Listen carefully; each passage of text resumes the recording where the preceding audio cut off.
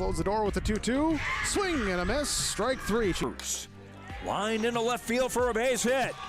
Hit in the air. That's going to be the second baseman. They have a chance for two, and they got him.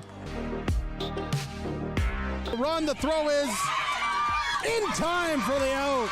Lifted high into left field. Ball is way back, and that ball is way gone. Halstead Telephone Company and R&J Broadcasting Incorporated is proud to present to you this broadcast on yourliveevent.com.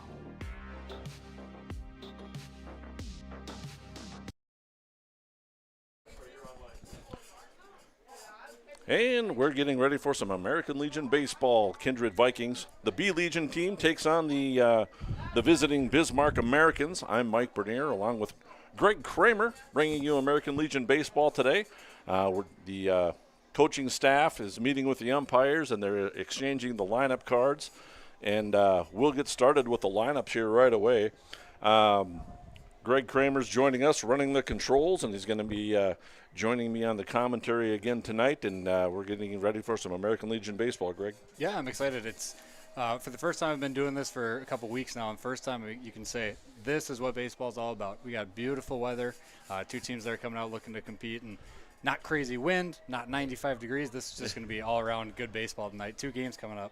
Yeah, two games coming up tonight, and again, we'll bust through our starting lineups for the game tonight. American Legion baseball, B Legion taking on Post 1, the Bismarck Americans, and we'll start with their lineups.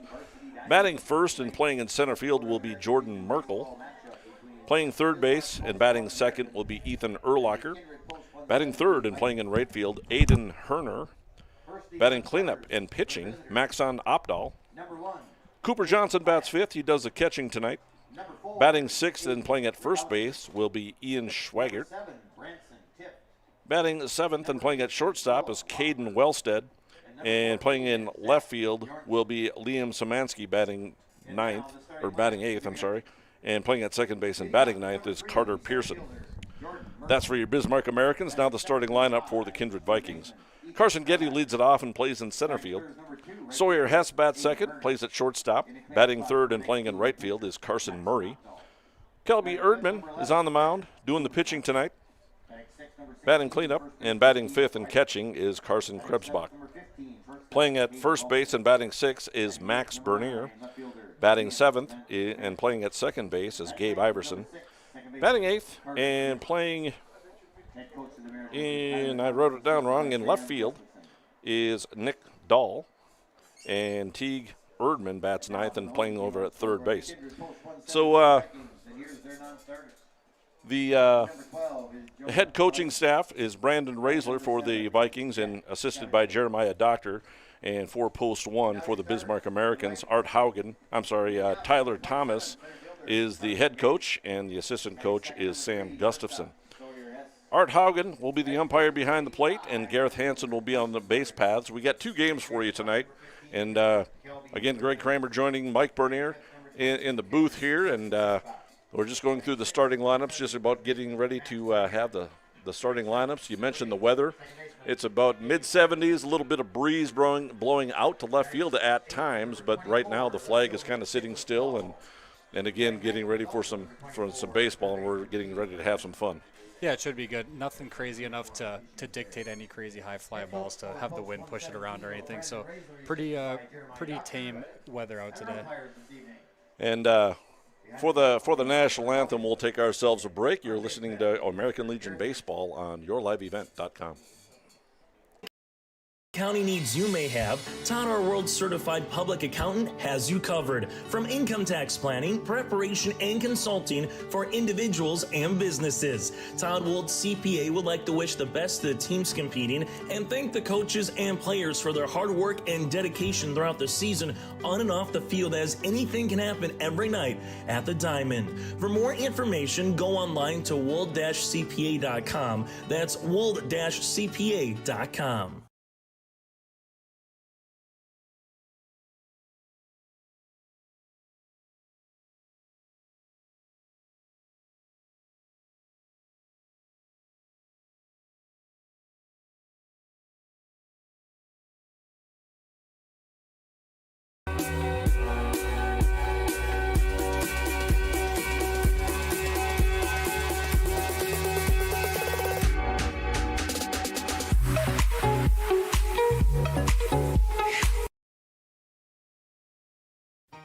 For trusted news, weather, and sports from your community, look to R&J Broadcasting Incorporated, KRJB, KRJM, and KKCQ Radio, and rjbroadcasting.com.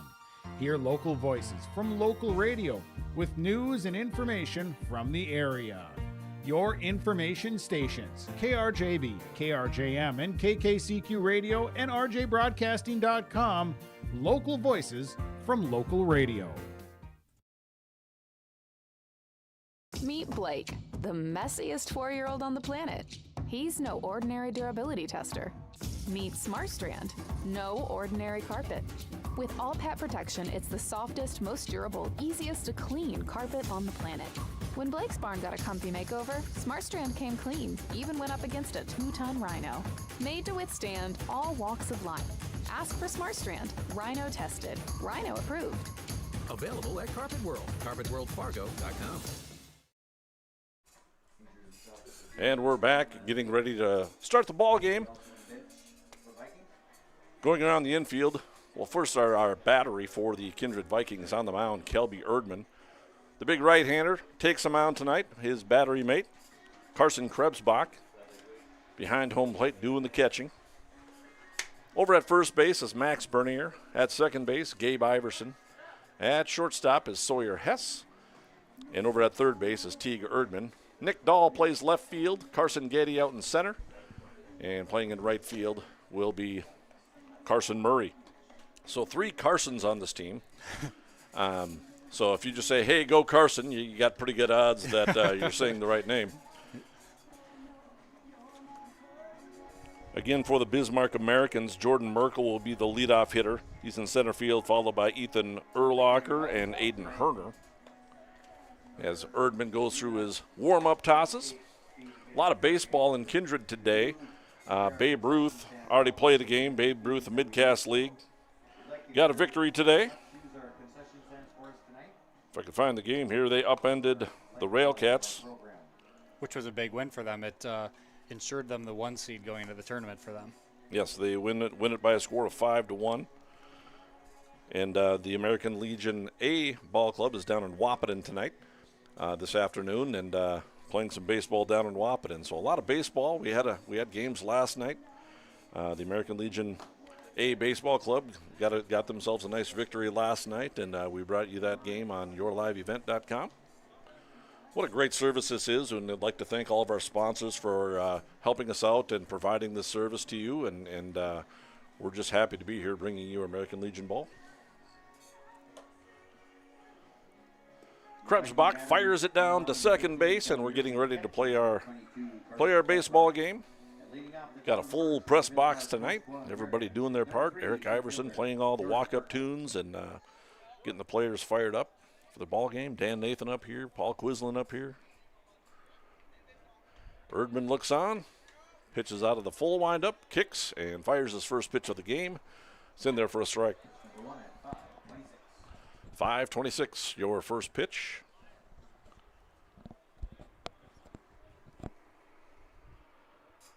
Stand starting to fill up a little bit. Here's the second pitch. It misses down. 1 ball and 1 strike. Bismarck is post 1. They're the Americans. Swinging a line drive into shallow center field. That falls in front of Carson Getty for a base hit.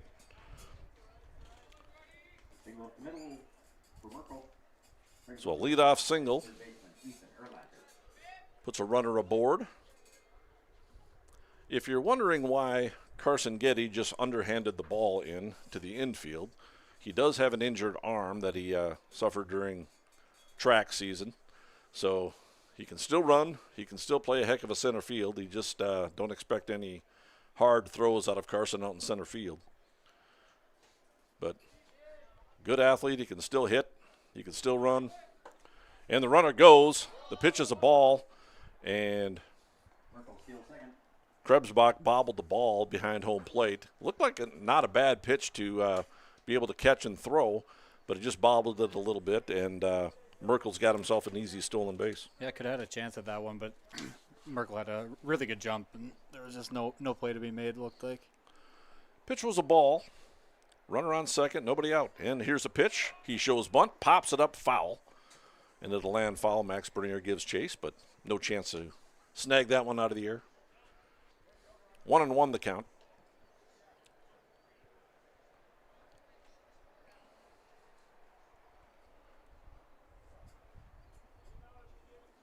Head coach Tyler Thomas coaching down the third base line. Sam Gustafson, the first base coach.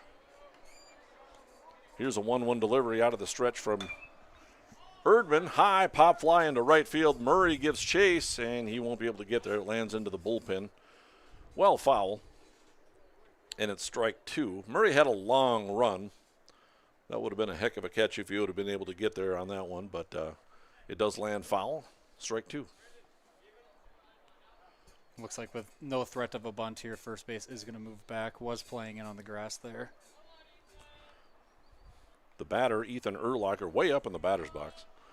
And here's a 1-2 delivery. It's down low. 2 balls and 2 strikes. Third baseman, Ethan Urlacher. Where's number 5? Right-handed hitter. Again up in the batter's box. Erdman kicks and fires. Swinging a high fly ball into shallow center field. Carson Getty's got it. And he'll underhand it in and hold the runner there.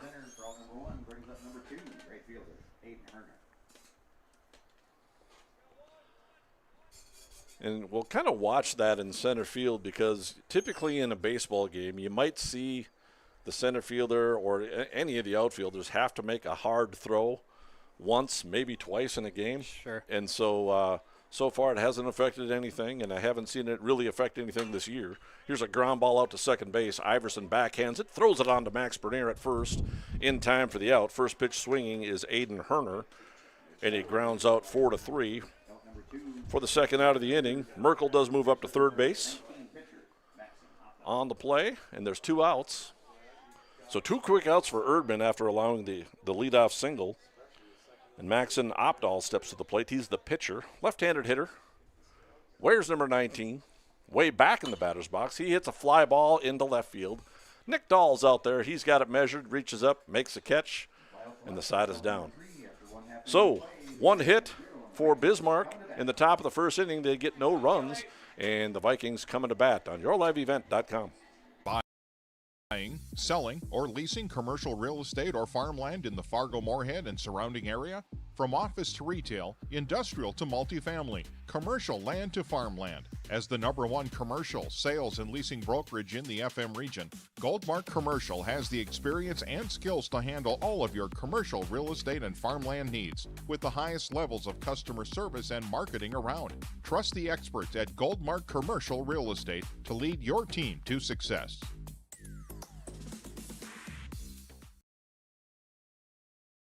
For any accounting needs you may have, Todd Our World Certified Public Accountant has you covered. From income tax planning, preparation, and consulting for individuals and businesses. Todd Wold CPA would like to wish the best to the teams competing and thank the coaches and players for their hard work and dedication throughout the season on and off the field, as anything can happen every night at the Diamond. For more information, go online to wold-cpa.com. That's wold-cpa.com.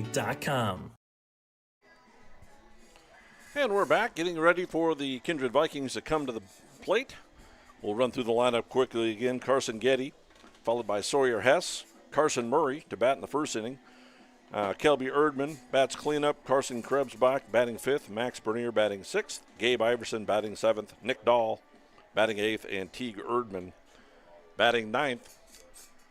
So a leadoff single for Bismarck in the top of the inning. But Kelby Erdman works out of it and works through. Gets a fly out to center field, gets a ground out to second, and then another fly out, this time to left field. And we're quickly out of that inning. And Erdman only threw 10 pitches. Yeah, and the runner had gotten all the way over to third base. Kind of crazy that only 10 pitches had gotten thrown. But good half inning for Erdman there. Yeah, it's a good little pick-me-up to keep him off the board early on. Right. The battery for Bismarck is the pitcher, Maxon Opdahl, and the catcher is Cooper Johnson.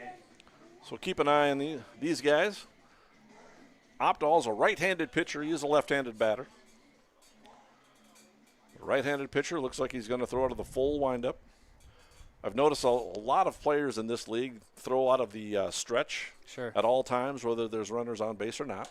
Swing and a miss by Carson Getty. Went after a high fastball. Sometimes, you know what, it's good to get loosened up and take that big hack and get it out of the way so you don't pull any muscles later on. Some guys just make up their mind they're going to swing no matter where it is. You know, if it's anywhere near, they're just going to take a big old hack and see what happens. Yeah, you're not up there to watch the ball. You're up there to hit the ball, so. There's a 1-1 delivery laced into left center field. This is down for a hit. Carson Getty's got some speed, but the left fielder, Szymanski, cuts it off nicely out in left center field. Carson has some wheels, so he could have stretched that one into a double, but again, a nice play by the left fielder, Szymanski, by cutting that off and getting it quickly into the infield to hold Carson Getty to a single. So both leadoff hitters lace base hits to start off their half of the inning. Sawyer Hess steps to the plate. Shortstop in today's ball game. He takes strike one, and I don't know how much you've seen Sawyer Hess play, Greg, but Sawyer does not get cheated at the plate. When he swings, he takes a hack. Well, that's what I like to hear, especially with a runner on. 0-1 delivery, out of the stretch for the first time. Swing and a foul chopped to the left. And just as I say that, he kind of took kind of a half defensive swing there on an inside fastball, but you'll still making contact. You'll see the swings in this ball game.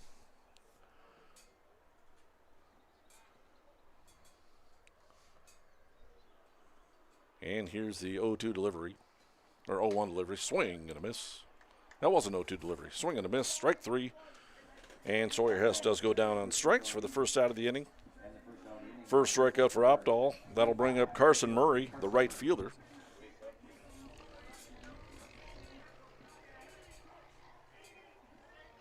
Carson Murray's been pretty consistent all season long, hits the ball hard. Takes a pretty decent hack himself. Runner goes, pitches down low, no chance to get Carson Getty, steals second base easily. So both leadoff hitters start off with a single. Both leadoff hitters steal second base. And let's hope, for the Kindred Vikings' sake, that we're not talking about Carson getting stranded on third base. Swing and a miss by Murray. Count even upset 1-1. Kelby Erdman is on deck. Carson Murray, one of the three Carsons in the lineup. Here's a 1-1 delivery from the right-handed pitcher. Swing and a miss, strike two.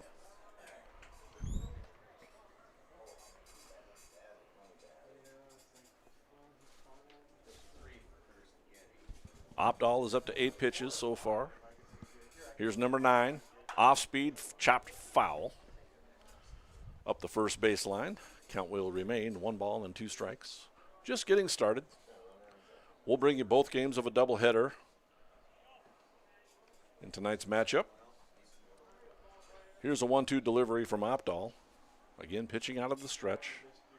Here's the delivery. Fastball down low. 2 balls and 2 strikes. Not many watch strikes for this Kindred team yet.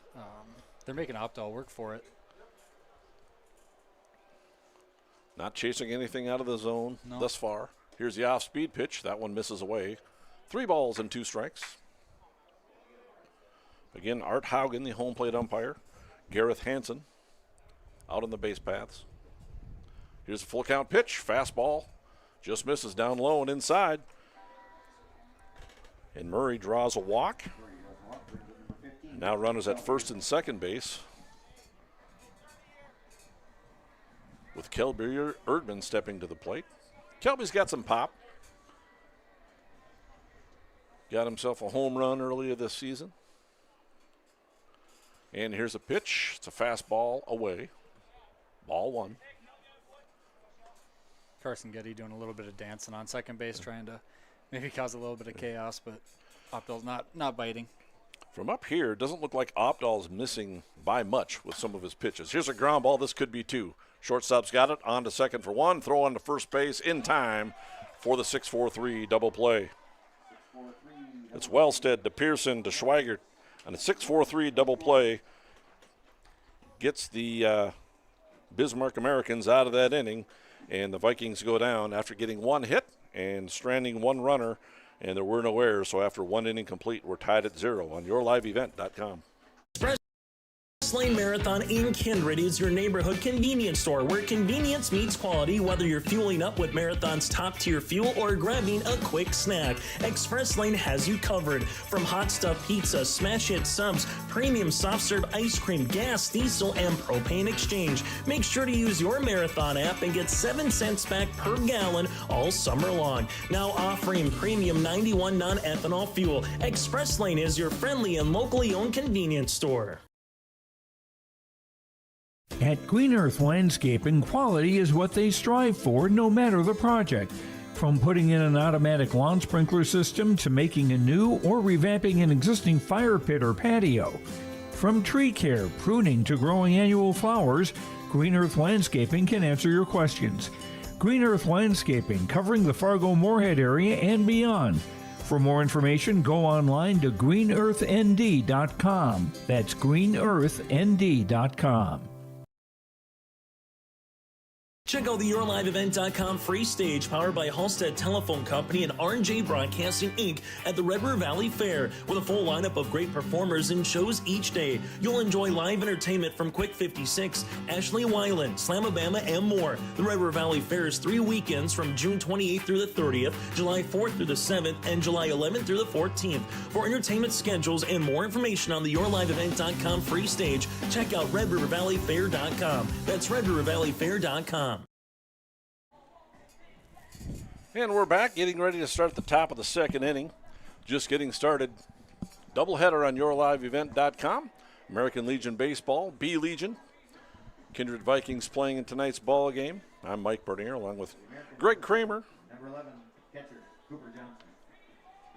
For Bismarck, post 1, it'll be the 5, 6, and 7 hitters. Cooper Johnson, Ian Schweigert, and Caden Wellstead. Well, for Opdahl, the Bismarck pitcher, he gets himself into a little bit of a trouble, but he gets himself the pitcher's best friend, that 6-4-3 double play. Here's Erdman's first pitch. It's a fastball in there for strike 1. Cooper Johnson, the catcher, right-handed hitter. Where's number 11? Erdman works fairly quickly. Fastball swinging a high pop fly into shallow center field. Carson Getty's got it measured. He makes a catch. And there's quickly one away. Yep. And again, no need for Carson Getty to throw that ball hard. He could have just ran it in, lobbed it in, whatever he wanted to do. He's always been a good center fielder. He's got some speed. And when he doesn't have an injured arm, he has a very good throwing arm. A lot of action for him earlier. Yeah. Ian Schweigert steps to the plate. He's a first baseman. Takes ball 1.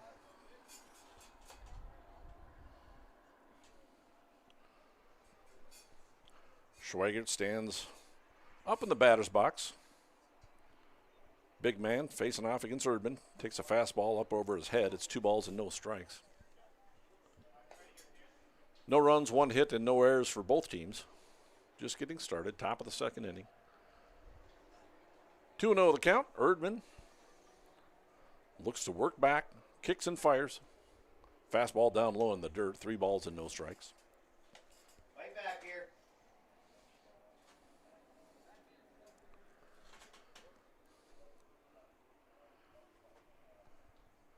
And Erdman shakes off his catcher, fires a 3-0 pitch. That one's over for strike 1. Oh. Well, Ian Schweigert did not think so. Almost threw his bot towards the dugout and started rolling down towards first base, thinking he had himself a walk. Which is a quick way to open up that strike zone. Yep. You best be swinging. Yeah. Swing and a miss, he does, and the count evens up. Yeah, that's why you might disagree with the call, but you don't want to show up the umpire, and it shouldn't happen, but it has a tendency to open up the strike zone a little bit. Swinging a ball, chopped out towards short. Sawyer Hess has it, fires across the diamond, And Max Bernier tried to come off the base and make the tag, but fumbled with the ball. It'll be a throwing error on Sawyer Hess. And runner on first base. And almost a really good play at first to catch that and apply the tag. But yeah, it looked like Max tried to apply the tag before catching the baseball. Yep. Here's a pitch from Erdman, over for strike one. This is Caden Wellstead, the shortstop.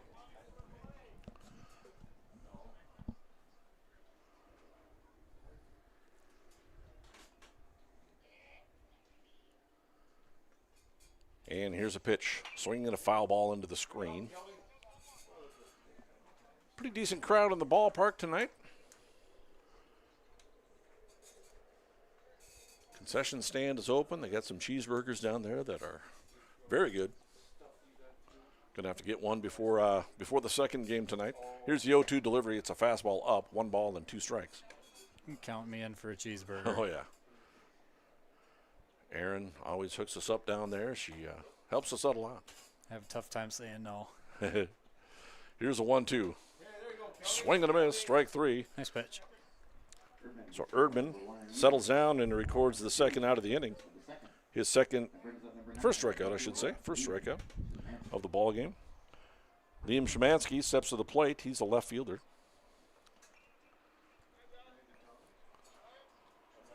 And it seemed somewhat not meaningless at the time, but Szymanski made a nice play on Carson Getty's leadoff single. Because if that gets into the gap, Carson Getty's got himself a double, maybe a triple.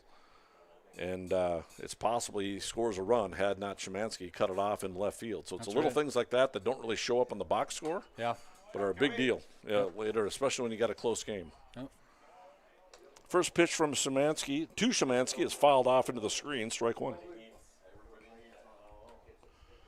Yeah, it doesn't show up in the box score. It doesn't show up on any of his stats. You know, he doesn't get a put out. He doesn't get a chance or anything like that defensively. But your coach and teammates take notice of it and appreciate it. 1 ball and 1 strike. Erdman throwing out of the stretch. Swing and a miss by Szymanski. 1 ball and 2 strikes. Over at first base, Schweigert's getting himself a fairly big lead. Kind of had a running start there.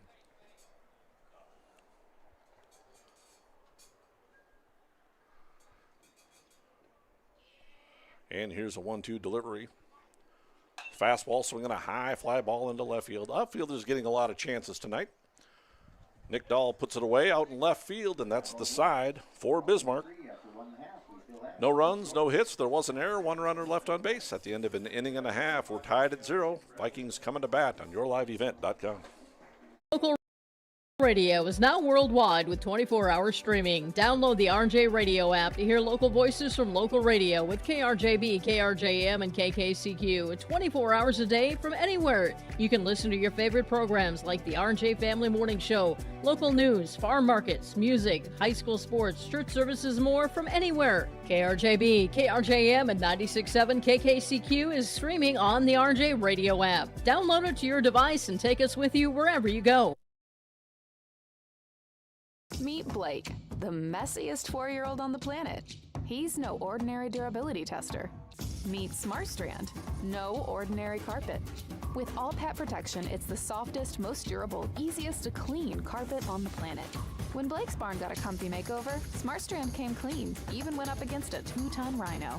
Made to withstand all walks of life. Ask for SmartStrand, rhino tested, rhino approved.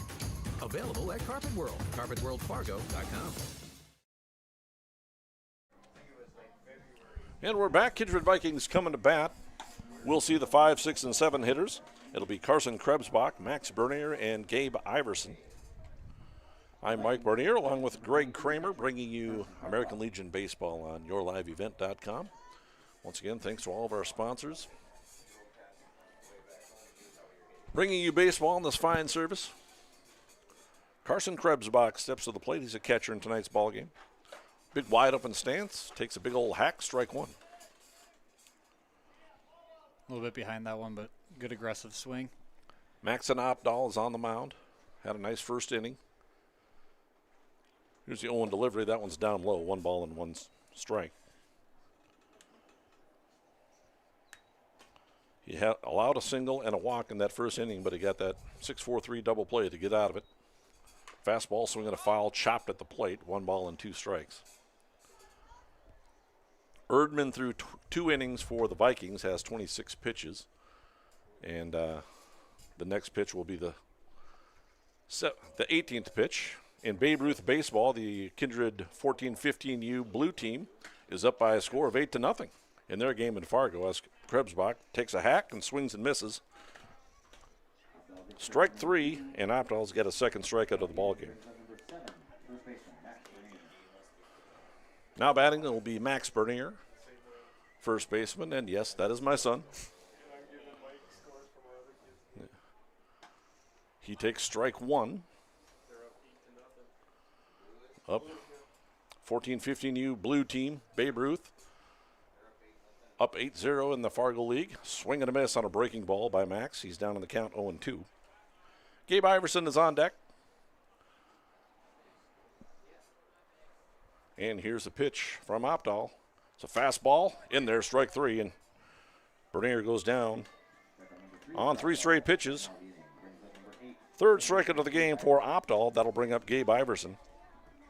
So 3 in a row set down by Opdahl, including that double play.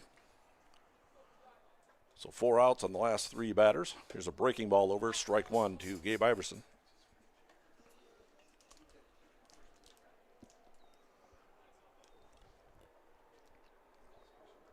Here's the 0-1 delivery. Fastball swinging a drive down the left field line. That's going to fall in there for a base hit for Gabe Iverson. Nice job of hitting.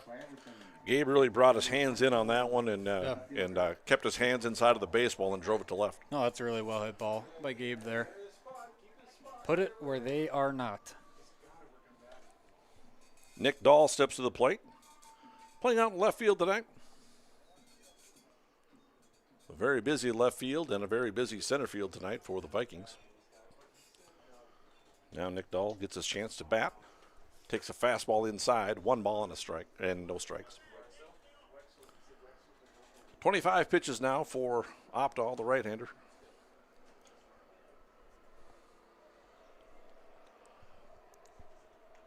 Here's a 1-0 delivery. Iverson stays put. Dahl takes outside, 2 balls and no strikes.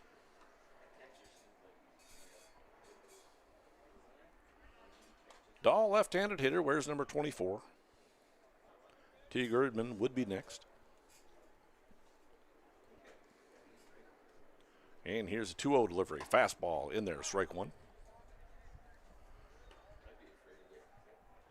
The wind picks up every now and then. It seems like it's blowing in from right field, so the ball will carry out to left field pretty strongly. Yep. Here's a 2-1 delivery. Fastball, swinging a foul into the screens. And we're going to have catcher's interference as the catcher's mitt was about 15 feet down the third base line. It's pretty hard to argue that there wasn't catcher's interference on that when your glove winds up into the infield. Yeah, and with my view up here, I haven't really been – I thought that maybe that was going to come into play. I hadn't said anything, but it seemed like catcher was a little bit close to home plate kind of all game here. And I think Dan Nathan up here just said it right before that pitch. He said, it seems like the catcher's up there a long ways. And then sure enough, on the next swing of the bat, there's a catcher's interference. So that counts similar to a walk for Nick Dahl, so that does help his on-base percentage. It counts basically the same as a walk. Okay. When you're talking on-base percentage, batting average, and those types of things. I'm a statistical nerd. That's why I know all these things.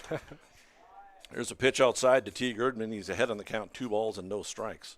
30 pitches now thrown by the right-hander Opdahl. Teague Erdman playing at third base in tonight's ball game. And yes, he is the younger brother of Kelby Erdman. Swinging a drive over towards second base. Booted by the second baseman, Pearson. This could score a run. Iverson's coming home. Here's a play at the plate. It's not going to be in time. Nick Dahl does move up to third base, so Teague reaches on the air. So no RBI. It is E4. But more importantly, Gabe Iverson scores. And they draw first blood. The Kindred Vikings take a 1-0 lead. It was kind of a double botch there.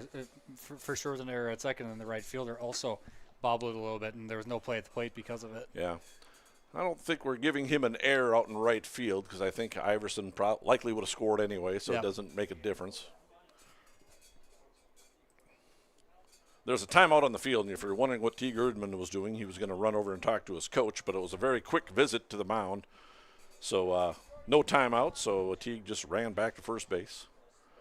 So Teague hit it hard. Second baseman Pearson just couldn't handle it. It was right to him. It should have been out of the inning. But the Vikings take advantage and score a run off the air. Here's a pitch to Carson Getty. It's a ball outside. 2 balls and no strikes. Carson Getty's 1 for 1 with a base hit and a stolen base. Was stranded at second base, well, at third technically. He was on second base when Erdman hit into that 6-4-3 double play. Here's a pitch upstairs, 3 balls and no strikes. And remember, 3 batters have reached after the first 2 batters struck out. So all of this with 2 outs. Yep. Here's a 3-0 delivery, swinging a foul out of play. Carson Getty, the leadoff hitter, taking a big old hack on 3-0. Yeah, it's a nice aggressive swing. I mean, I've always been under the impression, I don't hate that because that's the pitch you dream of. Yep. So if you see it, I mean, you're not going to see it again. I mean, you might. And if he does, I expect this one to come ripped into fair play. So yeah. I've had coaches at Bemidji State tell me, well, the 3-1 pitch is going to be the same thing. And here's the 3-1 laced into center field, right at the center fielder, Merkel. So Carson Getty gave it a ride, but it ends the inning on a line drive out into center field. But the Vikings do come up with a run. They do come up with a hit, and there was an error, and they strand a couple of runners. But they take the first lead, and it's 1-0 on yourliveevent.com. Marathon in Kindred is your neighborhood convenience store where convenience meets quality, whether you're fueling up with Marathon's top-tier fuel or grabbing a quick snack. Express Lane has you covered. From hot stuff pizza, smash hit subs, premium soft serve ice cream, gas, diesel, and propane exchange. Make sure to use your Marathon app and get 7 cents back per gallon all summer long. Now offering premium 91 non-ethanol fuel. Express Lane is your friendly and locally owned convenience store. Buying, selling, or leasing commercial real estate or farmland in the Fargo-Moorhead and surrounding area? From office to retail, industrial to multifamily, commercial land to farmland. As the #1 commercial, sales, and leasing brokerage in the FM region, Goldmark Commercial has the experience and skills to handle all of your commercial real estate and farmland needs with the highest levels of customer service and marketing around.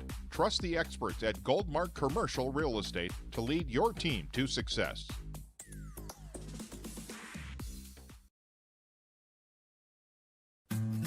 Green Earth Landscaping offers a full range of services, including commercial and residential landscape design and installation, maintenance and sprinkler services. From outdoor kitchens to patios, retaining walls, lighting, fine grade, sod and hydroseed, and anything in between, Green Earth Landscaping has you covered, servicing the Fargo-Moorhead area and beyond. For more information, go online to greenearthnd.com. That's greenearthnd.com.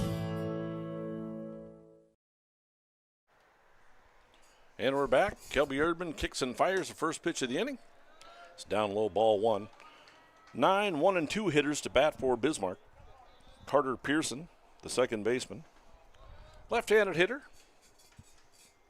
And here's a pitch. Swing and a miss, strike 1. So Pearson, not to belabor the point, did make that error to give the Vikings a run, but that's what I like about baseball. Here he is leading off the inning, giving himself a chance to help his ball club and get back on the board. Here's a 1-1 delivery, pounded out toward shortstop, and it goes through the wickets of Sawyer Hess. There it is. That'll be the second error. But again, now for Pearson, he's on base. That's right. Right? And doesn't matter how he got there. Doesn't help his batting average. But he's on base, and there's a chance to help out the ball club. Yep, runs all count the same. Once you're on base, it doesn't matter how you got there. So. Second error on Sawyer Hess in tonight's ball game. Second error for Kindred as well. Back to the top of the order, Jordan Merkel laced a base hit up the middle his first time up. Swinging a ground ball over towards second, and a perfectly executed hit and run.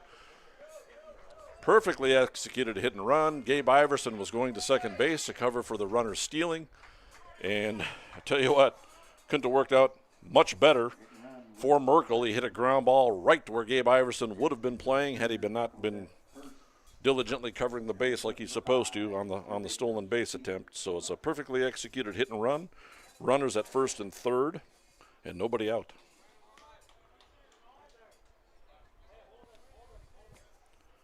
Now the batter is Ethan Urlacher, the third baseman. He's 0 for 1. He flew out to center. Shows bunt, takes a ball down low. Throw is cut off by Iverson and nothing doing. So a lot of this kind of cat and mouse game with runners on first and third. At this level, it's sometimes difficult to throw that runner out at second base, but you try to get that runner sneaking off of third. So Merkel does get credit with the stolen base, his second of the night. There's a ground ball out towards short. Hess has it, throws onto first base in time for the out. Nice play. And so one out is recorded on the 6-3 putout. And I'm guessing Sawyer Hess is breathing himself a sigh of relief after making a couple of errors in a row. It's good to get that play out of the way and understand that you can make that play. And he does so for the first out of the inning. Urlacher will get a run batted in. Pearson scores a tying run, and it's 1-1. That will be an unearned run. Looks like we do have the corners in here, only one out, so we're looking at any sort of ground ball hit to first or third, potentially bringing this thing home, try to cut that run off. And this is Aiden Herder, grounded out to second base his first time. Takes the second pitch of the at-bat for a ball. It's 2 balls and no strikes. Middle infielder's still back. Middle infielders will concede the run and take the out. And like Greg said, the corners are in, try to choke off that run at the plate. Swinging a ground ball foul down the third base line. 2 balls and a strike. And it's sometimes a little bit to ask from your third baseman when you got the 3-hole hitter. Obviously, you got a little bit of power and can hit the ball. Hey, why don't you play in the grass about 70 feet away from this guy's bat? Yeah. Here's a 2-1. It's inside. 3 balls and a strike. And I would say he's playing in over at third. He's playing about even with the bag. Yep. And it's a little bit tricky. We saw this in last night's ball game. You got to get yourself in a position where that lip doesn't wreak havoc on you. Here's a pop-up over the press box. And the count will go full. 3 balls and 2 strikes. That's what, as frustrating as it might be for a third baseman, taking a few steps in and being closer to the batter might actually help in this scenario where you could take that lip out of the equation. Because no matter where you play, if you have that lip in play, either you're not in front of the grass or way behind it, it almost always comes into play. Here's a high fly ball down the left field line. This ball's hit well. It's going to drift foul, and it would have been a home run. He hit that ball a ton. So, again, Teague Erdman, hey, why don't you come about 70 feet away and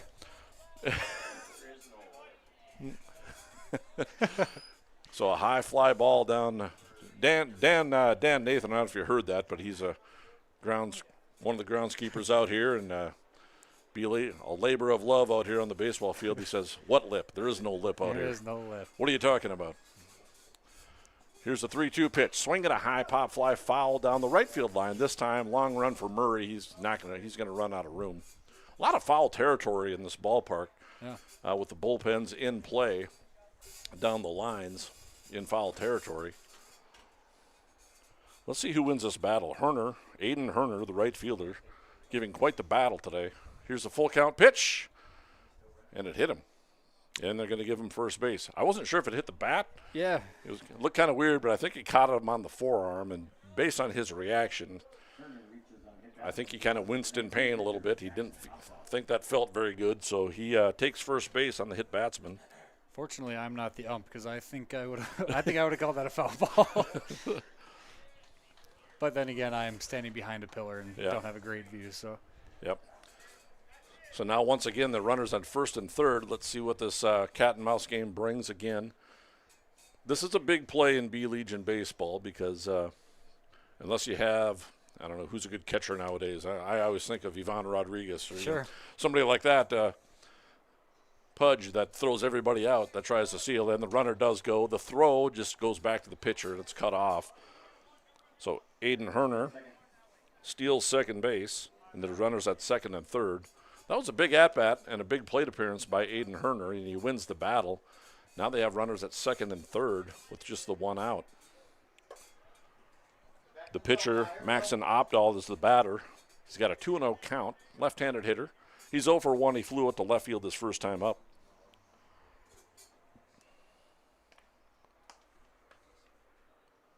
And here's a pitch, swing and a foul ball to the screen. Now in this situation, Opdahl would take that fly ball to the outfield to get that lead run home. And remind me, is Opdahl the fourth hitter? He is the fourth hitter, cleanup hitter. Yep, so looking to drive in a couple runs here for sure. Here's a 2-1 delivery. Fastball fouled away. Into Gilbertson Park. Nice feature here at the ballpark. If the kids bring the foul ball back to the concession stand, they get themselves some candy, get that foul ball, and get that ball back into play. Here's a 2-2 delivery. Fastball up, 3 balls and 2 strikes.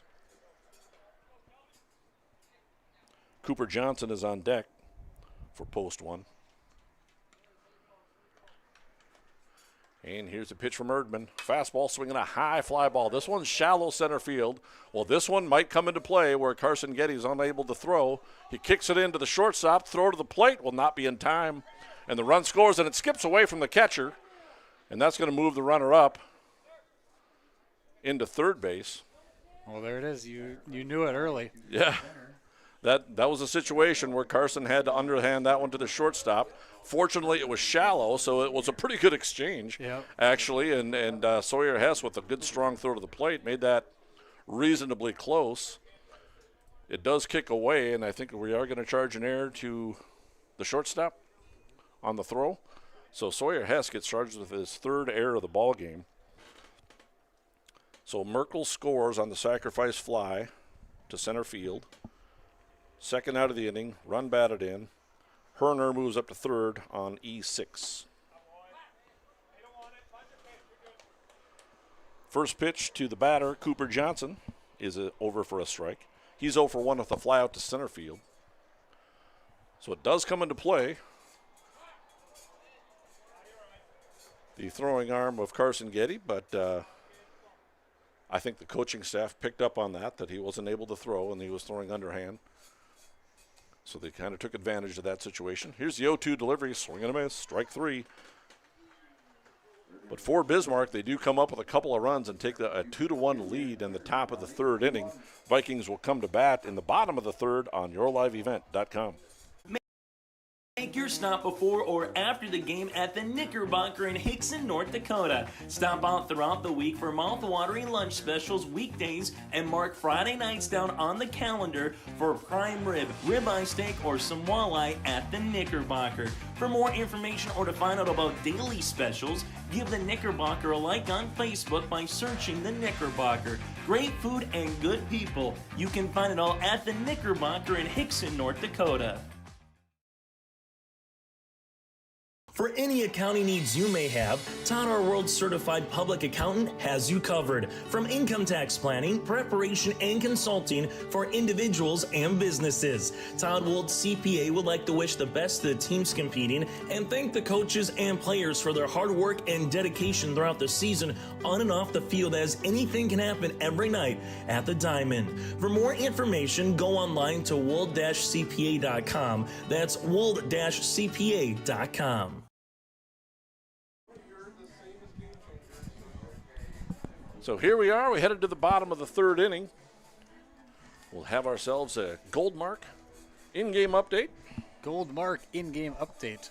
Goldmark, from commercial land to farmland. Goldmark Commercial has the skills to handle all of your commercial real estate and farmland requests. Go online to goldmarkcommercial.com for more info. Sounds great for Bismarck. They have 2 runs on 2 hits and 1 error. For Kindred, 1 run on 2 hits and 3 errors. Kindred drew first blood in the bottom of the 2nd inning and got themselves a run. Scored on an error by the second baseman, and Bismarck took advantage of a couple of errors in the 3rd inning as well, and they took themselves a 2-1 lead in the top of the 3rd inning. Sawyer Hess will step to the plate. He's 0 for 1 with a strikeout. Ball 1 from the right-hander Opdahl.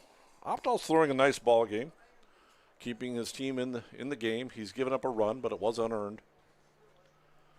And here's the 1-0 delivery. Fastball, swing and a miss. Opdahl up to 38 pitches. Through 3 innings, Kelby Erdman has 50 pitches, which isn't too bad. And here's a pitch.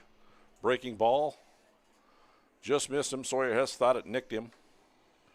I thought I heard a nick, but I don't know. Could just be my imagination, too. Here's a 2-1 pitch. It's fouled back to the screen. 2 balls and 2 strikes. So there's intermixed stories up here. I thought Aiden Herner was hit by the pitch. Some of the other press box members thought that it hit the baseball bat. And Sawyer Hess takes a hack and grounds a ball through the hole on the left side in there for a base hit. And the Vikings have their 3rd hit of the ball game. It's a nice piece of hitting. Fell behind on the count, thought he got hit by a pitch and just stayed composed, drives it through up through left field. You'd rather get yourself a base hit anyway. So. Oh, yeah. Every day. Carson Murray steps to the plate. He drew a walk his first time up. And here's a pitch. Sawyer Hess runs. Throw down to second base is solid, but not in time. He slid behind the tag. So Sawyer Hess steals a base. I started making that call before the umpire said he was safe, but got to be careful with that. I've done that a time or two, and I've been wrong. Yeah, or they were wrong, one of the two, but yeah. Whether he's safe or called safe are 2 different stories. Swinging a high fly ball foul towards the parking lot, towards my 2001 Tahoe. It might knock some rust off of that thing. That's why I parked it over there. Don't have to do it myself. 0-2 the count to Carson Murray. Kelby Erdman is on deck. So tying run at second base with nobody out, 0-2 count on the hitter. And the pitch from Opdahl, swinging a high fly ball into shallow center field. Merkel comes on. He's got it measured. He makes a catch. Hess fakes going to third. There will be no throw. 1 out. Brings up Kelby Erdman, who's 0 for 1. He hit into that 6-4-3 double play to end the first.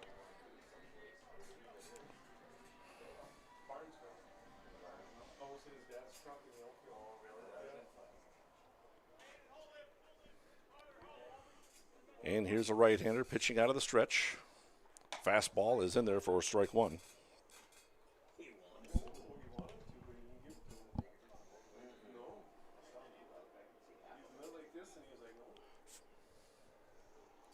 For Opdahl, the 1 run he has given up was unearned.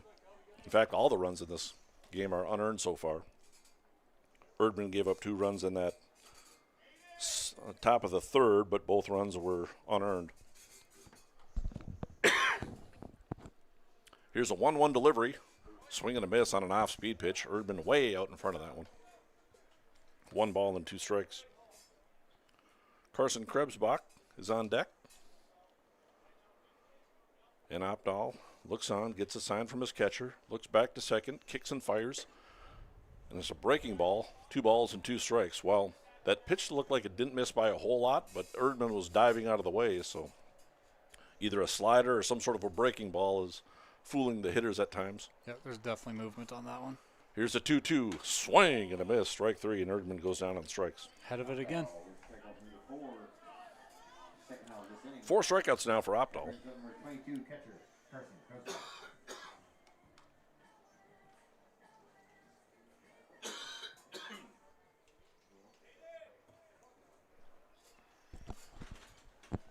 Carson Krebsbach steps to the plate. He's 0 for 1 with the strikeout. Takes strike 1. 50 pitches now for both pitchers.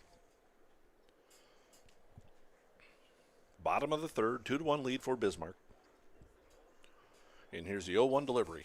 Breaking ball, swinging a high pop fly on the right side of the infield. And that's going to be trouble, and it falls in there, and a run is going to score. It looks like the first baseman, Schweigert, tripped over the non-existent lip out in the infield and fell down, and it's going to fall in there, and it's going to score a run. I'm giving it to Dan Nathan up here. I think he tripped over the non-existent lip, or the lip that maybe is all of in our imaginations. Either way, a run comes across the score, and this game is tied at 2. They're going to give him a base hit, so that'll be an RBI single for Krebsbach. And he tries to steal second, and he's in there with a stolen base. So Hess scores to tie it up at 2. RBI single for Krebsbach. Max Bernier's at the plate, took strike 1. Bernier is 0 for 1 with a strikeout. And here's a chance to take the lead. Here's a breaking ball. That one's over for strike 2. So Max Bernier, both at-bats. He's seen 5 pitches, all strikes. And here's the 0-2 delivery. Fastball. That one's down low. 1 ball and 2 strikes. Another close pitch from Opdahl. Opdahl seems to be around the plate at all times. If he misses, he doesn't miss by a lot. Here's a 1-2 delivery. Swing and a miss by Bernier, and he goes down on strikes. 5th strikeout for Opdahl, but the Vikings capitalize on the pop-up. Krebsbach gets credited with an RBI single. Hess comes across the score to tie it up at 2 on yourliveevent.com.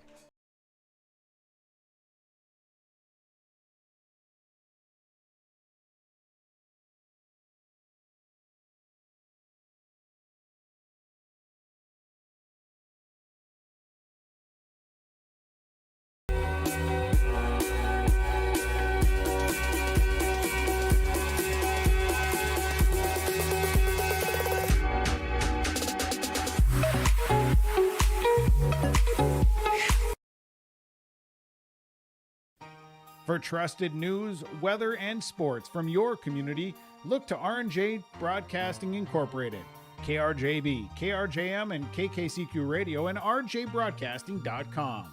Hear local voices from local radio with news and information from the area. Your information stations, KRJB, KRJM, and KKCQ Radio, and rjbroadcasting.com. Local voices from local radio. Meet Blake, the messiest 4-year-old on the planet. He's no ordinary durability tester. Meet SmartStrand, no ordinary carpet. With all pet protection, it's the softest, most durable, easiest to clean carpet on the planet. When Blake's barn got a comfy makeover, SmartStrand came clean, even went up against a 2-ton rhino. Made to withstand all walks of life.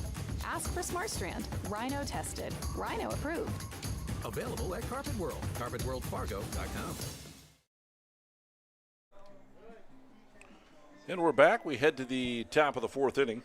Bismarck coming to bat. They have 2 runs, 2 hits, and an error. Kindred Vikings with 2 runs, 4 hits, and 3 errors. Fourth American, number 16, first baseman, Ian Schweigert.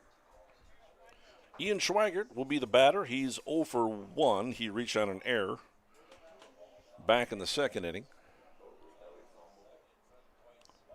Big first baseman looks on. And here's a pitch. It's a ball in the dirt. 1-0 the count. Got ourselves a good ball game here so far. Both pitchers are working, keeping their teams in the game. And here's a pitch from Erdman. Fastball swinging a high pop fly left side of the infield. Shortstop's ball. Sawyer Hess goes out and makes a nice over-the-shoulder catch for the first out of the inning. 3 batters set down in a row by Erdman, to include Maxon Opdahl's sacrifice fly.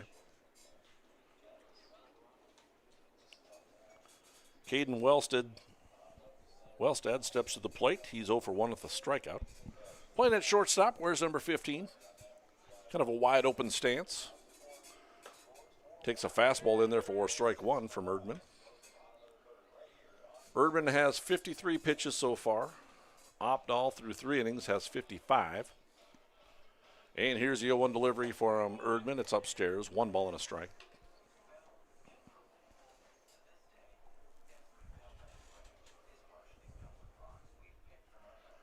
And Erdman throwing out of the full windup, kicks and fires, fastball, so we're going to ground ball up the middle, and Hess has it bounce over his glove. That's going to be in the center field for a base hit. Singles up the middle, brings up number 9, left fielder, Liam Szymanski. Liam Szymanski steps to the plate. He's 0 for 1 with the fly out to left field. His first time.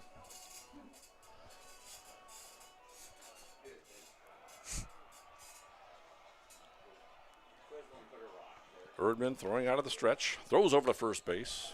Pretty good Back in lead. plenty of time is Wellstead. Max Bernier playing over at first. And here's the pitch. Fastball in there for strike one.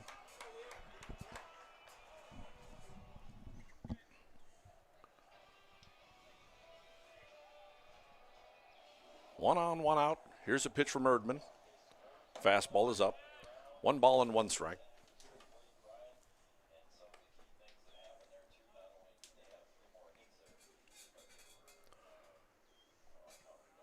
Outfield playing straight away.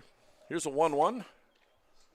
That one misses inside. 2 balls and a strike. Krebsbach thought he had himself a strike there behind home plate. Here's a 2-1 delivery from the right-hander. Swinging a line drive, base hit into left field. The runner was going on the play, but no chance to make it over to third base as Nick Dahl cuts it off and gets it into the infield quickly. So a base hit for Szymanski, the left fielder. And that'll bring up Carter Pearson, the second baseman, to reach on an error and scored a run in the 3rd inning. Left-handed hitter, bats with runners in first and second and the 1 out. And here's a pitch. Fastball up. 1 ball and no strikes.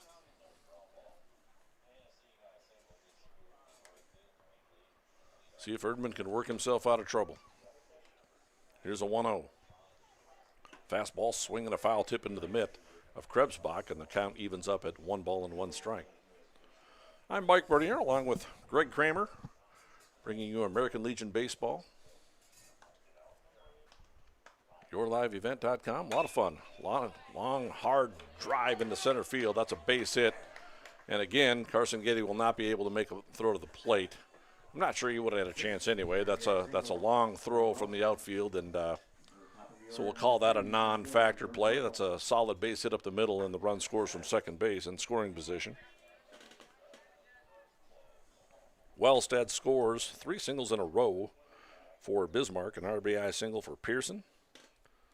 And we talked about this earlier. Pearson had himself an error earlier, and he scored a run last inning. Now he drove in a run this inning, helping his ball club out. Back to the top of the order, Jordan Merkel, the center fielder, steps to the plate. He's got a pair of hits. Here's the 0-1 delivery, line drive into center field. Getty goes back and makes a catch over his shoulder, and he whips it in underhand, and then the throw to third base. Not in time. Hey, how about that? We're going to have an 8-6-5 put out. Now the coach is out there to argue that call. It's going to be the home plate umpire's call, and what's the call? Safe. Okay, so he's going to call him safe. The base umpire called him out. Gareth Hansen called him out. The home plate umpire and the umpires got together and discussed it, and Art Haugen, the home plate umpire, said it was his call. He thought he beat it, so the call is safe. So we almost had Carson Getty get himself an assist with an injured arm, but it was a nice play either way. Sawyer Hess made a nice relay after getting the quick relay in from Carson Getty. No, that was a perfect play by Hess. It's the time it's frustrating for Kindred to not get that out when you think you have it, but I do think he was there just by a hair. Yeah, I kind of thought he was safe myself, but like I said, what I think happens doesn't really matter. It's up to the umpires to make that decision and that call. So Pearson does steal second on the play on the last pitch, so there's runners on second and third. Bismarck does have a 3-2 lead.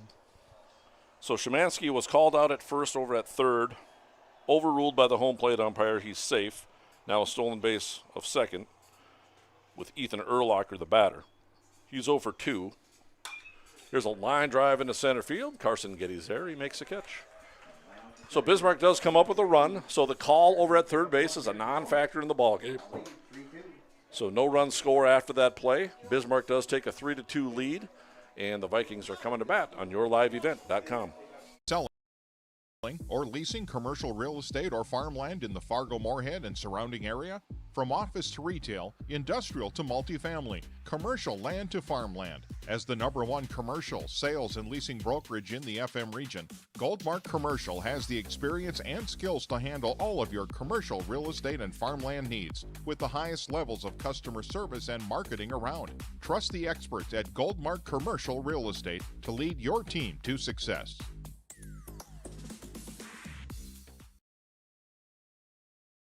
For any accounting needs you may have, Todd, our world certified public accountant, has you covered. From income tax planning, preparation, and consulting for individuals and businesses. Todd Wold CPA would like to wish the best to the teams competing and thank the coaches and players for their hard work and dedication throughout the season on and off the field, as anything can happen every night at the Diamond. For more information, go online to wold-cpa.com. That's wold-cpa.com. Express Lane Marathon in Kindred is your neighborhood convenience store where convenience meets quality, whether you're fueling up with Marathon's top-tier fuel or grabbing a quick snack. Express Lane has you covered. From hot stuff pizza, smash hit subs, premium soft-serve ice cream, gas, diesel, and propane exchange. Make sure to use your Marathon app and get 7 cents back per gallon all summer long. Now offering premium 91 non-ethanol fuel. Express Lane is your friendly and locally owned convenience store. An action-packed top of the 4th inning does give Bismarck a 3-2 lead in their half of the inning. The Kindred Vikings coming to back. They'll send up the 7, 8, 9 hitters, Gabe Iverson, Nick Dahl, and Teague Erdman, to face a right-handed pitcher, Maxon Opdahl. They did have 3 singles in a row, did Bismarck, and then we thought we had a throw out over at third base, but the press box is all in agreement. It would have been cool had Carson made that catch, got it in quickly, and they tried to take advantage of Carson's injured arm. But Sawyer Hess threw a P over to Teague Erdman, put the tag on him, but the press box is in agreement that he was safe and that the umpires made the right call. And to Carson's credit, he didn't lightly toss that thing to Sawyer. No. Put a little oomph behind that thing. And I guarantee his mom up in the stands was going, "Oh, Carson, take it easy." Yeah, he's a competitor. You're not gonna. Yep. You're not gonna tell him to not throw it. I thought he was gonna throw it overhand for a while, for a second. Here's a 0-2 pitch to Gabe Iverson. He grounds it out to short, on over to first base in time for the out. That's Wellstead Schweigert in the infield. Then there's one away on a 6-3 putout. Gabe was 1 for 1 earlier. He's now 1 for 2 with a run scored. Nick Dahl steps to the plate, reach on a catcher's interference. His first time up, so no official at-bat.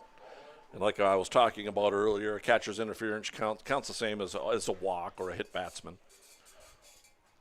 But it's an official stat. He reached on base on a catcher's interference.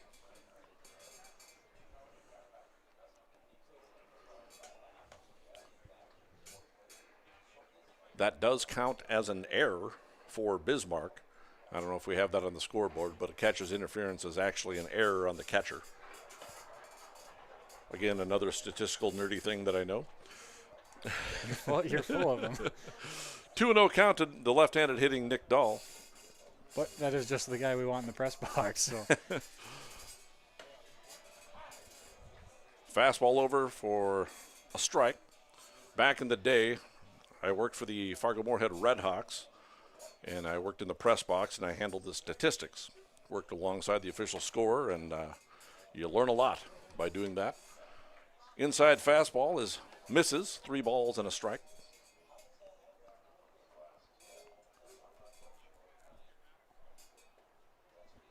And here's a pitch. Swing and another catcher's interference. So 2 times now, Nick Dahl reaches on a catcher's interference. Get him backed up. No, he's going. Now we're going to have a... Hey, he's what's going on? He's got it. He's got it. Damn glove is in his back pocket. I'm not really sure what the call is, as Nick Dahl is going back up to the plate. No, you'd think there should be no confusion here. There's again the catcher's mitt was bounced out. Was bounced out to towards the third baseman. Now the umpires are discussing it. No doubt they'll come up with the right call, but I don't know which umpire brought Nick Dahl back. This is the fun part about watching on your live event. Back it up 30 seconds, watch it again for yourself. Yep. I mean, to me, just watching it once, that was a clear catcher's interference. Yeah, it was as clear as the first time. And yeah. That's why I think it's weird that there's any confusion, is because it had already happened and it was called correctly, and now. You're not going to call it. Back him up. Yeah, a little bit of confusion as to why it was called differently when it was the exact same play twice. Yeah. So I don't know what the call is. Is that a strike? Is that? What's the call? Foul ball. Looks like it's going to be awarded as a strike on a foul ball, maybe. Kind of does a. 3-1. It was 3-1. That was a ball. So there's still confusion as to what the count is. Swing and a miss by Dahl. So is that strike 3 then, or what? Yeah. And he goes down on strikes. So a lot of confusion up here. No explanation from the umpire. That's a strikeout, I guess. So it's a strikeout for Nick Dahl. And so what they're saying is instead of a catcher's interference, it's a foul ball. I don't know what to tell you, folks. Yeah, I'm not going to. I wish I could explain that, but I can't. I didn't get an explanation for the umpires, and we'll see if we can get an explanation for you between innings here. T. Girdman is a batter. I wouldn't feel as confused as if that was the first time it had happened. Yeah. But it being the second time to be officiated differently seemed a little odd. His glove was knocked out of his hand and into the grass down the third base line. Again, almost in the exact same spot to the exact same batter. Yep. But it is what it is, and you got to, I guess, move forward now. Both pitchers at 67 pitches.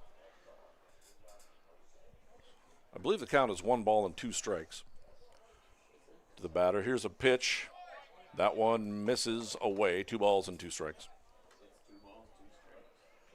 Erdman is 0 for 1. He reached on an error by the second baseman. And here's a pitch from Opdahl. Fastball. That one's over for strike 3. And so when it's all said and done, Opdahl has himself a 1-2-3 inning in the bottom of the 4th, and Bismarck has a 3-2 lead. So is he not out? Was that? I'm confused. He said 2-2 on the last pitch, and here's strike 3. So I don't have to remark my scorebook. Erdman goes down on strikes. A 1-2-3 inning. Very confusing. Half of the inning. Sorry about that, folks. We'll try to get an explanation from the umpire. It's a 3-2 lead for Bismarck on yourliveevent.com. Earth landscaping quality is what they strive for, no matter the project. From putting in an automatic lawn sprinkler system to making a new or revamping an existing fire pit or patio. From tree care, pruning to growing annual flowers, Green Earth Landscaping can answer your questions. Green Earth Landscaping, covering the Fargo-Moorhead area and beyond. For more information, go online to greenearthnd.com. That's greenearthnd.com. Check out the YourLiveEvent.com free stage powered by Halstead Telephone Company and R&J Broadcasting, Inc. at the Red River Valley Fair with a full lineup of great performers and shows each day. You'll enjoy live entertainment from Quick 56, Ashley Weiland, Slamabama, and more. The Red River Valley Fair is 3 weekends from June 28th through the 30th, July 4th through the 7th, and July 11th through the 14th. For entertainment schedules and more information on the YourLiveEvent.com free stage, check out RedRiverValleyFair.com. That's RedRiverValleyFair.com.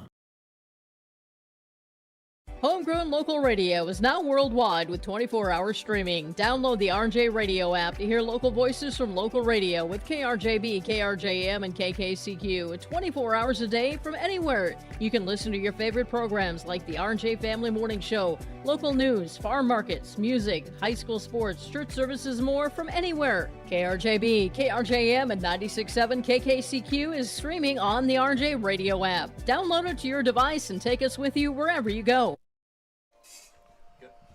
And we're back. It's a 3-2 lead for the Bismarck Americans. T. Girdman kicks and fires. Ball laced down the left field line. Man, we got action in the bullpen down there for Bismarck, and it almost took out the bullpen catcher.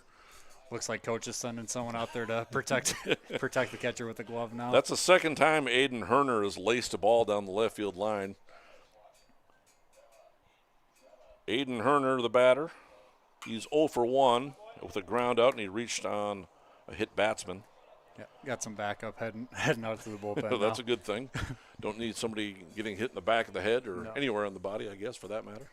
0-2 count to the batter, Aiden Herner. Erdman's still on the mound. His 70th pitch is off speed, high fly ball into center field. Getty goes back, comes back in, makes the catch, and makes it look easy out there. Very busy game for Carson Getty out in Yeah, center field. that's three straight fly balls to him. Wow. For outs. And he's a vacuum out there. He's made every play.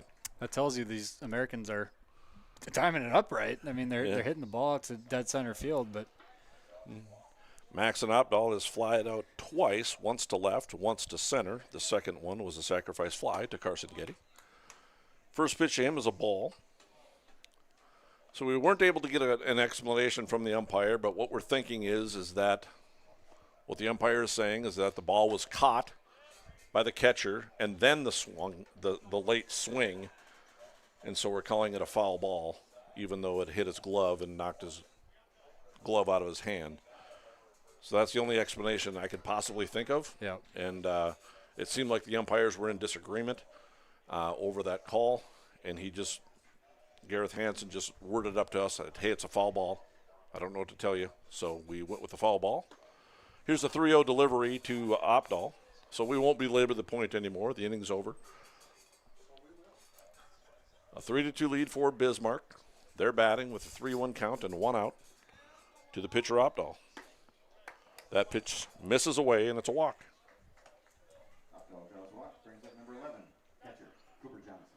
And Maxon Opdahl has had a very good day on the mound. He's kept his team in the game, and now he draws himself a walk. He'll have a courtesy runner for him, the pitcher. Get a number on him. It's number 1. It looks like Nate Hale. Out there to courtesy run. You can courtesy run for the pitchers and the catchers.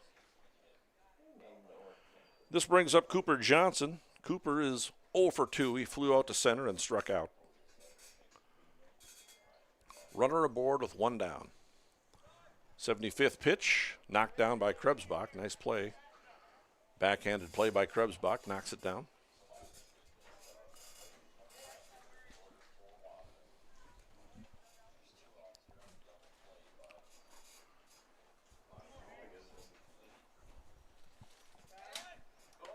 Throw him out.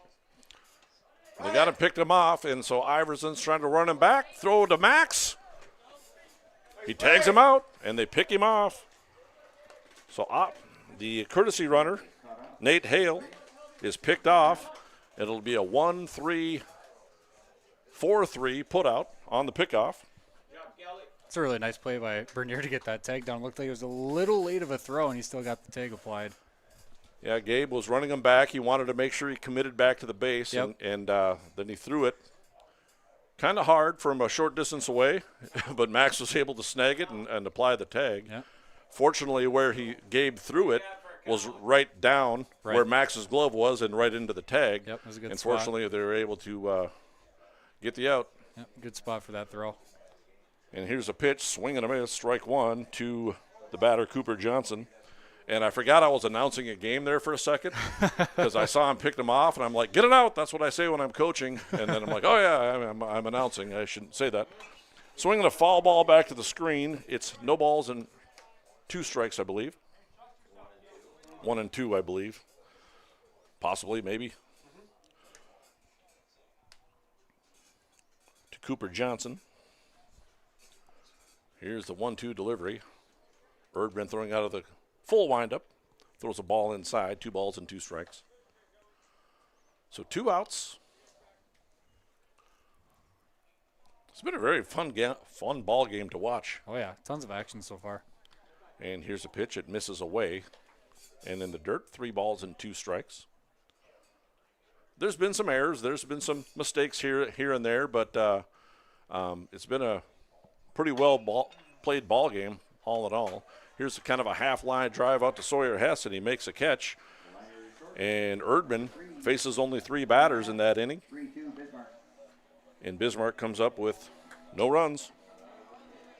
And there were no hits, nobody left on base. So at the end of 4.5, it's a 3-2 lead for Bismarck on yourliveevent.com. Blake, the messiest 4-year-old on the planet. He's no ordinary durability tester. Meet SmartStrand, no ordinary carpet. With all pet protection, it's the softest, most durable, easiest to clean carpet on the planet. When Blake's barn got a comfy makeover, SmartStrand came clean, even went up against a 2-ton rhino. Made to withstand all walks of life. Ask for SmartStrand, rhino tested, rhino approved. Available at Carpet World, carpetworldfargo.com. Express Lane Marathon in Kindred is your neighborhood convenience store where convenience meets quality, whether you're fueling up with Marathon's top-tier fuel or grabbing a quick snack. Express Lane has you covered. From hot stuff pizza, smash hit subs, premium soft-serve ice cream, gas, diesel, and propane exchange. Make sure to use your Marathon app and get 7 cents back per gallon all summer long. Now offering premium 91 non-ethanol fuel. Express Lane is your friendly and locally owned convenience store. Buying, selling, or leasing commercial real estate or farmland in the Fargo-Moorhead and surrounding area? From office to retail, industrial to multifamily, commercial land to farmland. As the #1 commercial sales and leasing brokerage in the FM region, Goldmark Commercial has the experience and skills to handle all of your commercial real estate and farmland needs with the highest levels of customer service and marketing around. Trust the experts at Goldmark Commercial Real Estate to lead your team to success.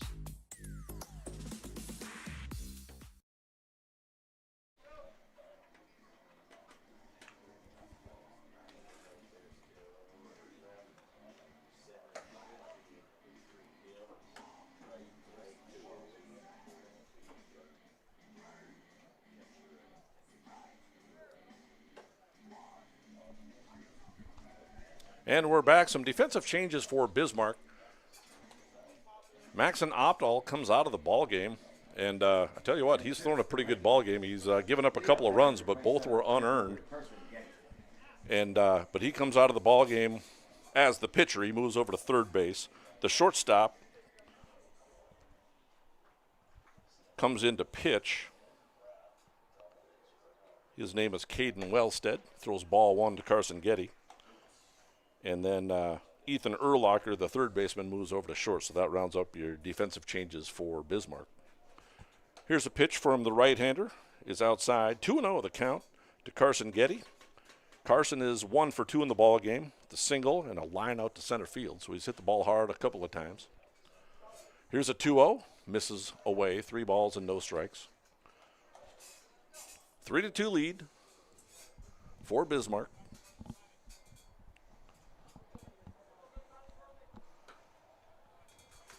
That pitch misses, and it's ball 4 to Carson Getty. That'll bring up Sawyer Hess.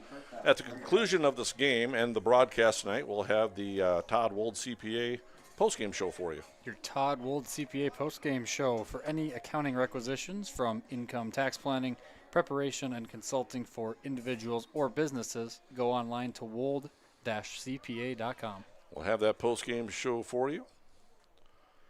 And again, we'll have 2 games for you tonight. This is a first of a doubleheader tonight. Vikings have their leadoff hitter aboard, Carson Getty. He's got some wheels. Sawyer Hess at the plate. He's 1 for 2 with a strikeout and a single and a run scored. He added a stolen base as well. Runner goes, and it's going to get away from the catcher, so Getty will steal second base. Now he's a little confused as to where the ball is. But he listened to his coaches, and he stole second base. The ball just got away from the catcher. The way the outfielders were running in, he thought the ball might have been into the outfield somewhere. But it was not, and so it got away from the catcher. He does get credit for his second stolen base of the game. Pitch was a ball to Sawyer Hess, 1-0 the count. Swinging a line drive, base hit into left field. Cut off nicely by the left fielder, Szymanski, and that'll hold Getty to third base. Sawyer Hess with the second base hit of the game. So now again, at this level, you're going to see the cat and mouse game. Runners in first and third. Especially with a runner like Getty. You think you don't want to get too cute, obviously, because this is a one-run game, but something could happen here if they throw it all the way down to second. But when you've got no outs and a speedy runner on third, you don't want to do anything crazy. Sawyer Hess does have some speed as well. Nothing doing, foul ball. Carson Murray is a batter. He's 0 for 1 officially. He drew a walk back in the first and flew out to center his last at bat.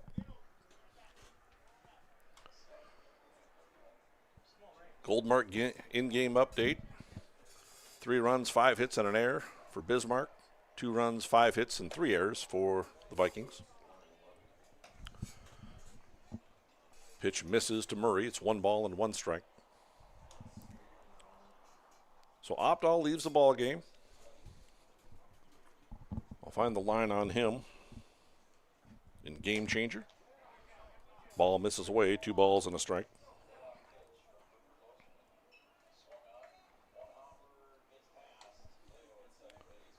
Vikings looking to tie this ball game up or perhaps take the lead in the bottom of the 5th. Here's a 2-1 delivery from the right-hander Wellstead. And he fakes over to first base. Stepped off the back of the rubber. He can do that.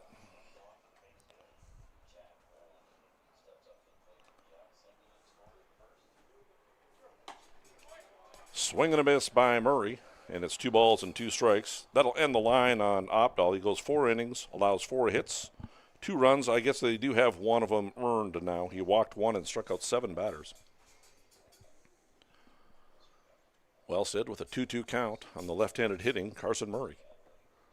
And the pitch, fastball swinging a high pop fly. The center fielder comes on, and it drops the ball.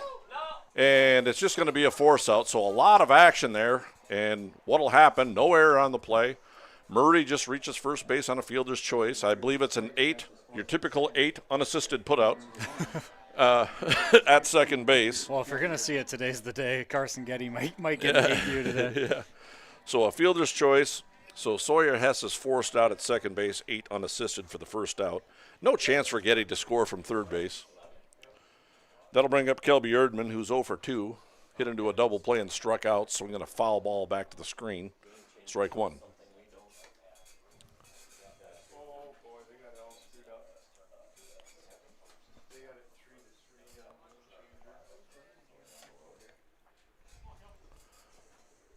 Here's the 0-1 delivery. Wellstead looks on.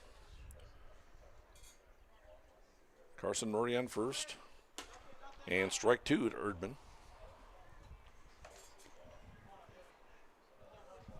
So it's a high pop fly on the last play, and then the infielders let it drop. So no error on the play since they recorded an out. So nothing hurt for Bismarck. Another throw over to first base. Murray back in plenty of time. Carson Krebsbach is on deck. 0-2 count on the batter, Kelby Erdman.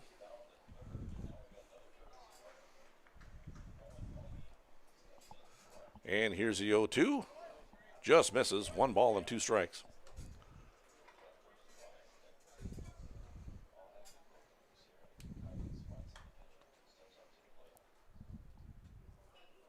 Wellstead looks on. And the pitch. Runner goes. Swing and a miss by Erdman. He's out. They don't need to throw it down to first base because first base was occupied. So a swing and a miss by Erdman. He goes down on strikes. Murray does steal second base, so we get credited for a steal of second base. But because it's a difficult rule to explain, especially to young kids. If they drop the third strike and there's nobody on first base and there's less than 2 outs, you can run. But if first base is occupied by a runner. Yeah. Unless there's 2 outs. Right. So it can't end the inning on that. So whether first base is occupied or not, if there's 2 outs, then you still have to catch that third strike. Yep. And important to note, a runner being on first base doesn't make it then a dead ball. Still a live ball, but that's why Murray was able to advance to second. Because it's still a live ball, but you can't advance to first. Krebsbach, the batter, he's 1 for 2 with an RBI single and a strikeout. It's contended play in Game Changer. He called this pop-up down the first base line. In Game Changer, whoever's keeping the score in the dugout called that an error on Schweigert. Here's the off-speed pitch, grounded out towards second base. This is going to tie up the ball game. Great job by Krebsbach. I'm sorry, that's 3 outs. I wasn't paying attention how many outs there were. So that's the 3rd out. I was thinking that was going to tie the ball game, and I thought it was going to be a nice job by Krebsbach to get that run home, but that was the 3rd out, so I apologize for that. Ground out by Krebsbach, and Bismarck works their way out of it, and they have the lead, 3 runs to 2 for Kindred on yourliveevent.com. Landscaping offers a full range of services, including commercial and residential landscape design and installation, maintenance and sprinkler services. From outdoor kitchens to patios, retaining walls, lighting, fine grade, sod and hydroseed, and anything in between, Green Earth Landscaping has you covered, servicing the Fargo-Moorhead area and beyond. For more information, go online to greenearthnd.com. That's greenearthnd.com.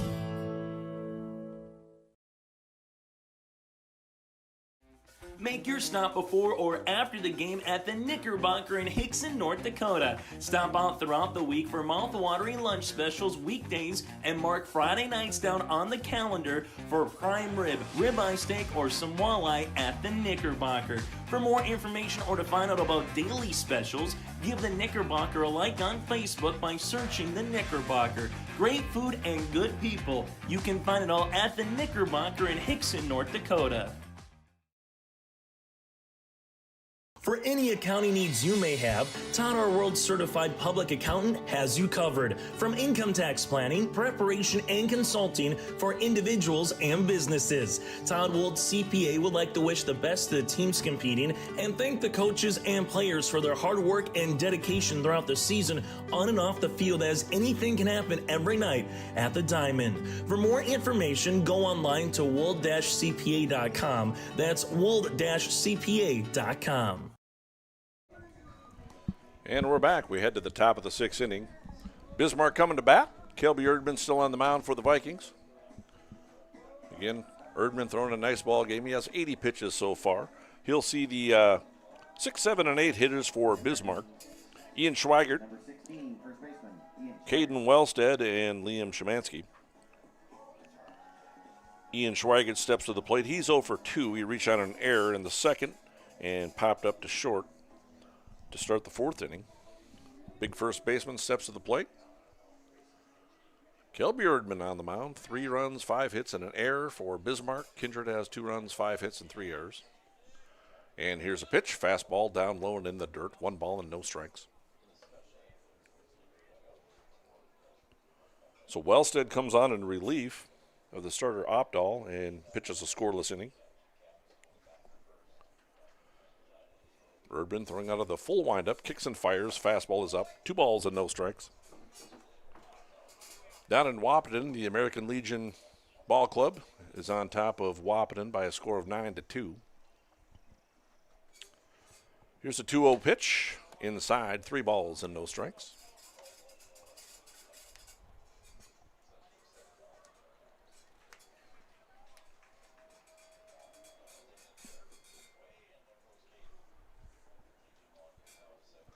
And here's a 3-0 delivery.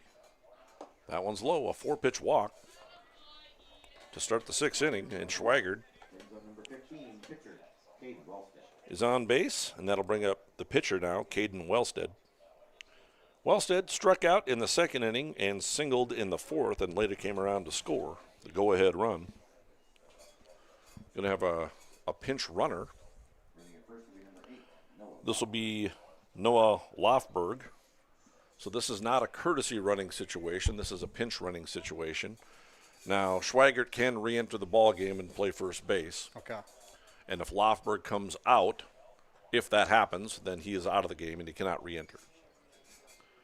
But Schweigert could re-enter as long as he stays in that same batting order. And he's off on the first pitch. Throw down to second base is almost into center field, cut off nicely by Sawyer Hess, the shortstop. Pitch was a ball. Stolen base for the courtesy runner Lofberg.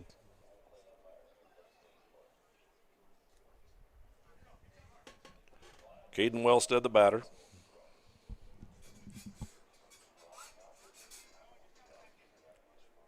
And Erdman looks on, kicks and fires, swinging a high pop fly. This is in foul territory. Max Bernier giving chase, and he runs out of room. Did he? I couldn't see it down there. He was right on it. That would have taken a really, really good play, but he was right on it. He almost had that. Kind of a foul ball, kind of to the right, if you will, of the press box. Yeah, I thought but he it might falls have had it. falls in foul territory, so it's a 1-1 count. And here's a pitch from Erdman. That one's over for strike 2. 1 ball and 2 strikes.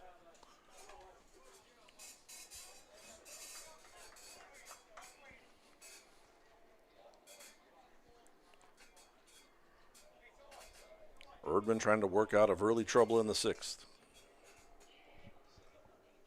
And here's a 1-2. He throws down to second base. They got him. Real close. I think Gabe dropped the ball, kind of had a hard time getting a handle on it. And the ball was laying out in the infield, so I thought they had him. But the ball's laying on the infield dirt, so he's safe.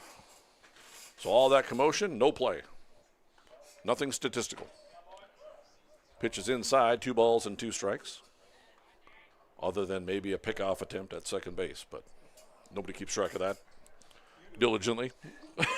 If anyone's going to. If anybody's going to, it'll be me. But here's a ground ball up the middle. Sawyer Hess has it. Throws on over to first base in time for the out. Nice throw by Hess there. 6-3 putout. Hess to Bernier. There's 1 away. Lofberg does move up to third. Liam Szymanski steps to the plate. He is 1 for 2. He flew out to left and singled back in the 4th. He was part of 3 singles in a row. He was the second of 3 singles in a row back in the 4th inning. Now they've got the entirety of the infield in on the And it doesn't matter. The ball goes to the screen. There might be a play. A throw to the plate is not in time. It looks like Lofberg's got some wheels, and he was able to slide in there safely. The tag was applied by Erdman, but just a little bit late. The throw from Krebsbach was good, but it was on the opposite side of home plate, so Erdman had to catch the ball and go towards a runner, and it just wasn't quite in time as Lofberg sneaks in safely on the wild pitch. And more importantly for Bismarck, they take a 4-2 lead. And here's a pitch from Erdman. Pitch was a ball, of course. That one misses upstairs. 2 balls and no strikes. Carter Pearson is on deck. So some coaching coming into play. Schweigert, I'm not going to say anything about his speed. Here's another pop fly. This one is towards foul territory. Max Bernier's over there, and he makes a catch. So it's a pop foul to the first baseman for the second out of the inning. And that'll bring up Carter Pearson. He's 1 for 2 with an RBI single back in the 4th, and he stole the base. He also reached on an error and scored a run. Left-handed hitter, 2 outs, 92 pitches now from Erdman. Fastball is away, ball 1. 4-2 lead for Bismarck. First game of a doubleheader. We'll bring you both games on yourliveevent.com. Happy to be with you. Thanks to all of our sponsors, and thanks for watching. Pitch is in there, strike 1. 1 ball and 1 strike. I'm Mike Bernier along with Greg Kramer. Having a lot of fun bringing you American Legion baseball. Here's a 1-1. That one's down low. 2 balls and 1 strike. 95 pitches now for Kelby.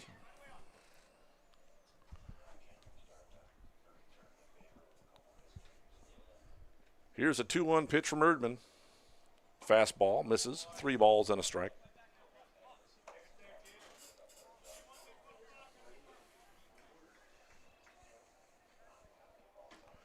Erdman looking on.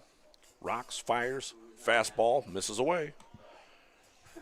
And Pearson, the 9th batter, draws a walk back to the top of the order for Bismarck. That'll bring up Jordan Merkel. He's had a nice day at the plate. He's 2 for 3. Couple of singles, couple of stolen bases. He has a run scored. We've got a nice day at the plate here from Pierce, too, after you had mentioned the error early and then very active at the plate. Yep. He's had a single. He reached on an error, so he's been on base all the times. Yep. Not officially in the old scorebook, but But there now he he is steals second base. in scoring position again. Yeah, and his second steal of the game, too. Yep, spent a lot of time in scoring position. Pitch was a ball to Merkel. Erdman trying to work out of trouble. 1 on, 2 outs. Pickoff attempt. Pearson back in plenty of time.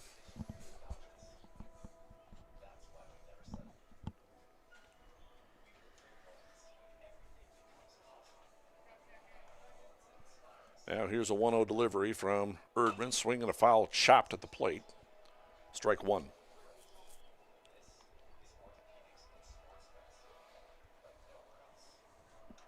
"99 pitches now for Kelby.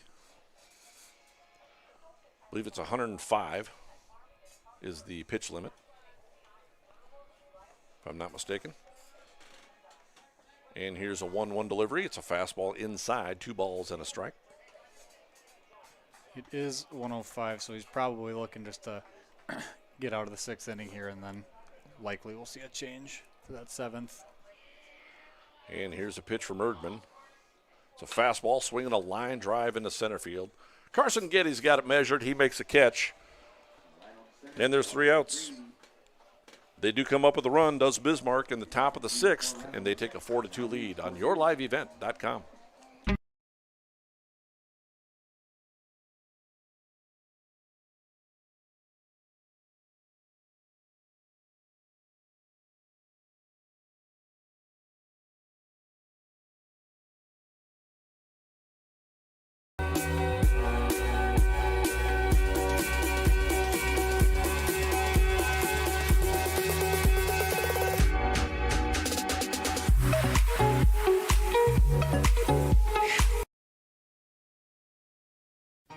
For trusted news, weather, and sports from your community, look to R&J Broadcasting Incorporated, KRJB, KRJM, and KKCQ Radio, and rjbroadcasting.com. Hear local voices from local radio with news and information from the area. Your information stations, KRJB, KRJM, and KKCQ Radio, and rjbroadcasting.com. Local voices from local radio. Meet Blake, the messiest 4-year-old on the planet. He's no ordinary durability tester. Meet SmartStrand, no ordinary carpet. With All Pet Protection, it's the softest, most durable, easiest to clean carpet on the planet. When Blake's barn got a comfy makeover, SmartStrand came clean, even went up against a 2-ton rhino. Made to withstand all walks of life. Ask for SmartStrand, rhino tested, rhino approved. Available at Carpet World, carpetworldfargo.com. And we're back. Kindred Vikings coming to bat in the bottom of the 6th inning. They'll send up their 6, 7, and 8 hitters. Max Bernier, Gabe Iverson, and Nick Dahl to face a right-handed pitching Caden Wellstead. First pitch to Max is upstairs, ball 1. Max is over 2 with a pair of strikeouts. Looking to work his way on base any way he can. Takes ball 2.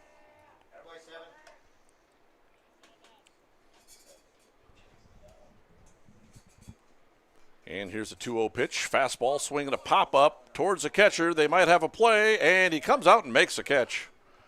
Very frustrating at-bat for Max Bernier there. It's a 2-0 count, and he kind of pops it up off the end of the bat, but the catcher, Cooper Johnson, comes up and makes a nice play on the pop foul. Had put a good swing on it. It's just one of those things. It happens. 3 batters set down in a row by Wellstead now. Actually make it 4. That'll bring up Gabe Iverson, who's 1 for 2 with a single and a run scored and a ground out to short. Takes ball 1. So 1 out, nobody on. Bottom of the 6th inning, 4-2 lead for Bismarck. Swinging a high pop fly up the middle. Shortstop Urlacher comes on and makes the play, and there's quickly 2 outs.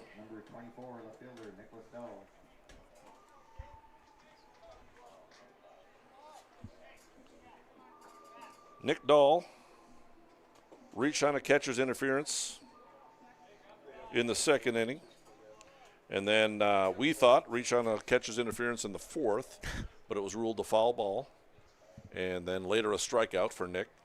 He takes strike 1.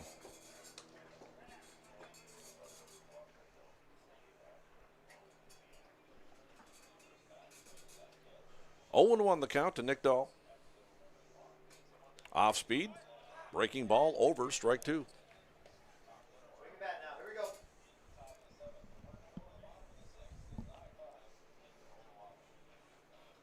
And here's the 0-2 delivery. Fastball, misses outside, 1 ball and 2 strikes. T. Erdman is on deck. Should Nick Dahl reach? And here's a 1-2 fastball, outside, 2 balls and 2 strikes. Left-handed hitting Nick Dahl, the batter. And here's a 2-2. Off-speed pitch, swing and a miss, strike 3. And the Vikings go down 1-2-3 in the bottom of the 6th. At the end of 6, it's a 4-2 lead for Bismarck on yourliveevent.com. Selling or leasing commercial real estate or farmland in the Fargo-Moorhead and surrounding area? From office to retail, industrial to multifamily, commercial land to farmland. As the #1 commercial sales and leasing brokerage in the FM region, Goldmark Commercial has the experience and skills to handle all of your commercial real estate and farmland needs with the highest levels of customer service and marketing around. Trust the experts at Goldmark Commercial Real Estate to lead your team to success.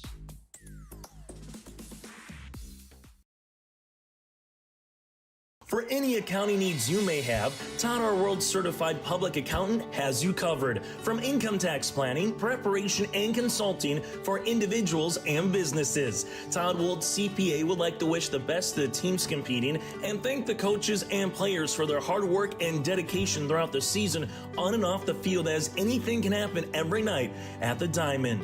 For more information, go online to wold-cpa.com. That's wold-cpa.com. Express Lane Marathon in Kindred is your neighborhood convenience store where convenience meets quality, whether you're fueling up with Marathon's top-tier fuel or grabbing a quick snack. Express Lane has you covered. From hot stuff pizza, smash hit subs, premium soft serve ice cream, gas, diesel, and propane exchange. Make sure to use your Marathon app and get 7 cents back per gallon all summer long. Now offering premium 91 non-ethanol fuel. Express Lane is your friendly and locally owned convenience store. And we're back. We head to the top of the 7th inning. New pitcher for the Kindred Vikings. Carson Murray comes from right field, and he comes onto the mound. Kelby Erdman had reached 101 pitches, and so he's going to exit the ball game as a pitcher. He moves over from the pitcher to the first base spot. Jack Savageau comes in for first baseman Max Bernier in the 6th spot, and he'll play right field for Carson Murray. And Erdman sure seemed like he wanted to close this game out. He was kind of pleading with Coach Raisler. He's telling him the pitch count is 120. I can go through 120, and yeah, he did not want to come out of this game. Yeah, there's 105 pitches. I think we determined is the pitch count. Yep. And so Erdman exits the ball game as a pitcher, moves over to first base, and Carson Murray will face the 2, 3, and 4 hitters for Bismarck. Ethan Urlacher, Aiden Herner, and Maxon Opdahl. First pitch to Urlacher is a ball. He started at third base, moved over to short. And the 1-0 pitch misses outside, 2 balls and no strikes.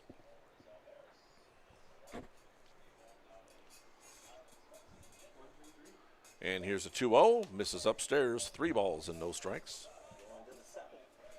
4-2 lead for Bismarck. Goldmark in-game update, 4 runs, 5 hits, and an error for Bismarck. Kindred with 2 runs, 5 hits, and 3 errors. And here's the 3-0 delivery, a 4-pitch walk to Urlacher. And there's a leadoff runner as a board, and that brings up Aiden Herner. He's 0 for 2, he grounded out, reached on a hit batsman, and then flew out. So 0 for 2 officially.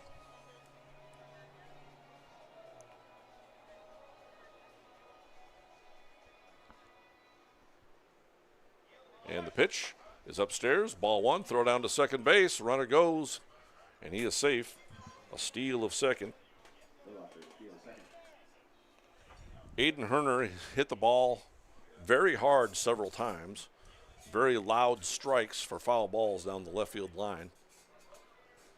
One almost took out the bullpen catcher. One cleared the fence out in left field. Swing and a miss. by Aiden Herner. He does have a very smooth, powerful swing. He does. You know, it kind of looked like it had that throw been on target, that it looked like it was there in time. Could have had a play at second there. Here's a 1-1 delivery. It's a fastball, misses outside. 2 balls and a strike. And the runner's going. Throw over to third base. Sails into left field foul territory, and that's going to score a run. So it's going to be a stolen base for Urlacher of third, and he's going to score on the error by the pitcher. So another error for Kindred. That's their 4th of the ball game, and Bismarck has themselves a 5-2 lead. So a leadoff walk, a steal of second, a steal of third, and a throwing error scores a run. And just like that, very quickly, a run across. And still nobody out. And all this action with a run scored, and we've only had one batter actually officially back. Yeah, we're only 8 pitches into this 7th inning here. And here's a pitch, 3-1, high pop fly, foul, out of play. Runs the count full.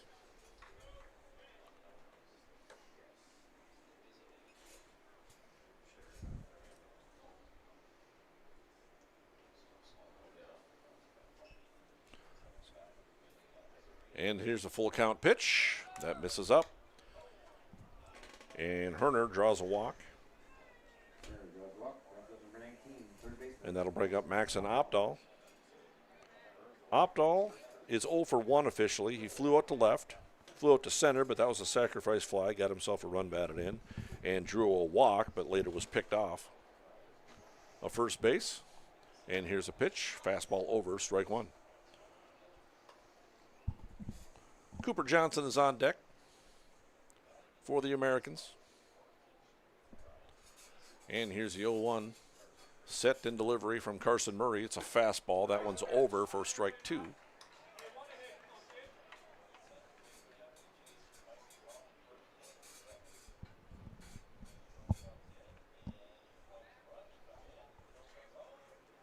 And here's the 0-2. And the throw over to first is a little bit wild, but Erdman scampers off the base and makes a catch. Still an 0-2 count to the batter. And here's a pitch, swinging a foul over the third base dugout. And there's a throwback. Gets by Erdman, but after the foul ball, it was a dead ball.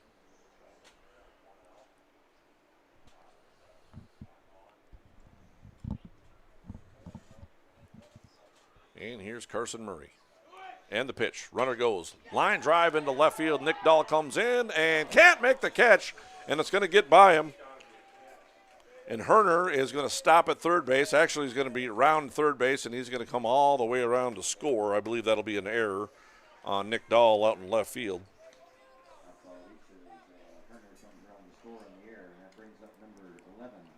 So Opdahl will reach second base on the error by the left fielder Nick Dahl. Herner comes all the way around to score to make it 6-2 in favor of Bismarck. So things kind of unraveling a little bit for the Vikings. A couple of errors this inning have led to runs. And that's a huge swing because had that ball been caught, could have turned into 2. Cooper Johnson, the batter, he's 0 for 3. He flew out to center field, struck out, and lined out to the shortstop. Would have taken a pretty good throw back in, but the runner was basically all the way to second base by the time Dahl would have caught that ball. And here's a 1-0 pitch. Way outside, 2 balls and no strikes.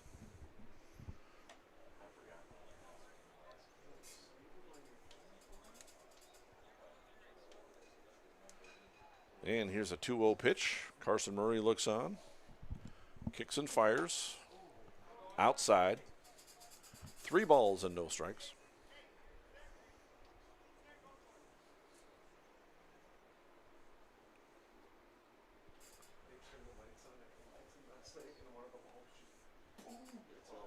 And here's a 3-0 delivery. Fastball, misses away. And Cooper Johnson draws a walk. Puts runners at first and second. By the way, Schweigert did re-enter the ball game. He was pinch ran for back when he reached base in the 6th inning by Lofberg. He re-enters the ball game at first base, so he comes up to bat. He's 0 for 2 officially. Reached on an error, popped out to the shortstop, and drew a walk. His position did score. Now we're going to have a courtesy runner for the catcher.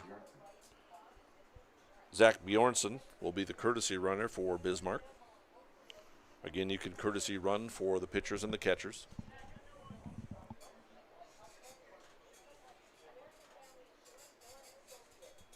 Ian Schweigert at the bat, takes ball one. Runners on first and second. Still nobody out.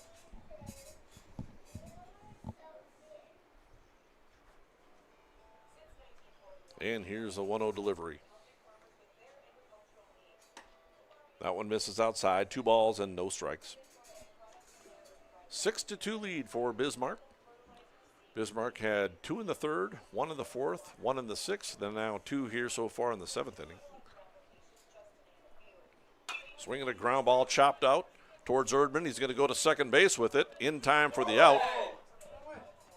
And Sawyer Hess hesitated a little bit. Erdman did get back to the base, and so Sawyer Hess hesitated for a second, but they did get an out recorded. So Schweigert reaches on a fielder's choice. And Bjornsson's out at second on a 3-6 putout for the first out. Opdahl moves up to third base. Schweigert's on at first. And here's Caden Westhead, the pitcher, throw back to the mound. Cut off, and Schweigert will get credit for a stolen base.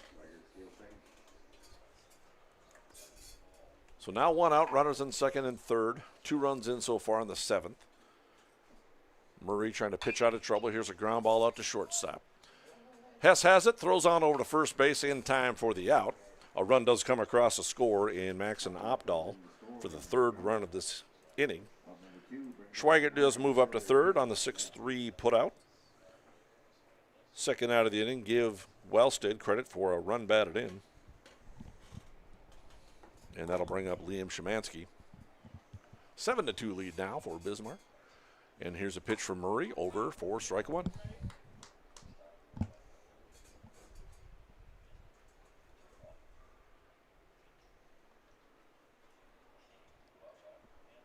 And here's the 0-1 delivery. It's up. 1 ball and 1 strike. Goldmark in-game update. 7 runs, 5 hits, and an error for Bismarck. Kindred with 2 runs, 5 hits, 5 errors. Here's a 1-1, way up. 2 balls and a strike. Liam Szymanski, the batter. 1 for 3 in the ball game. And here's a pitch. That one's over for a strike. 2 balls and 2 strikes.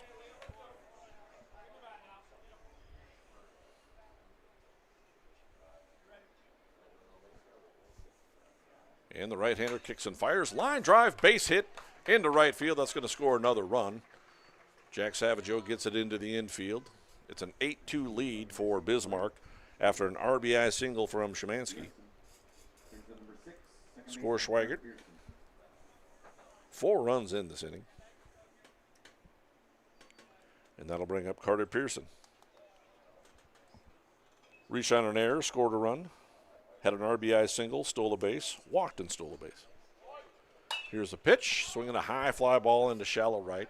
Jack Savageau comes on. Second baseman Gabe Iverson goes out, and he makes a catch. And it's a pop out to the second baseman to end that inning.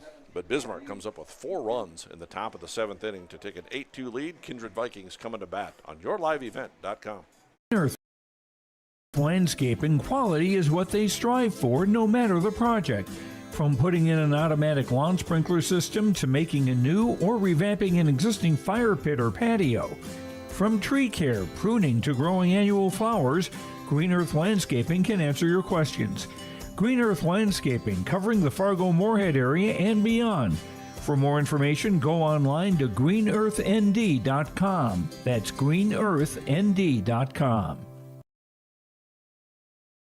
Check out the YourLiveEvent.com free stage powered by Halstead Telephone Company and R&J Broadcasting Inc. at the Red River Valley Fair with a full lineup of great performers and shows each day. You'll enjoy live entertainment from Quick 56, Ashley Weiland, Slamabama, and more. The Red River Valley Fair is 3 weekends from June 28th through the 30th, July 4th through the 7th, and July 11th through the 14th. For entertainment schedules and more information on the YourLiveEvent.com free stage, check out RedRiverValleyFair.com. That's RedRiverValleyFair.com. Okay.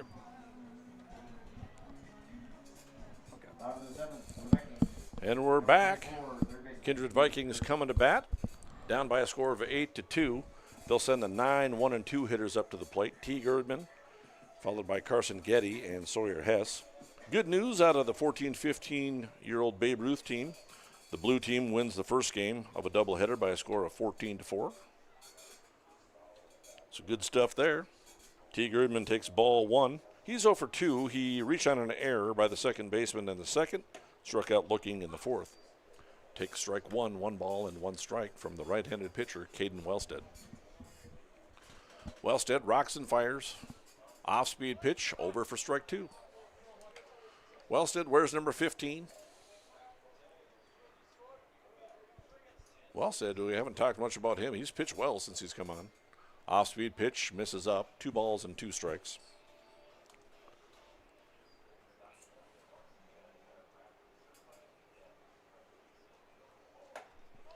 Swing and a miss by Erdman. He goes down on strikes. For the second time today. And there's 1 away. Wellstead has set down 7 batters in a row. Wow.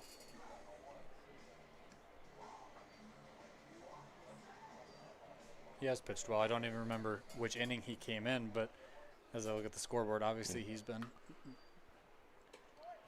Yeah, Wellstead came in to start the 5th inning. Okay.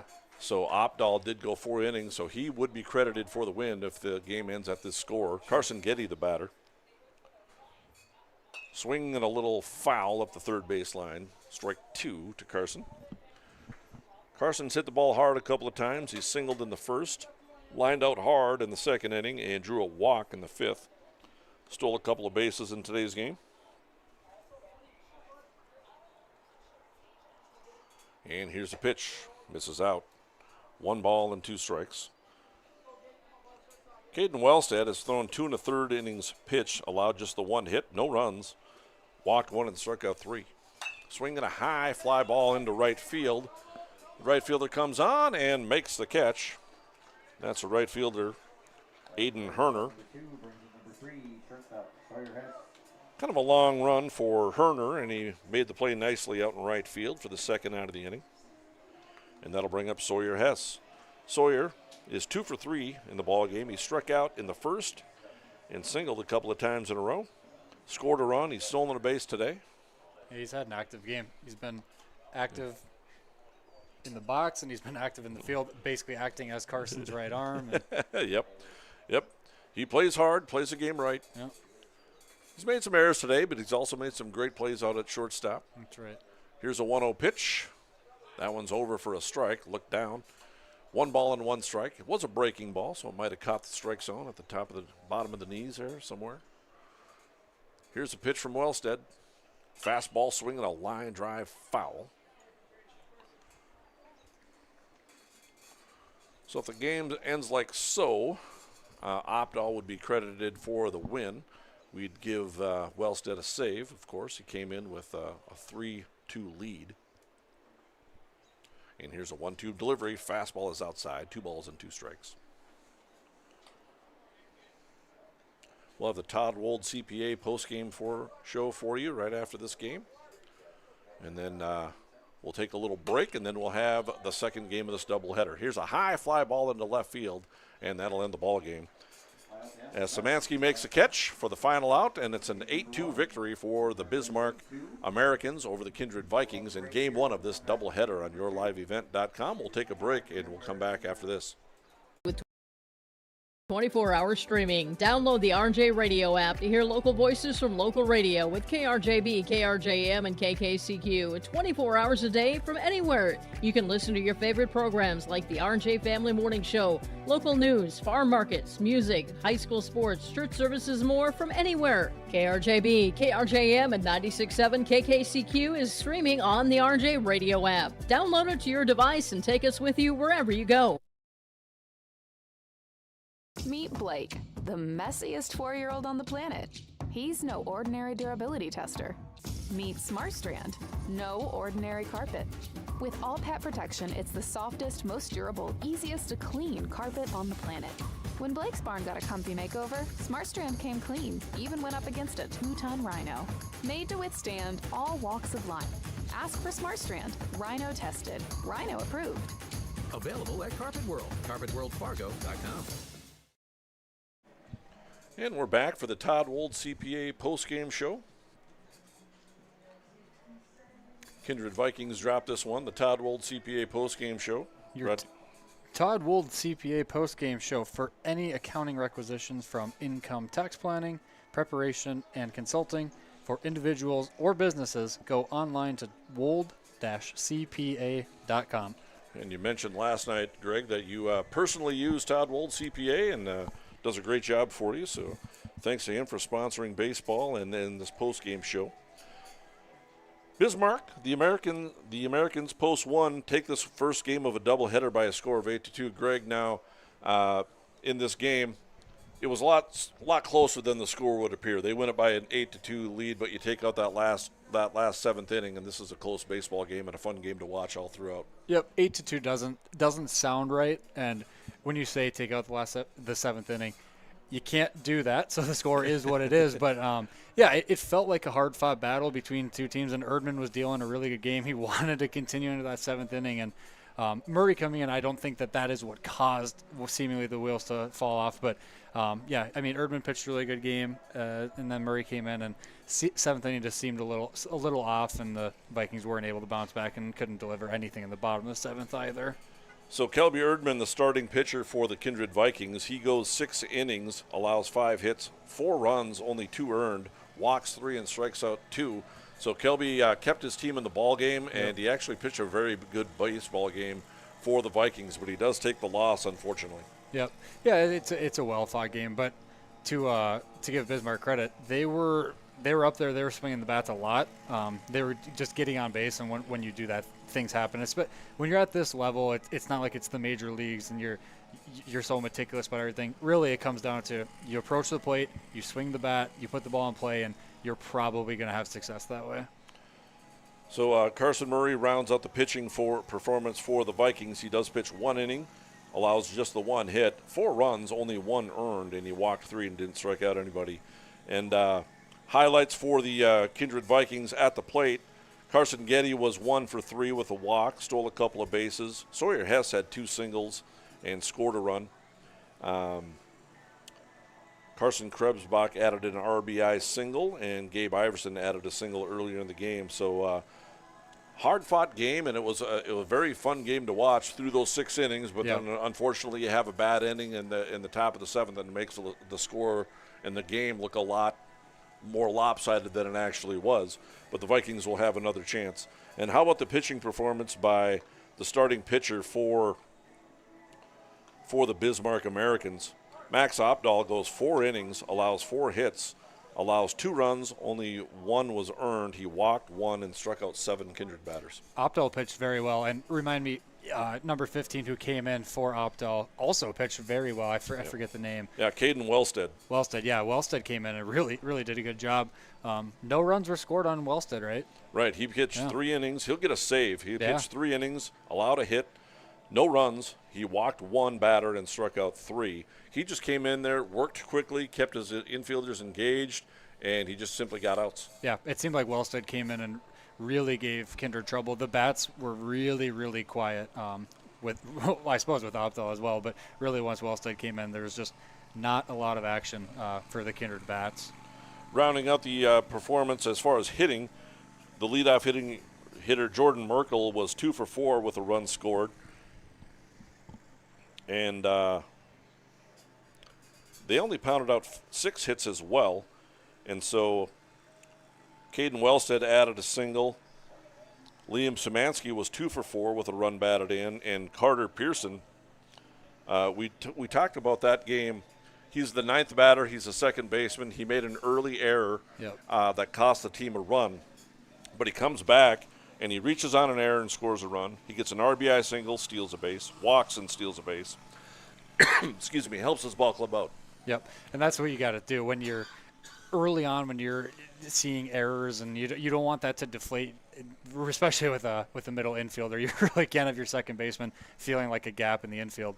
To just respond the way he did, and yes, reaching on an error doesn't look great in the stat book, but when you're reaching on an error and hitting an RBI single and you're just getting on base and things happen, I feel like we repeat that a lot, but at this level, it really is about getting on base. And today, it seemed like the story of the game was just kind of untimely errors for Kindred. There was just runners on base when the errors occurred, and it's led to a lot of runs. There's only 6 hits from Bismarck, but the errors were very poorly timed. Right, and so the Kindred Vikings dropped this first game to the Bismarck Americans by a score of 8-2. We're going to have the second game of a doubleheader. So at the end of that game, we'll again have the Todd Wold CPA post-game show for you. And so we're going to take a short break, get the lineups for the second game, and so don't go anywhere. We're going to have more baseball on yourliveevent.com.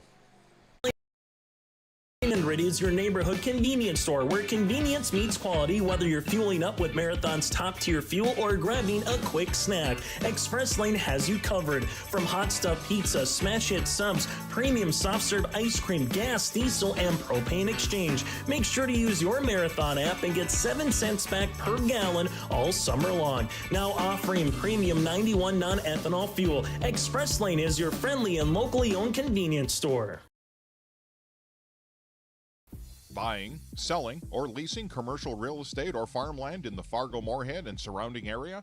From office to retail, industrial to multifamily, commercial land to farmland. As the #1 commercial, sales, and leasing brokerage in the FM region, Goldmark Commercial has the experience and skills to handle all of your commercial real estate and farmland needs with the highest levels of customer service and marketing around. Trust the experts at Goldmark Commercial Real Estate to lead your team to success.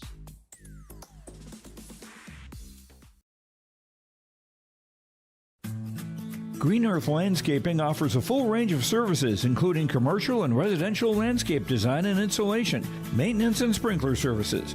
From outdoor kitchens to patios, retaining walls, lighting, fine grade, sod and hydroseed, and anything in between, Green Earth Landscaping has you covered, servicing the Fargo-Moorhead area and beyond. For more information, go online to greenearthnd.com. That's greenearthnd.com.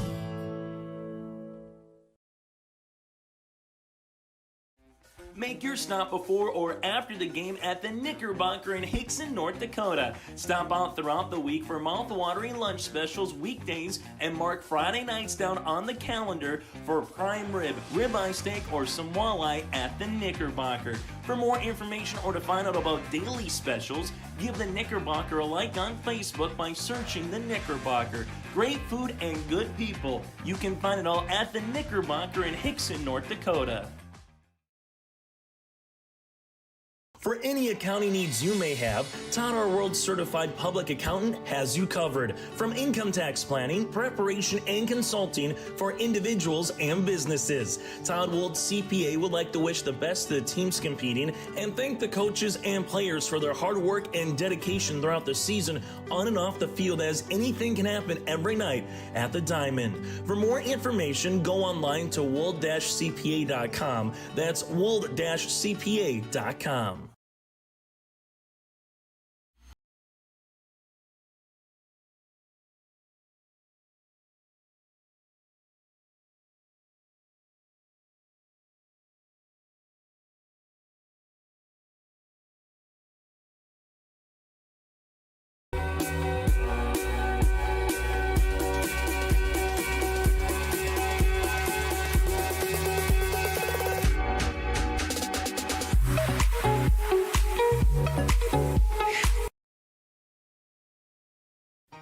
For trusted news, weather, and sports from your community, look to R&J Broadcasting Incorporated. KRJB, KRJM, and KKCQ Radio and rjbroadcasting.com.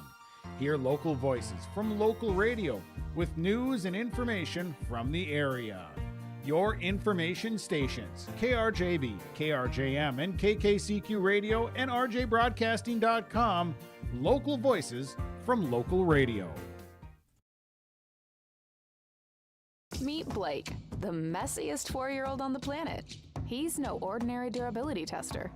Meet SmartStrand, no ordinary carpet. With all pet protection, it's the softest, most durable, easiest to clean carpet on the planet. When Blake's barn got a comfy makeover, SmartStrand came clean, even went up against a 2-ton rhino. Made to withstand all walks of life. Ask for SmartStrand, rhino tested, rhino approved. Available at Carpet World, carpetworldfargo.com. Buying, selling, or leasing commercial real estate or farmland in the Fargo-Moorhead and surrounding area? From office to retail, industrial to multifamily, commercial land to farmland. As the #1 commercial, sales, and leasing brokerage in the FM region, Goldmark Commercial has the experience and skills to handle all of your commercial real estate and farmland needs with the highest levels of customer service and marketing around. Trust the experts at Goldmark Commercial Real Estate to lead your team to success.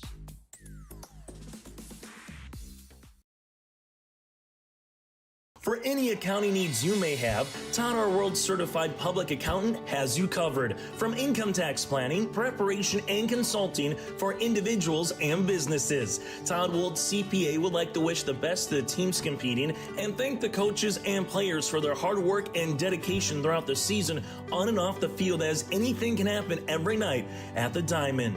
For more information, go online to wold-cpa.com. That's wold-cpa.com. Express Lane Marathon in Kindred is your neighborhood convenience store where convenience meets quality, whether you're fueling up with Marathon's top-tier fuel or grabbing a quick snack. Express Lane has you covered. From hot stuff pizza, smash hit subs, premium soft-serve ice cream, gas, diesel, and propane exchange. Make sure to use your Marathon app and get 7 cents back per gallon all summer long. Now offering premium 91 non-ethanol fuel. Express Lane is your friendly and locally owned convenience store. At Green Earth Landscaping, quality is what they strive for, no matter the project. From putting in an automatic lawn sprinkler system to making a new or revamping an existing fire pit or patio. From tree care, pruning to growing annual flowers, Green Earth Landscaping can answer your questions. Green Earth Landscaping, covering the Fargo-Moorhead area and beyond. For more information, go online to greenearthnd.com. That's greenearthnd.com. Check out the YourLiveEvent.com free stage powered by Halstead Telephone Company and R&J Broadcasting Inc. at the Red River Valley Fair. With a full lineup of great performers and shows each day, you'll enjoy live entertainment from Quick 56, Ashley Weiland, Slamabama, and more. The Red River Valley Fair is 3 weekends from June 28th through the 30th, July 4th through the 7th, and July 11th through the 14th. For entertainment schedules and more information on the YourLiveEvent.com free stage, check out RedRiverValleyFair.com. That's RedRiverValleyFair.com. Homegrown local radio is now worldwide with 24-hour streaming. Download the RJ Radio app to hear local voices from local radio with KRJB, KRJM, and KKCQ 24 hours a day from anywhere. You can listen to your favorite programs like the RJ Family Morning Show, local news, farm markets, music, high school sports, church services, more from anywhere. KRJB, KRJM, and 96.7 KKCQ is streaming on the RJ Radio app. Download it to your device and take us with you wherever you go. Meet Blake, the messiest 4-year-old on the planet. He's no ordinary durability tester. Meet SmartStrand, no ordinary carpet. With all pet protection, it's the softest, most durable, easiest to clean carpet on the planet. When Blake's barn got a comfy makeover, SmartStrand came clean, even went up against a 2-ton rhino. Made to withstand all walks of life. Ask for SmartStrand, rhino tested, rhino approved. Available at Carpet World, carpetworldfargo.com. Express Lane Marathon in Kindred is your neighborhood convenience store where convenience meets quality, whether you're fueling up with Marathon's top-tier fuel or grabbing a quick snack. Express Lane has you covered. From hot stuff pizza, smash hit subs, premium soft serve ice cream, gas, diesel, and propane exchange. Make sure to use your Marathon app and get 7 cents back per gallon all summer long. Now offering premium 91 non-ethanol fuel. Express Lane is your friendly and locally owned convenience store. Buying, selling, or leasing commercial real estate or farmland in the Fargo-Moorhead and surrounding area? From office to retail, industrial to multifamily, commercial land to farmland. As the #1 commercial sales and leasing brokerage in the FM region, Goldmark Commercial has the experience and skills to handle all of your commercial real estate and farmland needs with the highest levels of customer service and marketing around. Trust the experts at Goldmark Commercial Real Estate to lead your team to success.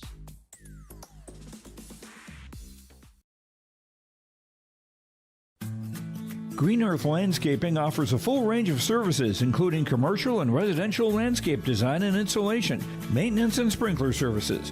From outdoor kitchens to patios, retaining walls, lighting, fine grade, sod and hydroseed, and anything in between, Green Earth Landscaping has you covered, servicing the Fargo-Moorhead area and beyond. For more information, go online to greenearthnd.com. That's greenearthnd.com.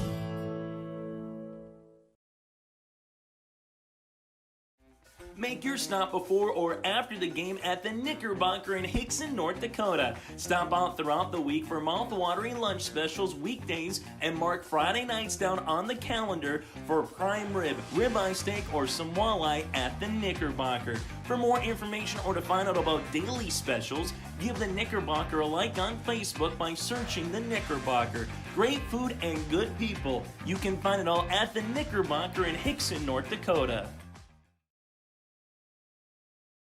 For any accounting needs you may have, Todd Our World Certified Public Accountant has you covered. From income tax planning, preparation, and consulting for individuals and businesses. Todd Wold CPA would like to wish the best to the teams competing and thank the coaches and players for their hard work and dedication throughout the season on and off the field, as anything can happen every night at the Diamond. For more information, go online to wold-cpa.com. That's wold-cpa.com.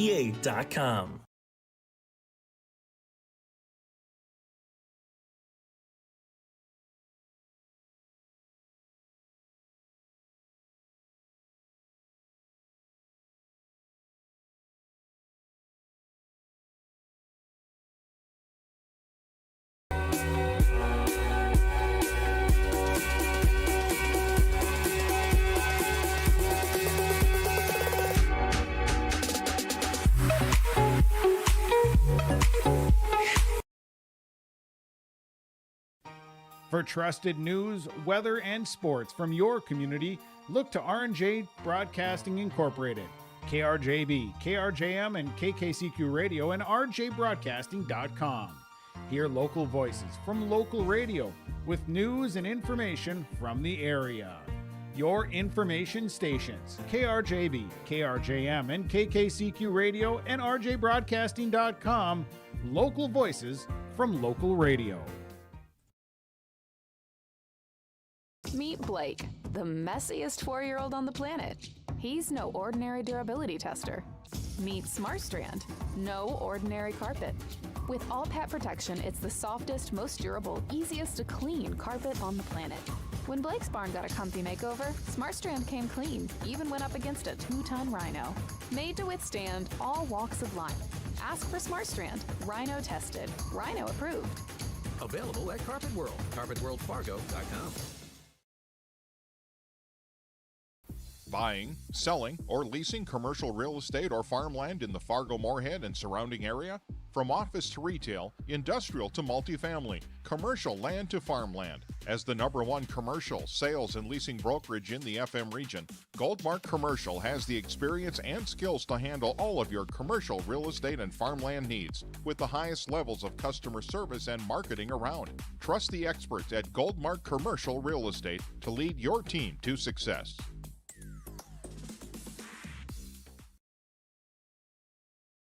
For For any accounting needs you may have, Todd, our world certified public accountant, has you covered. From income tax planning, preparation, and consulting for individuals and businesses. Todd Wold CPA would like to wish the best to the teams competing and thank the coaches and players for their hard work and dedication throughout the season on and off the field, as anything can happen every night at the Diamond. For more information, go online to wold-cpa.com. That's wold-cpa.com.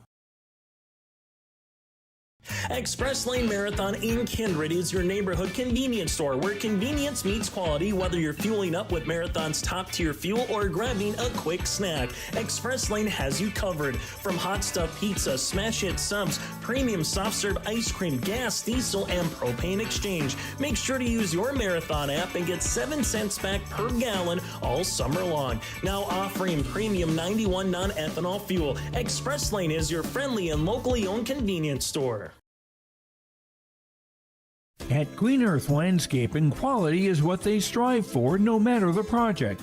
From putting in an automatic lawn sprinkler system to making a new or revamping an existing fire pit or patio. From tree care, pruning to growing annual flowers, Green Earth Landscaping can answer your questions. Green Earth Landscaping, covering the Fargo-Moorhead area and beyond. For more information, go online to greenearthnd.com. That's greenearthnd.com.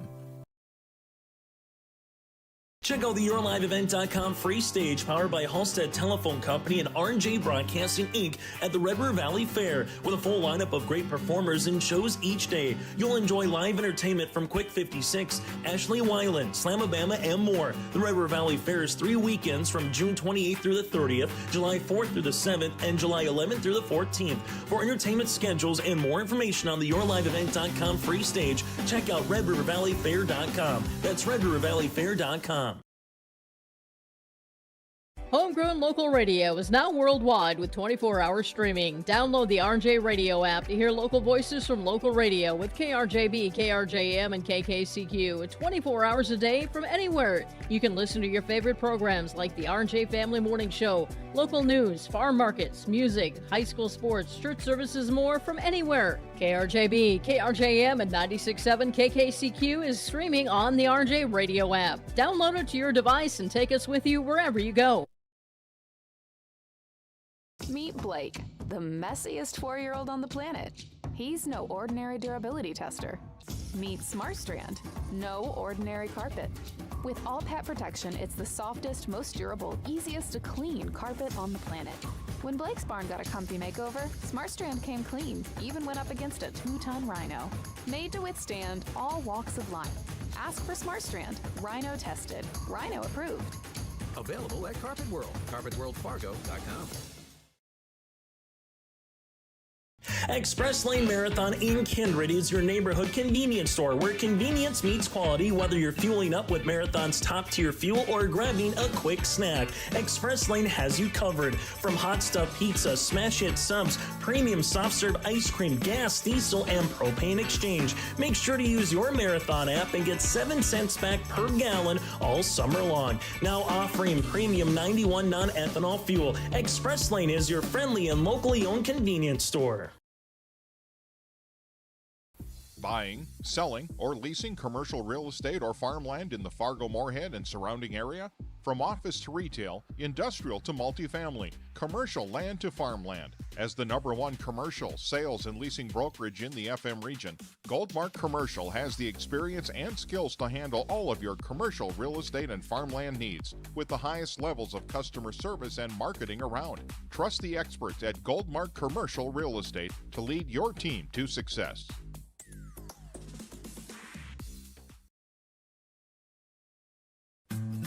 Green Earth Landscaping offers a full range of services, including commercial and residential landscape design and installation, maintenance and sprinkler services. From outdoor kitchens to patios, retaining walls, lighting, fine grade, sod and hydroseed, and anything in between, Green Earth Landscaping has you covered, servicing the Fargo-Moorhead area and beyond. For more information, go online to greenearthnd.com. That's greenearthnd.com.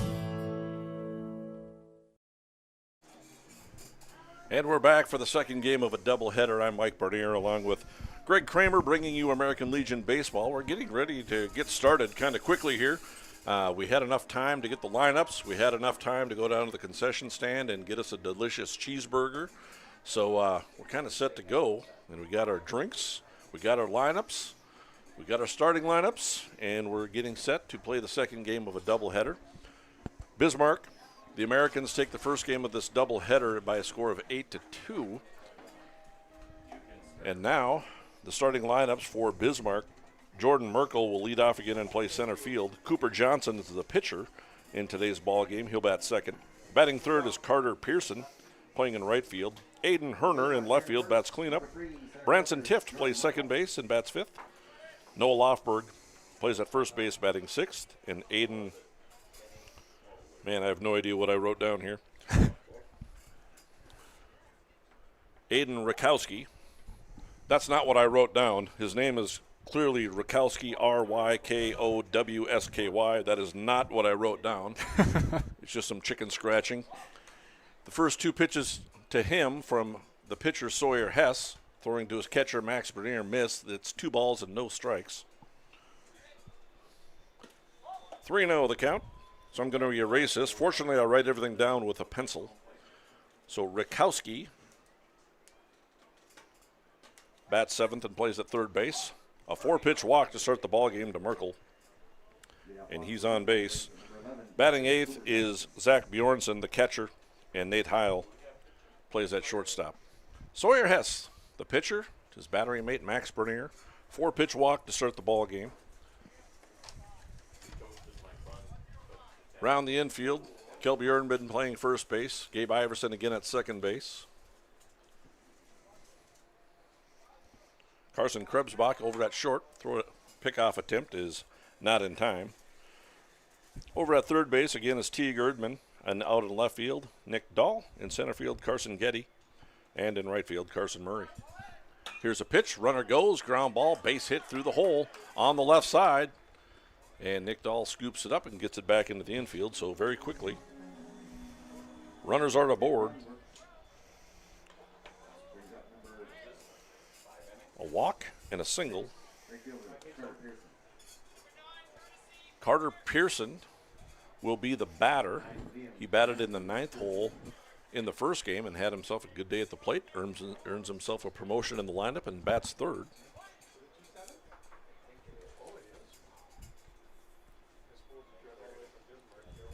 Liam Szymanski is a courtesy runner at first base for the catcher. Here's a line drive into center field right at Carson Getty. And again, his arm was not a factor on that play. There was no chance of him throwing anybody out at second base. So Carson Getty, the vacuum out in center field, scoops it up for the first out on a line drive into center field. Aiden Herner, the batter, playing in left field in the second game. Sawyer Hess on the mound. And the pitch. Fastball is over, strike one.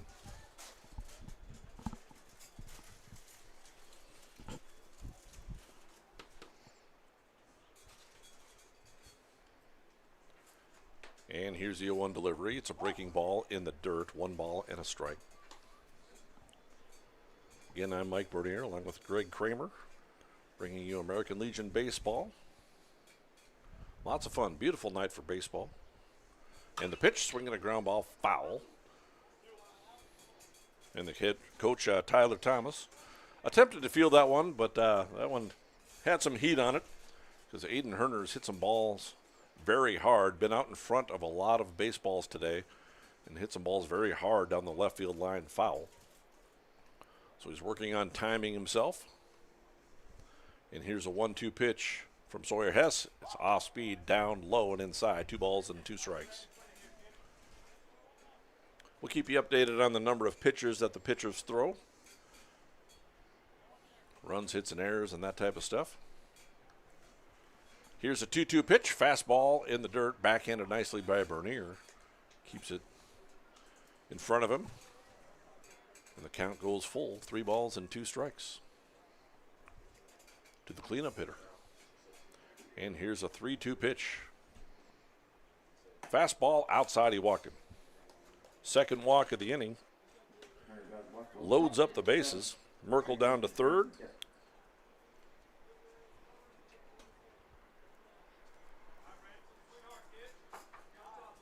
And who pinch ran again? That was Liam Szymanski, the courtesy runner. So he's at second base.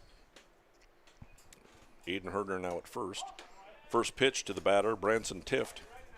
He's the second baseman. Did not play in the first game of this doubleheader. Takes ball one.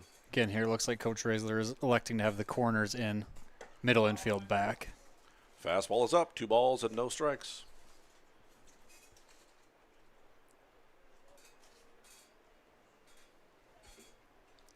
And here's a 2-0 delivery. Fastball swinging a high pop fly. It's going to go out of play. 2 balls and a strike. Over in Gilbertson Park over there.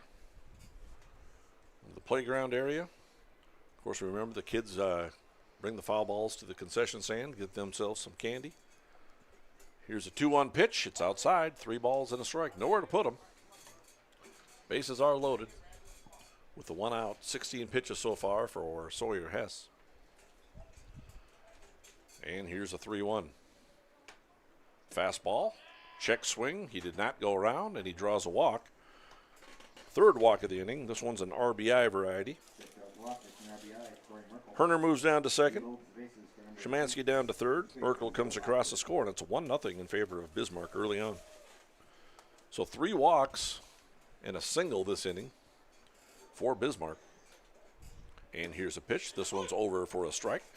Left-handed hitter Noah Lofberg playing at first base. Getting his first plate appearance of the game. He did pinch run. Oh, we got a rabbit on the field again. Sawyer Hess did not see it. Throws a pitch up high, ball 1.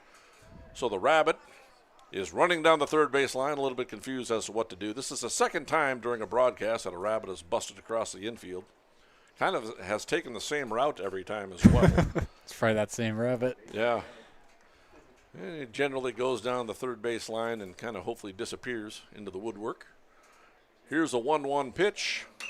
Swinging a drive into left field. Nick Dahl comes in, and he puts it away. And for the catch, there's going to be a play at the plate. T. Grudman cuts it off, and he does not make a throw, so the run will score.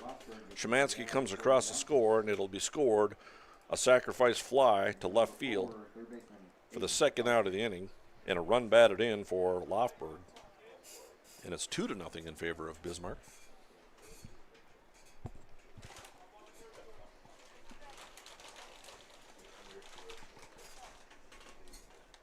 Bismarck does have 1 hit.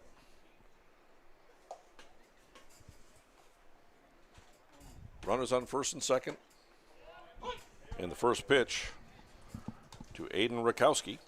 I wrote it in my lineup correctly now so I can actually read it. He takes strike 1, getting his first action of the game. Swings and fouls it back to the screen. No balls and 2 strikes.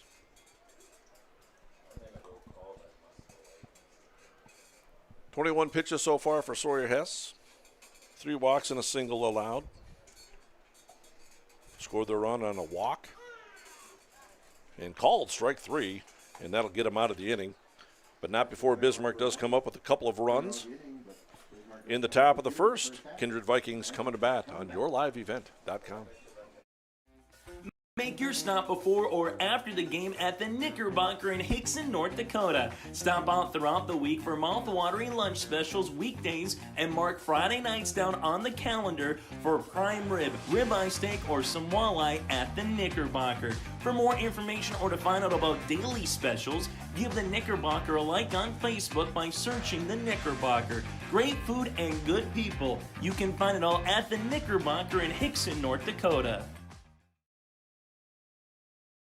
For any accounting needs you may have, Todd R. World Certified Public Accountant has you covered. From income tax planning, preparation, and consulting for individuals and businesses. Todd Wold CPA would like to wish the best to the teams competing and thank the coaches and players for their hard work and dedication throughout the season on and off the field, as anything can happen every night at the Diamond. For more information, go online to wold-cpa.com. That's wold-cpa.com.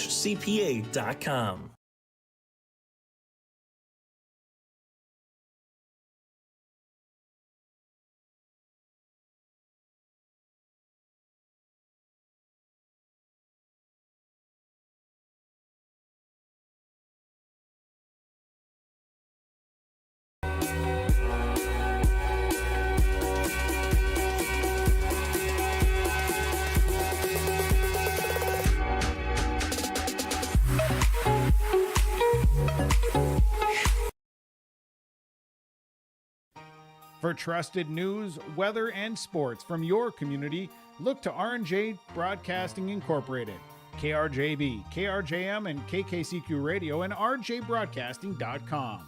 Hear local voices from local radio with news and information from the area. Your information stations, KRJB, KRJM, and KKCQ Radio, and rjbroadcasting.com. Local voices from local radio. And we're back. Kindred Vikings coming to bat. They'll have the top of the order. Carson Getty, Sawyer Hess, and Carson Murray to bat. To round out the lineup, Kelby Erdman, Carson Krebsbach, T. Erdman, Max Bernier, Gabe Iverson, and Nick Dahl. Here's a battery for the Bismarck Americans. Cooper Johnson is on the mound. He was a catcher in the first game. He's on the mound pitching. And his catcher is Zach Bjornson. Carson Getty at the plate. Takes strike one, hits a ground ball over to first base. And the first baseman, Noah Lofberg, busts over to first and gets the out. And this is something you don't see very often, Greg. If you look out at the shortstop, Nate Heil, he's left-handed. He's a left-handed shortstop. You don't see that too often. Typically, it's a much easier throw for a right-handed player. But they got the shortstop out there, left-handed shortstop. From what I saw during just the warm-ups there, he's got quite an arm on him.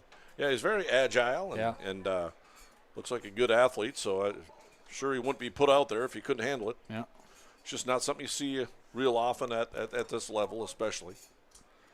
Nope, you'd anticipate he's probably going to be throwing the ball pretty hard over to first because of that. Here's Sawyer Hess, fouls off the first one, takes ball one. 1 ball and 1 strike. Sawyer Hess is the pitcher in the second game of this doubleheader. Had a couple of hits in the first game.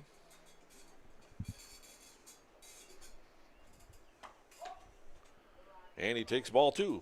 2 balls and a strike.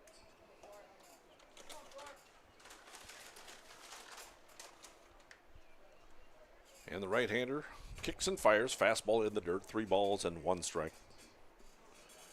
From the right-hander, Cooper Johnson.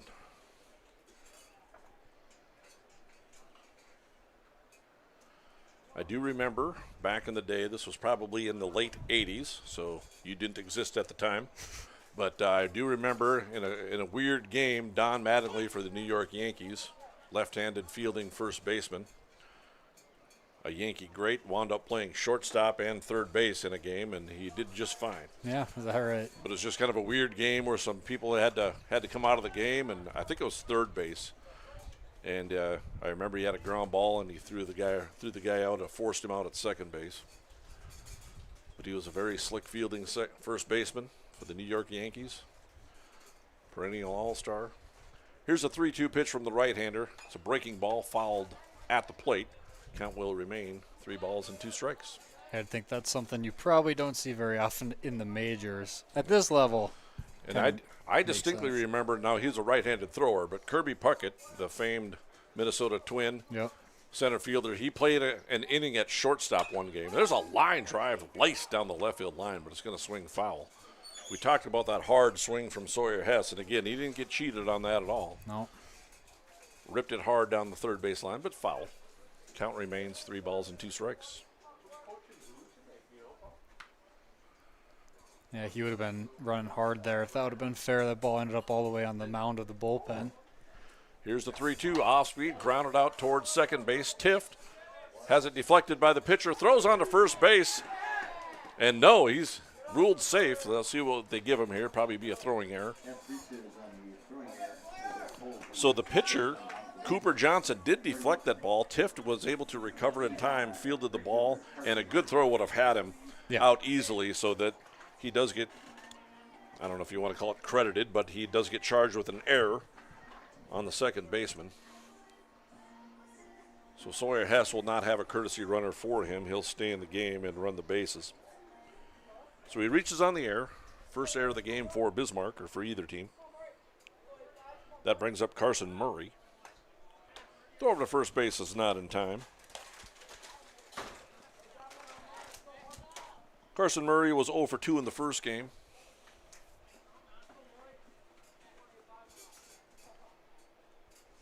And here here's a pitch from Cooper Johnson. It's fouled back to the screen, strike one. So I remember that game is just one of those weird games where there are substitutions and pinch hitters and pinch runners, and they needed somebody to play shortstop, and Kirby Puckett went out there and played shortstop. I don't remember him getting any chances or anything at short, but I'm sure he would have come up with something crazy if he would have. From the stories I hear about Kirby. Oh, yeah, you watch the highlights of the 91 World Series. Yeah, oh, yeah. He made one of the best catches that you'll ever see in that Game 6. But he almost made one of the best defensive plays on that same play because he almost threw the runner out at first base. Sure. It was very close. He did not complete the double play, but what a catch. And then he'd hit that walk-off home run against Charlie Liebrandt to win Game 6 of that World Series in 1991. Oh, I've seen that clip about 1,000 times. I was watching that game against the Atlanta Braves. I was in high school, I believe. Yeah, in high school I would have been. I would have been a sophomore, I believe.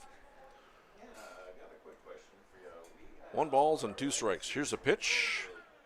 Called strike 3. Carson Murray goes down on strikes for the second out of the inning.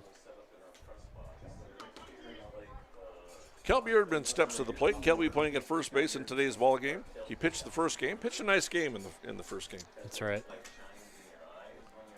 He took the loss, but he gave up the 4 runs, only 2 earned. He kept his team in the ball game throughout. Threw a nice ball game overall. I think he would have thrown 200 pitches if they would have allowed him to.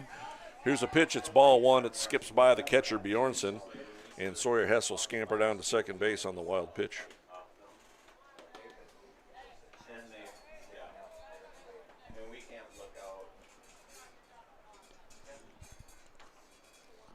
Here's a 1-0 pitch from Cooper Johnson, the right-handed pitcher. And the pitch. Fastball swinging a foul back. And the count rolls along at 1-1. Looked like he was a little eager to get after that one, a little out in front of that. Carson Krebsbach is on deck. Head coach Brandon Raisler down the third base line. Jeremiah Doctor coaching at first base. American Legion A Legion down in Wahpeton. They win that first game by a score of 10-8. The Babe Ruth Blue Team, 14 and 15U, down in Fargo. They win their first game by a score of 14-4. One Sam Bernier pitches a complete game, gets the win. There you go. Shout out. Here's a 1-1 delivery from the right-handed pitcher. Fastball swung on and missed by Erdman. Sawyer Hess goes down to third base and steals third base easily. No throw. Good aggressive base running from Hess there. That does a couple of things here. Even though it's a 1-2 count, now it puts a little pressure on the pitcher. If he throws one in the dirt, that scores a run. Yep. Sawyer's got some speed down at third base. At least gets him thinking a little more here. And here's a 1-2 delivery. Fastball swinging a line drive, base hit into left field. That'll score the run. And that ball was hard hit, so it might have been very difficult for Sawyer to score from second base on that. But a big RBI single for Kelby Erdman with 2 outs. Cuts the lead in half, and Bismarck is ahead in this ball game by a score of 2-1. But a big RBI single for Kelby Erdman. Hess comes across the score. That brings up Carson Krebsbach, the shortstop. First hit for the Vikings.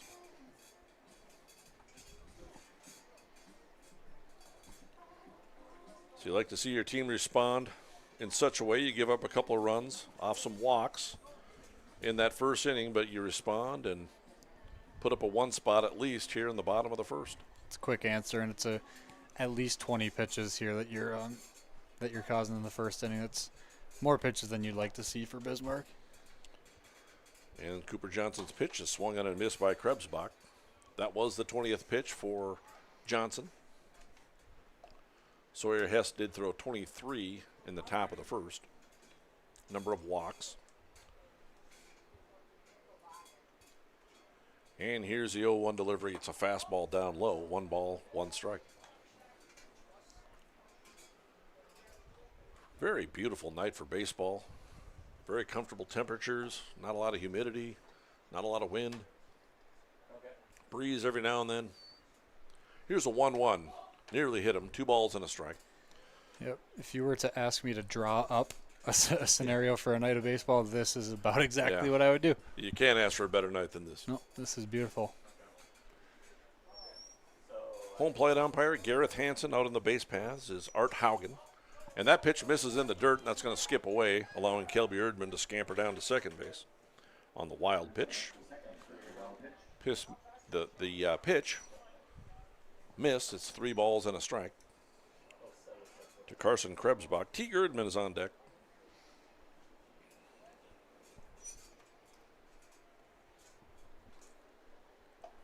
Here's a 3-1. Fastball, swinging a foul back to the screen. Count rolls along, 3 balls, 2 strikes. 2 runs, 1 hit, 1 error for Bismarck. Kindred with 1 run, 1 hit, and no errors. Early goings, bottom of the first. Second game of a doubleheader. Bismarck did take the first one by a score of 8-2. Here's a pitch, swung on and missed by Krebsbach. He goes down on strikes. That ends the inning, but the Vikings do answer back with 1 run of their own in the bottom of the first, and it's a 2-1 lead for the Bismarck Americans on yourliveevent.com. Meet Blake, the messiest 4-year-old on the planet. He's no ordinary durability tester. Meet SmartStrand, no ordinary carpet. With all pet protection, it's the softest, most durable, easiest to clean carpet on the planet. When Blake's barn got a comfy makeover, SmartStrand came clean, even went up against a 2-ton rhino. Made to withstand all walks of life. Ask for SmartStrand, rhino tested, rhino approved. Available at Carpet World, carpetworldfargo.com. Buying, selling, or leasing commercial real estate or farmland in the Fargo-Moorhead and surrounding area? From office to retail, industrial to multifamily, commercial land to farmland. As the #1 commercial, sales, and leasing brokerage in the FM region, Goldmark Commercial has the experience and skills to handle all of your commercial real estate and farmland needs with the highest levels of customer service and marketing around. Trust the experts at Goldmark Commercial Real Estate to lead your team to success.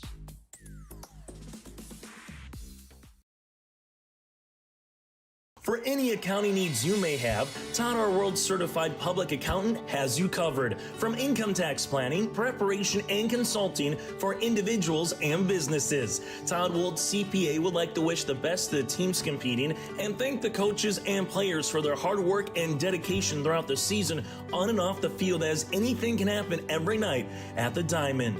For more information, go online to wold-cpa.com. That's wold-cpa.com.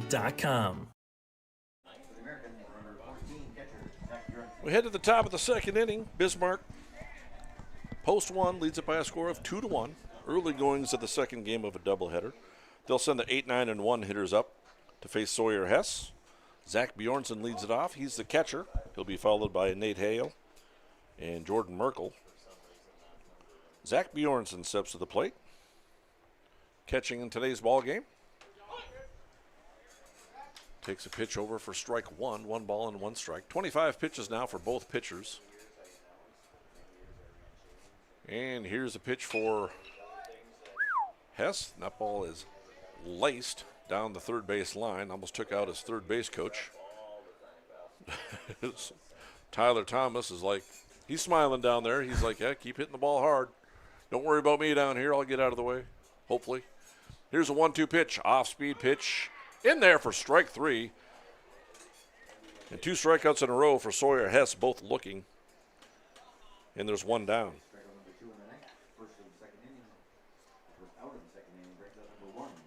That'll bring up Nate Hale. Nate Heil. It's spelled H-E-I-L. I believe Quiz is pronouncing it Heil, so we'll go with that. I think I've said it differently every time he's come to the plate or every time he's been mentioned. So Nate Heil, the shortstop, the left-handed fielding shortstop as well, takes ball 1. There was a strike on him. 1 ball and 1 strike to count.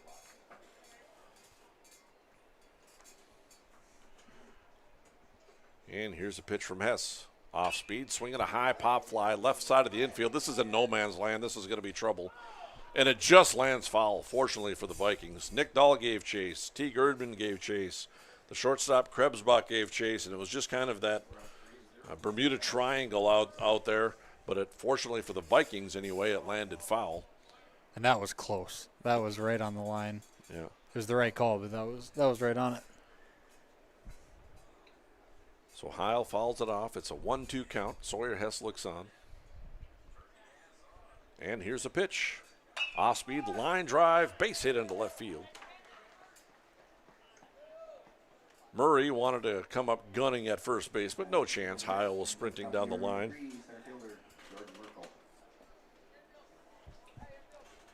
I remember playing in college ball and American Legion ball, and sometimes when the right fielder was playing in and you hit that line drive base hit into right field, and you're very worried about the right fielder throwing you out at first base. You didn't realize how long 90 feet was until that happens to you. Here's a pitch from Sawyer Hess. It's in the dirt. And Heil will move up on the wild pitch. Yeah, getting thrown out by the right fielder at first is always something that the dugout's going to let you. They're going to let you know. But there's really nothing you can do, especially if you hit a hard line drive into right and you're sprinting the whole way and they just come up throwing, make a good throw. But, yeah, it's embarrassing no matter what happens. Yeah. No matter what your excuse is for getting thrown out. Yeah. Here's a pitch from Hess. This one's in the dirt as well. Jordan Merkel's a batter, and he's seeing 2 pitches go wild. And Heil is up to third base, and it's a 2-0 count to Merkel. Merkel drew a walk in the first inning and came around to score. And I believe Merkel has seen no strikes in these at-bats in this game. He walked on 4 pitches and scored. First strike to him is grounded out to second base. Gabe Iverson has it, throws him out at first base. That will score a run, however. Heil comes across a score. Give Merkel credit for a run batted in on the 4-3 putout. Second out of the inning. And just like that, it's 3-1 in favor of Bismarck. It's not the way you draw it up. You get a base hit, and you get to second on a wild pitch. You get to third on a wild pitch. And then you score on a ground out. But you know what? Bismarck will take it. Yeah, you'll take runs any way you can get them.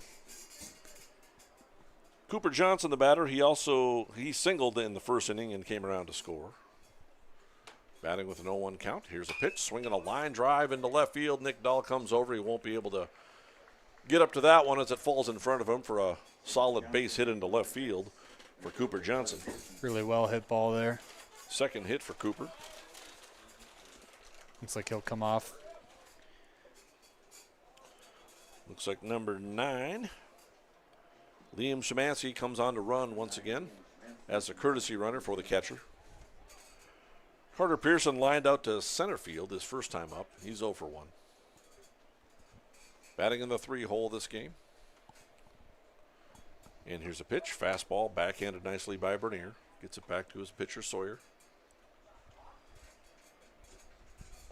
3 runs on 3 hits and an error for Bismarck now. Kindred with 1 run and a hit. Here's the pitch. 1-0 delivery. A smash over towards Iverson. Fielded nicely. Throws over to Erdman in time for the out. Nice job by Iverson. And Pearson laces out again for the 3rd out of the inning. But they do come up with a run on an RBI ground out, and at the end of 1.5, it's a 3-1 lead for Bismarck on yourliveevent.com.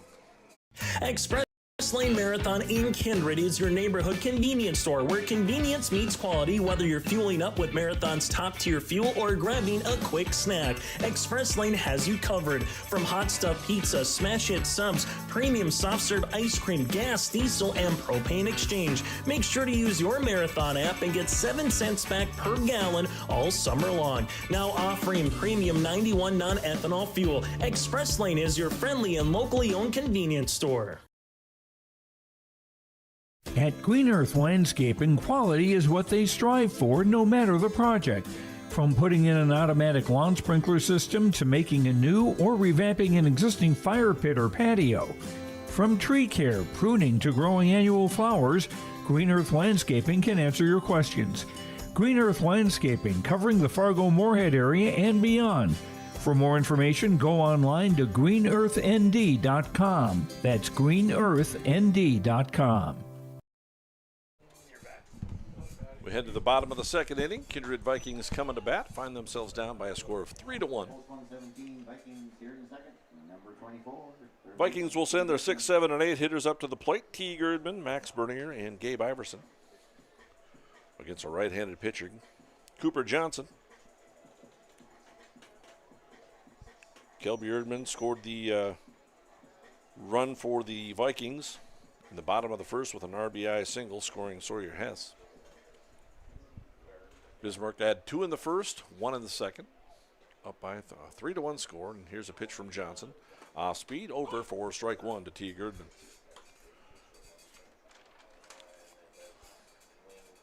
Teague was 0 for 3 in the first game. And here's the 0-1 delivery, and it hit him.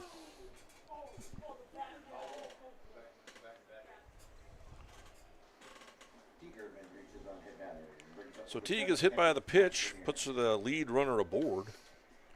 Max Bernier steps to the plate. He was 0 for 3 in the first game.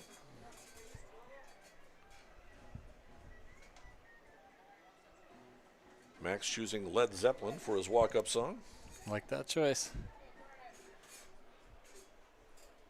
And the throw over to first base is not in time. Erdman back in plenty of time. First baseman Lofberg over there, left-handed fielding first baseman.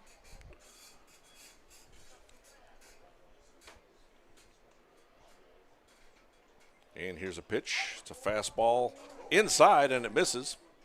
And it gets away from the catcher. I think we're going to call that one a pass ball as Erdman moves up to second base.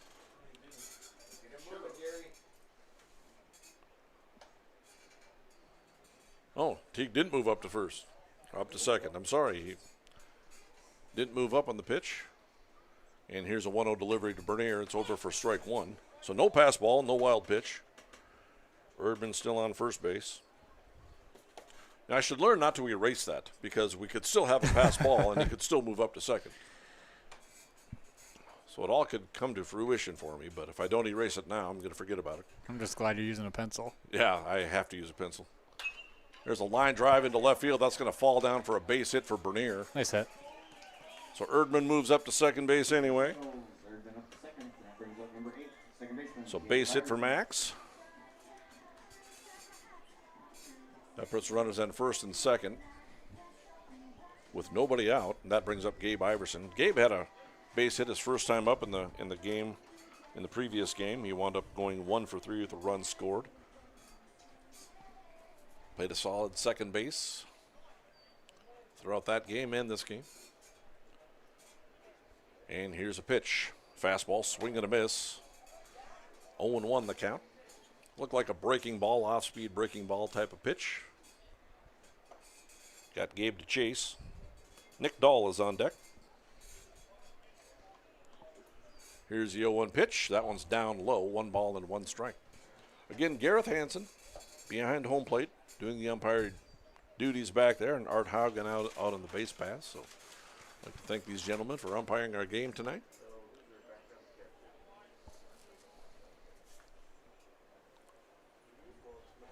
One and 1 count, nobody out. 2 runners aboard. Here's the 1-1. That one's outside, 2 balls and a strike. Johnson up to 33 pitches now. I'm a little surprised to see first base playing up as far as he is, with seemingly not a threat to bunt here. There's a high pop fly into shallow left field. Left fielder comes on and makes a catch. That's Aiden Herner out there. He makes a catch, and there's 1 away. Fly out to left field. That brings up Nick Dahl.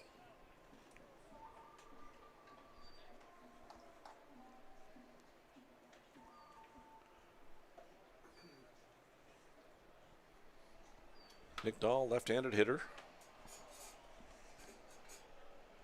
And here's the 3-1 pitch, swing and a miss.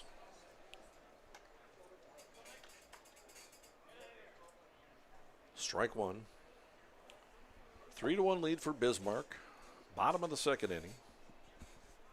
Bernier on at first. Teague Erdman on at second. Here's a pitch, fastball in there for strike 2. No balls and 2 strikes. Top of the order, and Carson Getty is on deck. Cooper Johnson, the pitcher, kicks and fires. Off speed is up. 1 ball and 2 strikes.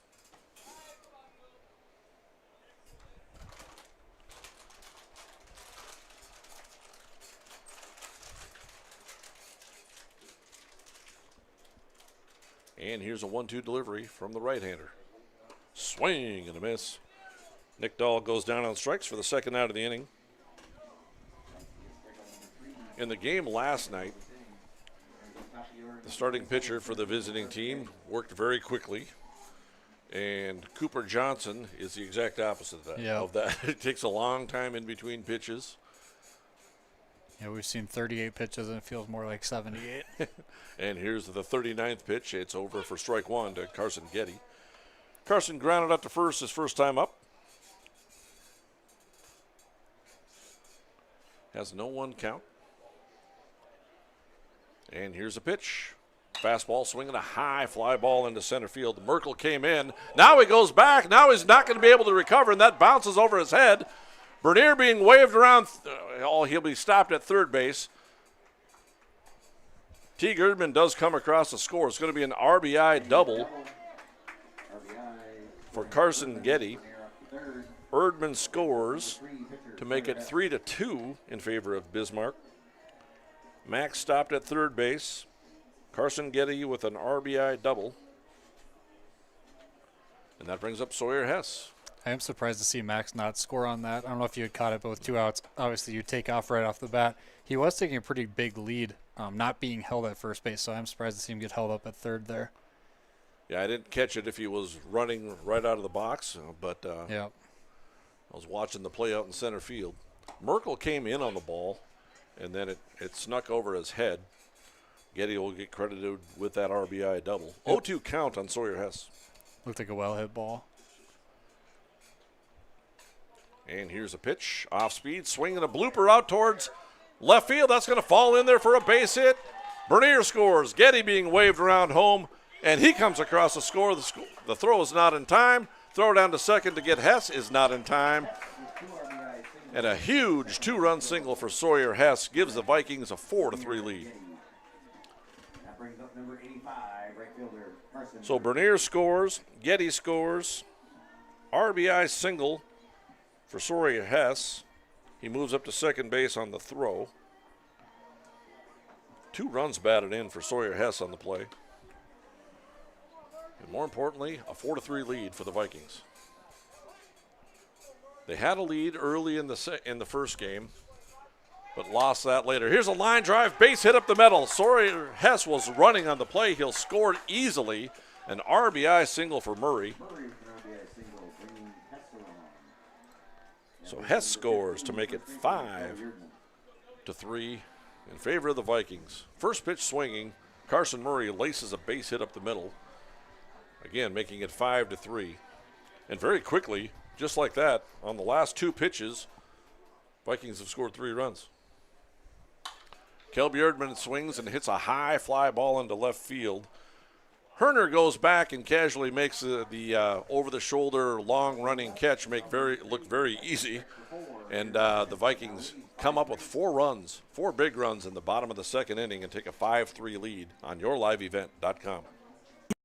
YourLiveEvent.com free stage powered by Halstead Telephone Company and R&J Broadcasting Inc. at the Red River Valley Fair with a full lineup of great performers and shows each day. You'll enjoy live entertainment from Quick 56, Ashley Weiland, Slamabama, and more. The Red River Valley Fair is 3 weekends from June 28th through the 30th, July 4th through the 7th, and July 11th through the 14th. For entertainment schedules and more information on the YourLiveEvent.com free stage, check out RedRiverValleyFair.com. That's RedRiverValleyFair.com. Homegrown local radio is now worldwide with 24-hour streaming. Download the RJ Radio app to hear local voices from local radio with KRJB, KRJM, and KKCQ 24 hours a day from anywhere. You can listen to your favorite programs like the RJ Family Morning Show, local news, farm markets, music, high school sports, church services, more from anywhere. KRJB, KRJM, and 96.7 KKCQ is streaming on the RJ Radio app. Download it to your device and take us with you wherever you go. Meet Blake, the messiest 4-year-old on the planet. He's no ordinary durability tester. Meet SmartStrand, no ordinary carpet. With all pet protection, it's the softest, most durable, easiest to clean carpet on the planet. When Blake's barn got a comfy makeover, SmartStrand came clean, even went up against a 2-ton rhino. Made to withstand all walks of life. Ask for SmartStrand. Rhino tested. Rhino approved. Available at Carpet World. CarpetWorldFargo.com. And we're back, top of the third inning. Bismarck coming to bat. Sawyer Hess on the mound for the Vikings. He rocks and fires. Off-speed pitch, misses up. 1-0 count. It's the 4, 5, and 6 hitters for Bismarck. Aiden Herner, Branson Tift, and Noah Lofberg. Aiden Herner drew a walk his first time up and was stranded on second base. 2-0 the count. Bunch of big runs for the Vikings in the bottom of the second. And the 2-0 pitch is across for strike one. We pointed it out off air. The Vikings had the first 2 runners aboard and then 2 quick outs, but then they wound up having 3 RBI hits in a row. Here's a high pop fly over the press box. The count rolls around at 2-2. Yeah, and that's a really big second inning there to get 4 runs on 2 outs. Very well could have been still a 3-1 ball game. And Sawyer Hess trying to get a shutdown inning here after his team scored 4 runs for him. Here's a ground ball pounded out towards shortstop. That's going to be a tough play for Krebsbach. It's headed up the middle, and that'll be a base hit. Tough play for Krebsbach. I mean, if he comes up with that ball cleanly after the long run up the middle, yep, it's going to be a very tough play to get his body situated to make that throw. Yeah, even if he cleanly feels like that's going to take a heck of a throw to actually produce an out there. So an infield single, the 4th hit for Bismarck. And that'll bring up Branson Tift. He walked his first time up, and it was an RBI variety. An easy way to get yourself a run batted in. Throw over to first base is wild, and the Vikings will commit their first error of this ball game, and it goes up the line. They're going to get 2 bases on this error. Throw comes back into the infield against the sun. T. Girdman does knock it down wisely. So error on the pitcher. First error for the Vikings in this game.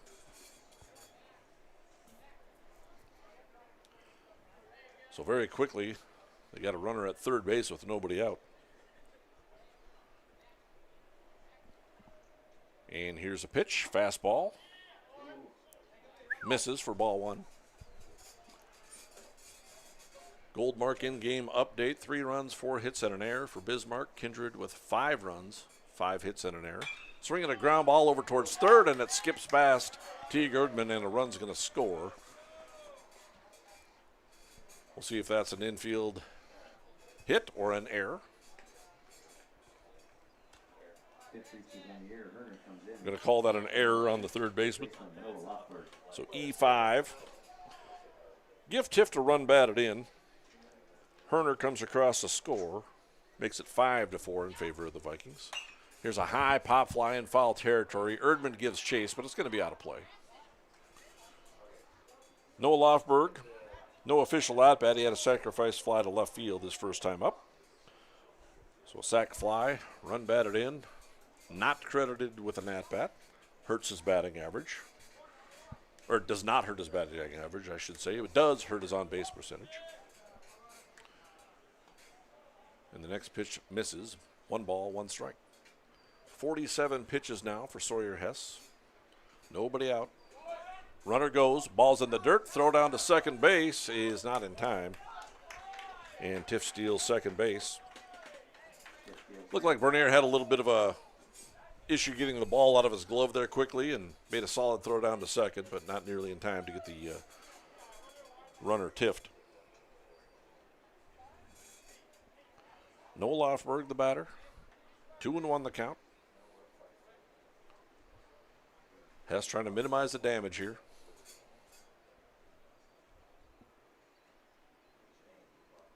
And here's the pitch. Fastball in there for strike 2. 2 balls and 2 strikes.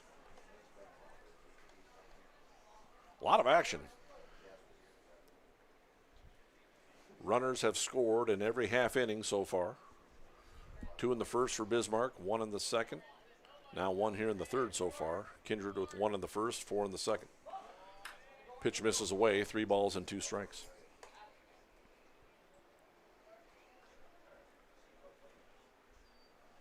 .50 pitches now for Hess.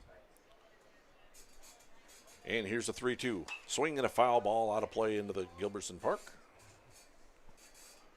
into the playground area out there. Hopefully all the kids are okay. Well, if they're not, they can just return the ball, get some candy, and that'll probably that makes it feel better. Cheer them right back up. Yep. If they collect enough, well, maybe they could grab me another cheeseburger. There's a foul ball. Erdman gives chase, but again, this one's going to be out of play. No chance for Erdman to reach that one. So much foul territory here, so if the ball's high enough, the first baseman, third baseman do have a somewhat of a chance to come and try to field some of those balls, but just a lot of foul territory. Here's a 3-2 pitch. Actually, throw it down to second base. Oh, he got him on the head, it almost looked like. Looked like they got him. From up here, the press box is all in agreement, but the umpire is not, and he's called safe on the pickoff attempt. Hess threw it down to Krebsbach. And here's a 3-2 pitch. Fastball right down the middle, called strike 3, and Lofberg goes down on strikes. That's the first out of the inning. The only 3 batters have batted so far in this half inning, and it seems like we've been out here for a long time in this half inning. It does. Yeah. A lot of action. An infield single for Herner. He eventually came across the score. Tiff reached on an error. He's at second base. Now Lofberg goes down on strikes. Another pickoff attempt is not in time.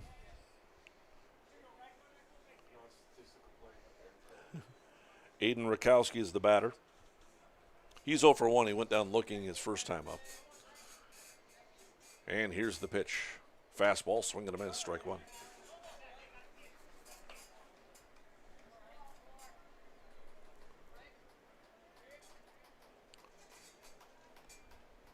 And here's a pitch from Hess.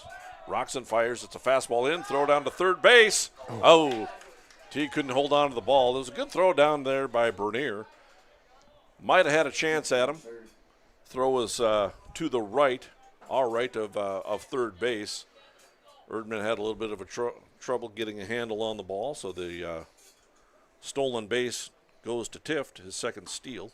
Yeah, it looks like that ball was thrown almost exactly where he wanted. Maybe it was just a hair short where he had to pull the ball back with it. Really well thrown ball by Bernier there. 1 ball and 2 strikes to Rakowski. And the pitch from Hess. Fastball outside, 2 balls and 2 strikes.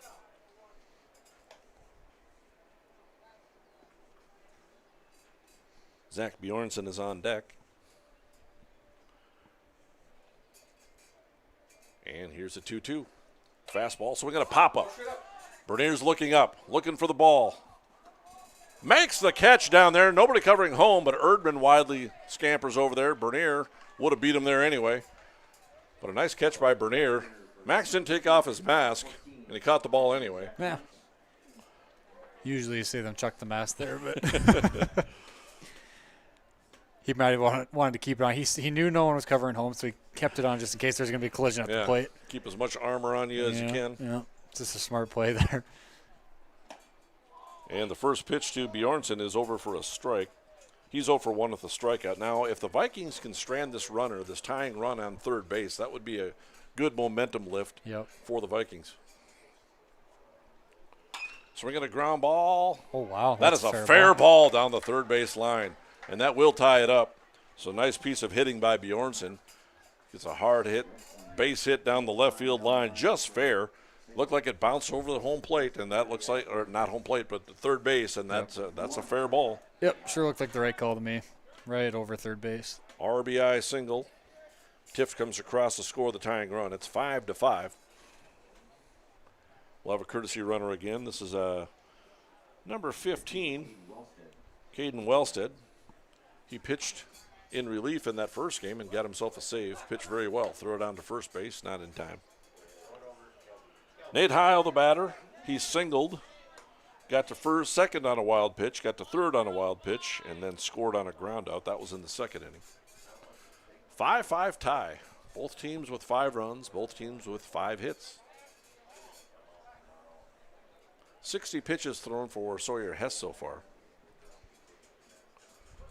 Top of the third inning. And the pitch, and it hit him. Heil gets hit in the foot with a pitch. Bjornson Actually, the courtesy runner will go down to second base. Wellstead goes down to second base. Heil reaches first base again. First time on a single. Now he's on first again with a hit by pitch. Kind of limping a little bit, so they're going to have a pinch runner. That's number 9, Liam Szymanski. So runners on first and second with 2 outs.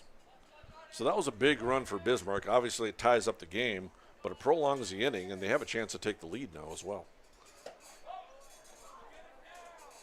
We're back to the top of the order for Bismarck and Jordan Merkel.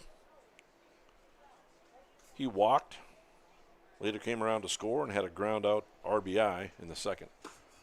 Fastball misses outside, 2 balls and no strikes. And for Bismarck, they're making Sawyer Hess work a little bit here. He's thrown a lot of pitches this inning. Here's a 2-0. Fastball's in the dirt. Bernier knocks it down. Runners will not go. So good job of Bernier. He got away from him a little bit, but not far enough to advance the runners. It is a 3-ball, no-strike count, however, to the right-handed hitting Jordan Merkel. And here's a 3-0 delivery. Fastball. Misses, and it's ball 4. That'll load the bases, and that'll bring up the pitcher, Cooper Johnson. He has 2 singles and a run scored, so 2 for 2 with a run coming across the score, helping his own cause here a little bit. And the pitch, fastball, is in there for strike 1. Mike Bernier along with Greg Kramer, bringing you baseball and yourliveevent.com, American Legion Baseball. Here's the 0-1, swing and a foul at the plate. 1 ball and a strike.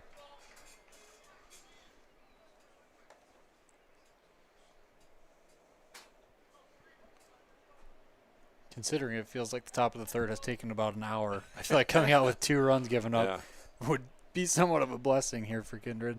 Here's the 0-2 pitch. This one's looped into shallow left field. Nick Dahl comes on and makes the catch. And you forgot how many outs there were. That's 3 outs, and he made the throw into the infield. But that is a 3rd out. Bismarck comes up with a couple of runs and ties it up at 5 on yourliveevent.com. Express Lane Marathon in Kindred is your neighborhood convenience store where convenience meets quality, whether you're fueling up with Marathon's top-tier fuel or grabbing a quick snack. Express Lane has you covered. From hot stuff pizza, smash hit subs, premium soft serve ice cream, gas, diesel, and propane exchange. Make sure to use your Marathon app and get 7 cents back per gallon all summer long. Now offering premium 91 non-ethanol fuel. Express Lane is your friendly and locally owned convenience store. Buying, selling, or leasing commercial real estate or farmland in the Fargo-Moorhead and surrounding area? From office to retail, industrial to multifamily, commercial land to farmland. As the #1 commercial, sales, and leasing brokerage in the FM region, Goldmark Commercial has the experience and skills to handle all of your commercial real estate and farmland needs with the highest levels of customer service and marketing around. Trust the experts at Goldmark Commercial Real Estate to lead your team to success.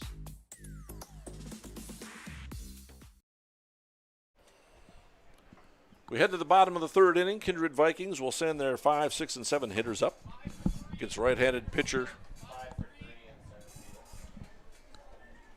We got a new center fielder, it sounds like. Ethan Urlacher comes into play center field for Bismarck.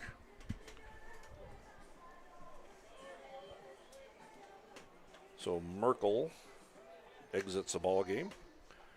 Urlacher is in center field.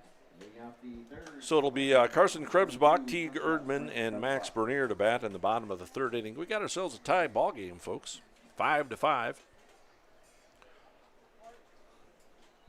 Krebsbach steps to the plate. He's 0 for 1 with a strikeout.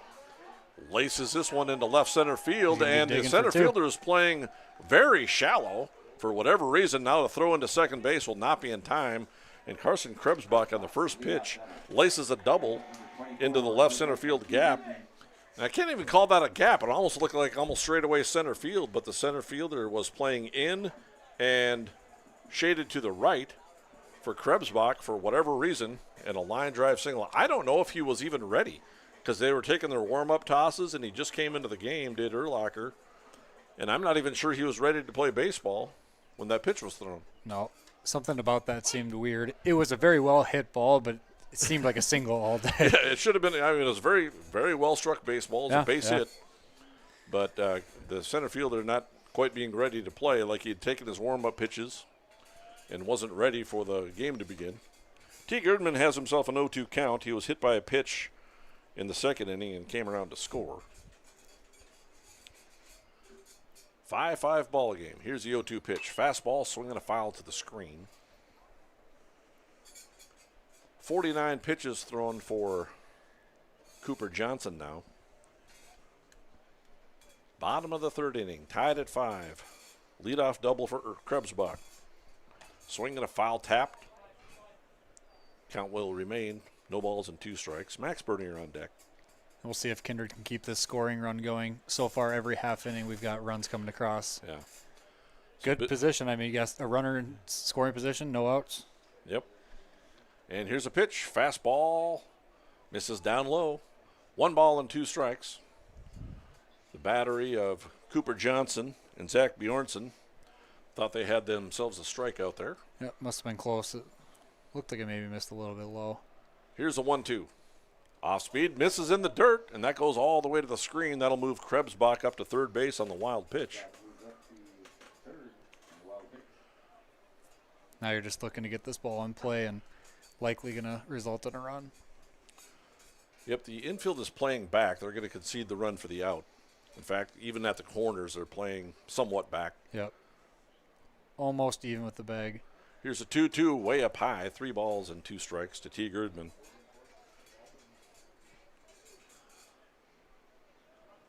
I suppose they figure outs are a premium and runs don't seem to be a premium. Swinging a high pop fly foul. It's in foul territory, and it'll land out of play. Count remains 3 balls and 2 strikes. Seems like a lot of runs are being scored, so you're just going to concede that run because there's nobody out. So if you play the infield in here, you really strengthen the batting average of the hitter because you're playing in so far, and it's very difficult to choke off the run at home for a couple of batters in a row. And here's a pitch. He walked him, and Dekes it. Krebsbach had a break. The ball wasn't that far behind the catcher, Bjornson, and he did a nice job of hustling back there and getting to that baseball. So, again, a lot of action on that play for a walk. Yep. So Erdman draws the walk. He's down at first base. Let's see if there's any plays on here offensively, if Teague Erdman takes off to try to score that run from third on a double steal. And here's a pitch to Max Bernier. He takes strike 1. Bernier laced a single to left field his first time up and later came around to score. Scored on the 2-run single by Sawyer Hess. He's got a really good chance here to drive in an RBI. And here's the 0-1 delivery from the right-hander. Fastball, swing, and a miss by Bernier. Good hack. Looked like he was out in front of it a little bit, kind of an off-speed, like a breaking ball or something. Yep. So quickly down to the count, 0-2. And here's the 0-2 pitch, outside, 1 ball and 2 strikes.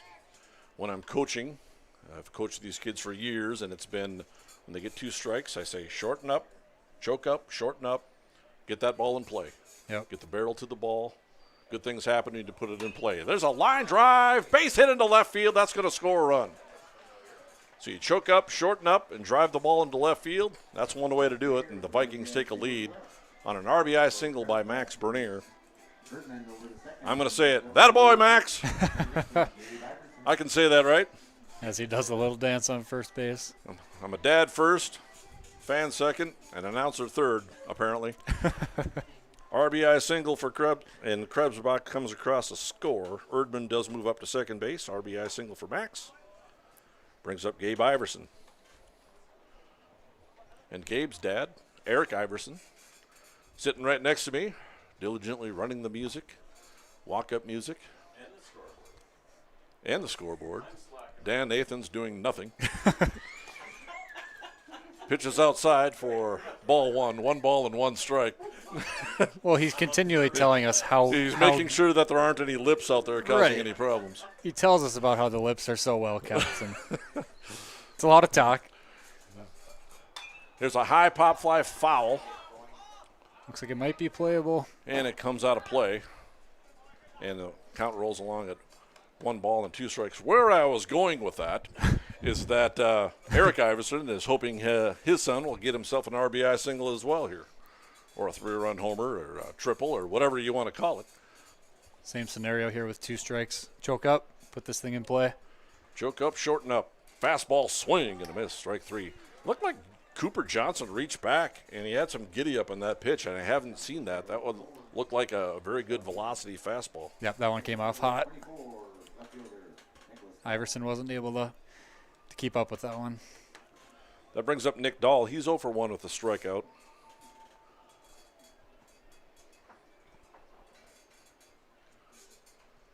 Six-5 lead for the Vikings. Off-speed pitch misses up to Nick Dahl.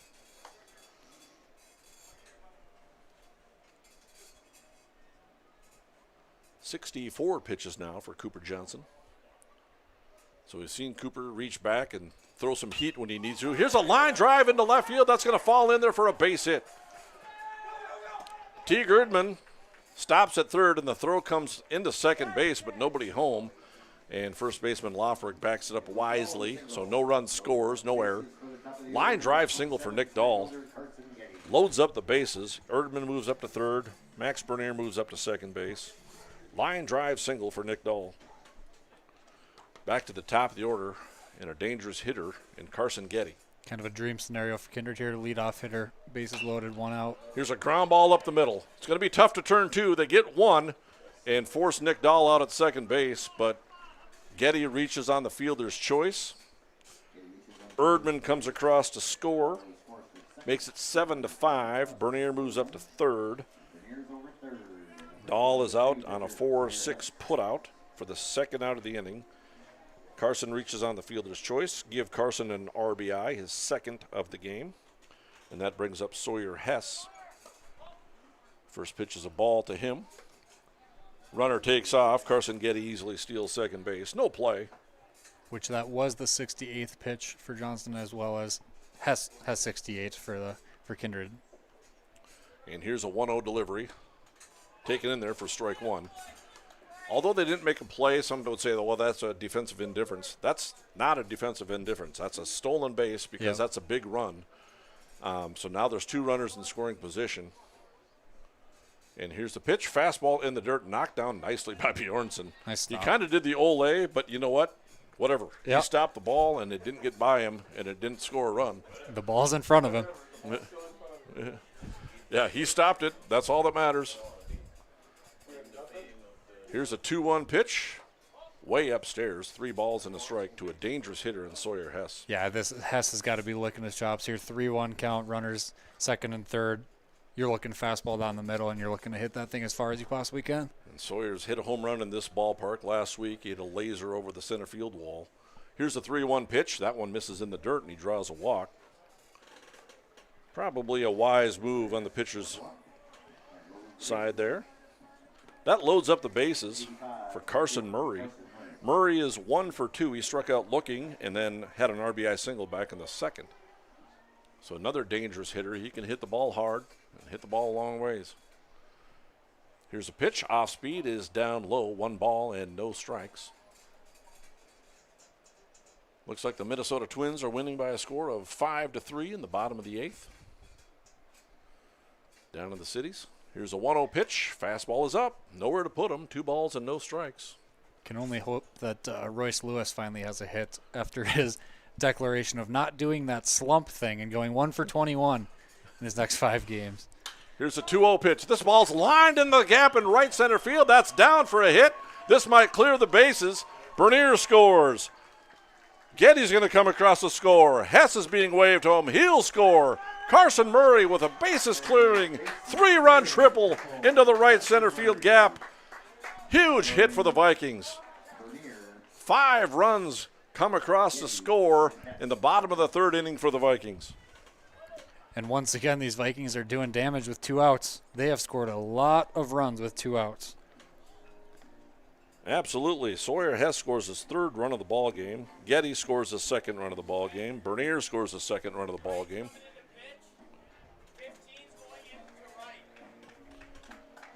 So we're going to have ourselves a pitching change on the mound. So we'll come back with those changes, and we'll take a break quick on yourliveevent.com. Green Earth Landscaping offers a full range of services, including commercial and residential landscape design and installation, maintenance and sprinkler services. From outdoor kitchens to patios, retaining walls, lighting, fine grade, sod and hydroseed, and anything in between, Green Earth Landscaping has you covered, servicing the Fargo-Moorhead area and beyond. For more information, go online to greenearthnd.com. That's greenearthnd.com.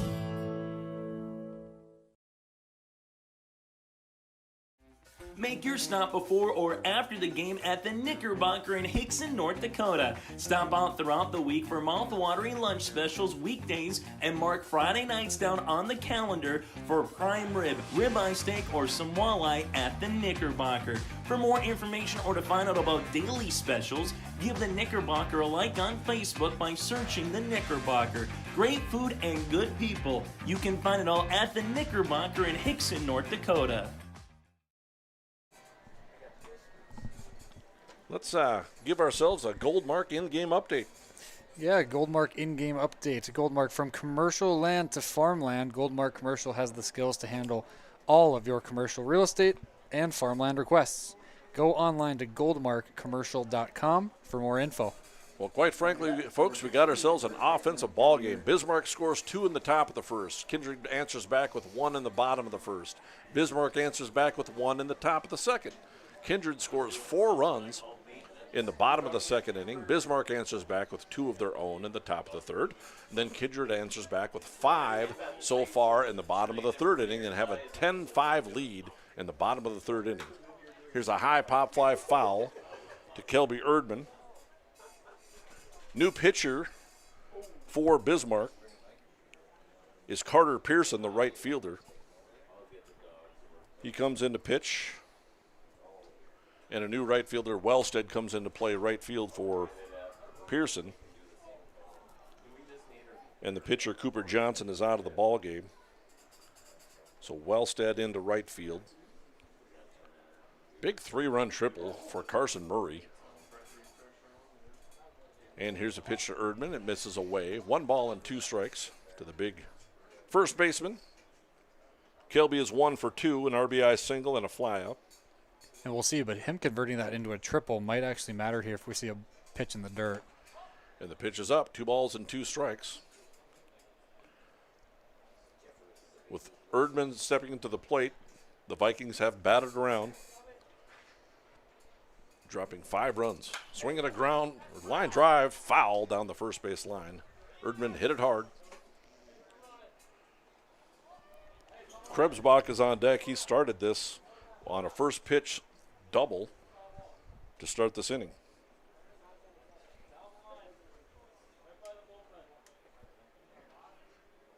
Carter Pearson on to pitch for the Americans. Here's a 2-2 swing and a little chopper over the mound. This might be a tough play, and it's booted by the shortstop.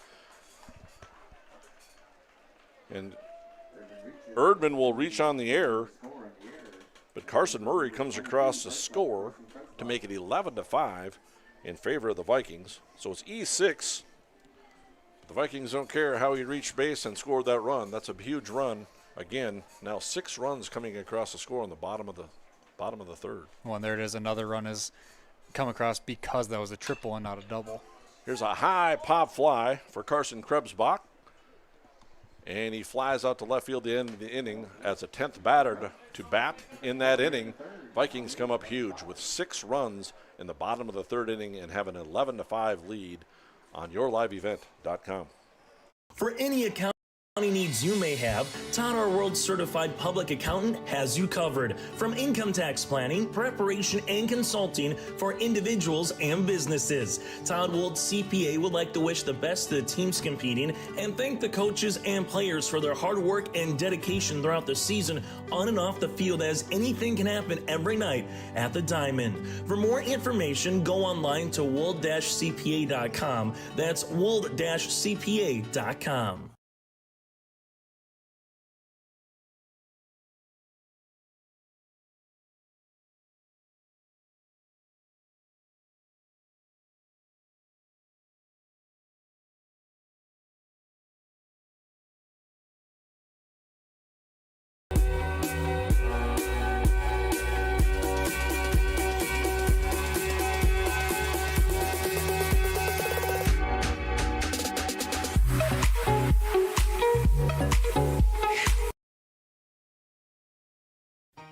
For trusted news, weather, and sports from your community, look to R&J Broadcasting Incorporated, KRJB, KRJM, and KKCQ Radio, and rjbroadcasting.com. Hear local voices from local radio with news and information from the area. Your information stations, KRJB, KRJM, and KKCQ Radio, and rjbroadcasting.com. Local voices from local radio. And we're back. We head to the top of the fourth inning. Some defensive changes for the Vikings. Nick Dahl moves in from left field, and he'll head to the mound as a left-handed pitcher, and he fires his first pitch in the dirt.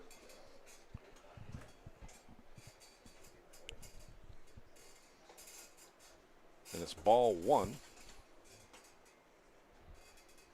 This is Carter Pearson, the batter. He's now the pitcher in today's ball game for Bismarck. 1-0 the count. Here's a pitch from Dahl. It's upstairs. 2 balls and no strikes. Other defensive changes. Carson Murray moves in from right field, and he's playing third base. Teague Erdman is out of the game. I'm sorry, Krebsbach is at third base. Carson Murray is still out in right field. So Krebsbach moves from short to third. Sawyer Hess moves to shortstop from pitcher. High pop fly. Erdman comes in and makes the catch. And Pearson pops up to the first baseman for the first out of the inning. And Nick Dahl gets his first batter. He faces out. And then Teague Erdman is out of the game.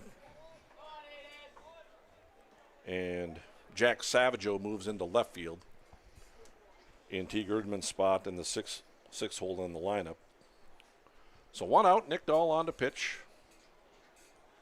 And here's a pitch over for strike 1. So that'll end the line on Sawyer Hess. Try to pull up his numbers here. Here's the 0-1 delivery. Swing and a miss, strike 2.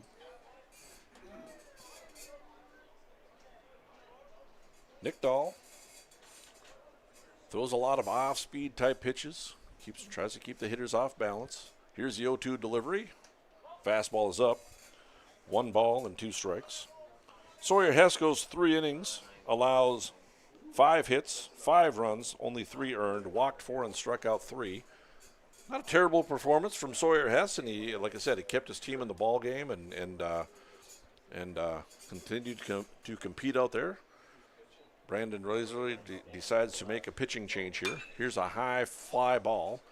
Shallow center field. Carson Getty. Gabe Iverson calls for it and makes a catch. So the little bit, there's some smiles out there. I think Carson was calling for it and wanted to make that catch. But I always tell my players, I don't care if you call it or not. I want you to call it. Yep. But in the end, as long as somebody catches it, I don't care who called it. Somebody make the catch and get the out. And that's what happened. Gabe Iverson makes a catch, and it's a pop out to the second baseman.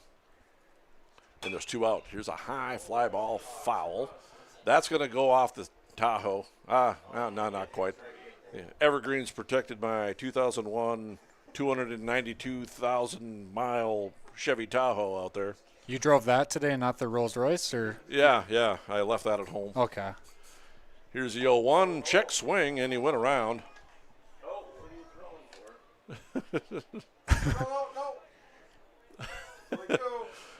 2 strikes. Max Bernier threw down to first base like he was going around the horn, but that's only 2 pitches. No balls and 2 strikes. To the batter, Branson Tift. And he takes ball 1. 1 ball and 2 strikes. Nick Dahl has got the first 2 batters to pop up this inning. It's an 11-5 lead for the Kindred Vikings. We're in the top of the 4th inning. Mike Bernier along with Greg Kramer. It's been a fun set of games to watch. There's a high pop fly. Krebsbach has got a chance, and he makes a catch in foul territory in a 1-2-3 inning. For Nick Dahl, and that's a 3rd out. 1-2-3, they go down in the top of the 4th inning. At the end of 3.5, it's an 11-5 lead for the Vikings. They're coming to bat on yourliveevent.com. Like the messiest 4-year-old on the planet. He's no ordinary durability tester. Meet SmartStrand, no ordinary carpet. With all pet protection, it's the softest, most durable, easiest to clean carpet on the planet. When Blake's barn got a comfy makeover, SmartStrand came clean, even went up against a 2-ton rhino. Made to withstand all walks of life. Ask for SmartStrand, rhino tested, rhino approved. Available at Carpet World, carpetworldfargo.com. Buying, selling, or leasing commercial real estate or farmland in the Fargo-Moorhead and surrounding area?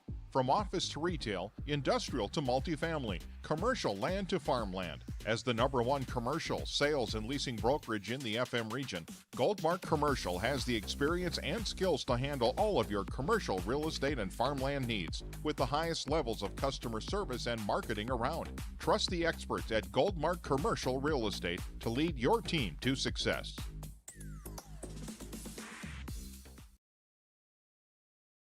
For any accounting needs you may have, Todd R. World Certified Public Accountant has you covered. From income tax planning, preparation, and consulting for individuals and businesses. Todd Wold CPA would like to wish the best to the teams competing and thank the coaches and players for their hard work and dedication throughout the season on and off the field, as anything can happen every night at the Diamond. For more information, go online to wold-cpa.com. That's wold-cpa.com. Kindred Vikings come into bat in the 11-5 lead in the second game of a doubleheader. Jack Savageau gets himself an at-bat. And the first pitch from the right-hander. Carter Pearson is a ball. Left-handed hitting. Jack Savageau steps to the plate. His first plate appearance of the evening. Here's a 1-0 pitch. It's over for strike 1.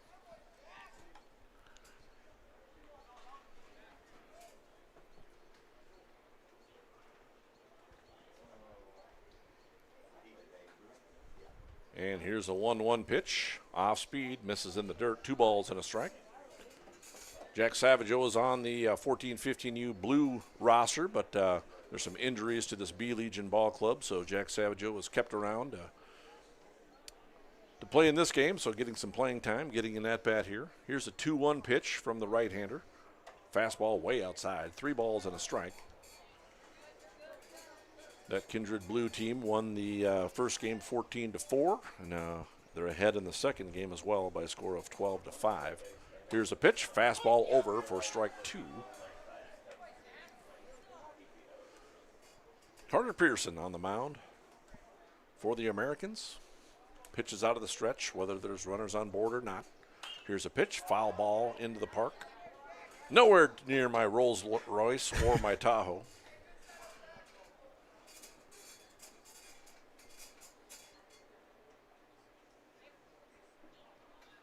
Here's a 3-2 delivery from the right-hander.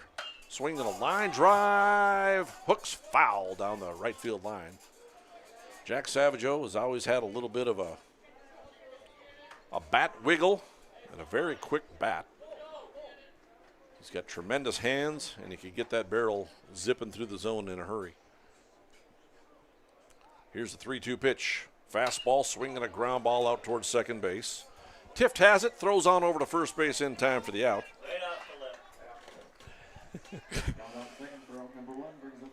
And there's one away after the ground out. That brings up Max Bernier. Max, the catcher in today's ball game, in the second game. He's 2 for 2. Had a single in the second, came around to score, and an RBI single in the third, and later came around to score as well. And here's a pitch from Pearson. Ball 1 outside. And look at this. For the first time in the top of the 4th inning, a team didn't score. We've had runs score in every half inning except for the top of the 4th now. And there is 1 out for the Vikings in the bottom of the 5th here. And I appreciate it because that is exactly the type of baseball I like to watch. Is runs. And here's a 2-0 pitch. Swing and a miss by Bernier. Bernier took a hack. Loosened up the old joints on that swing. It's a 2-1 count. And here's a pitch from Pearson. Off speed, hits the plate. 3 balls and a strike. Gabe Iverson is on deck.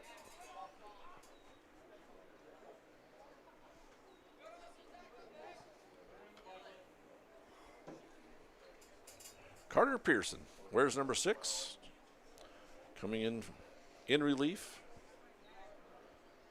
Trying to work through this inning. And here's a 3-1. Fastball misses up. And Bernier draws the walk. Brings up Gabe Iverson. He's 0 for 2. He flew out to left field and struck out in the third.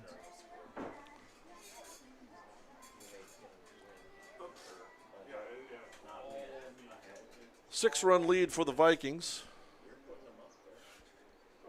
We'll see if Max is off to the races and tries to steal a base here. First pitch to Iverson is outside, ball 1. Nick Dahl awaits on deck.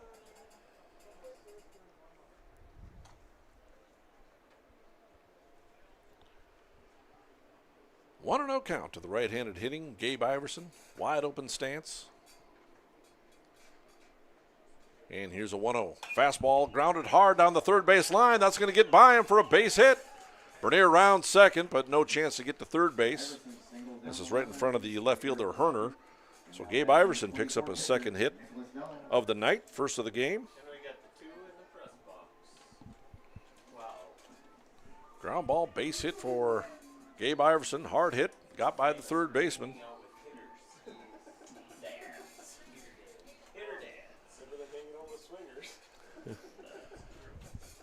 That'll bring up Nick Dahl. Nick Dahl is 1 for 2 with a strikeout and a big RBI single back in the third. Take strike 1. 11-5 lead for the Kindred Vikings. I'm going to keep talking loudly so I don't pick up any chatter here in the press box. Here's the 0-1 pitch from the right-hander. Fastball down low in the dirt. 1 ball and 1 strike. Bernier looking to scamper down to third base, but he'll hold up at second. 10 hits now for the Vikings.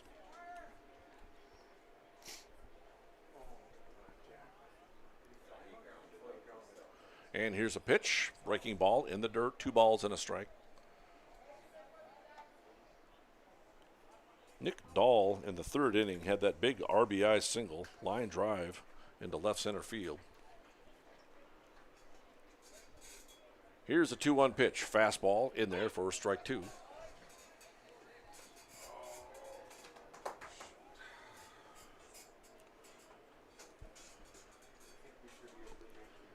Two balls and 2 strikes to count to Nick Dahl. And here's the pitch. Off speed.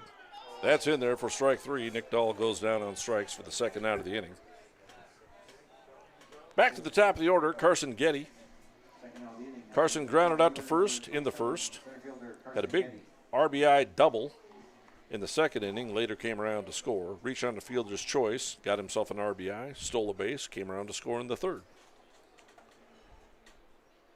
So 1 for 3. And the pitch, fastball, is down low, ball 1. Bernier on at second. Iverson on at first. 2 down. 1-0 count to the left-handed hitting Nick Dahl. And here's the 1-0. Fastball. Gets away from the catcher. And Bernier moves down to third base on the, I'm going to call that a pass ball. I think the catcher should have had that. Pass ball, and Quislen agrees. Iverson moves down to second base, so a 2-0 count to Getty, so a hitter's count. I would expect Carson Getty to possibly swing out of his shoes on this one. It's a hitter's count, and he knows that. So he's looking for a pitch that he can handle, and he doesn't get one. He gets a fastball up and in, and it's 3-0. And it wouldn't surprise me at all if he takes a big old hack on this pitch either. Yeah, that's what I would like to see. If this thing's left over the plate, I'd like to see him try to drive this. Well, it's 3-0, but it's a 6-run lead, so it doesn't hurt to take a big old hack and extend that lead. But instead, he takes ball 4, and he'll take that and go down to first base on the walk. That'll bring up Sawyer Hess, who's had a nice ball game.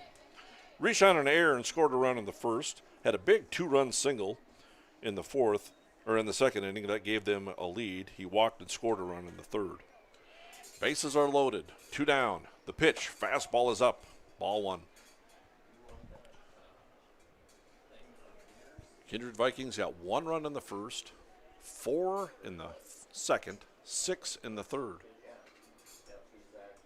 And here's a pitch. Fastball outside. 2 balls. No strikes. Nowhere to put him.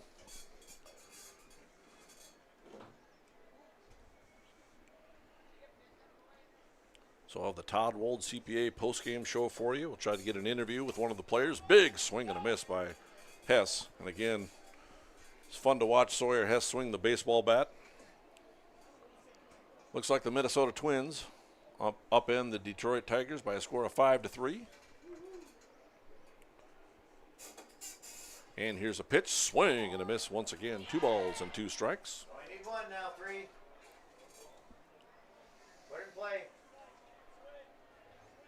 And here's a pitch and the set from the right-hander Pearson. Kicks and fires. Fastball is way up and in.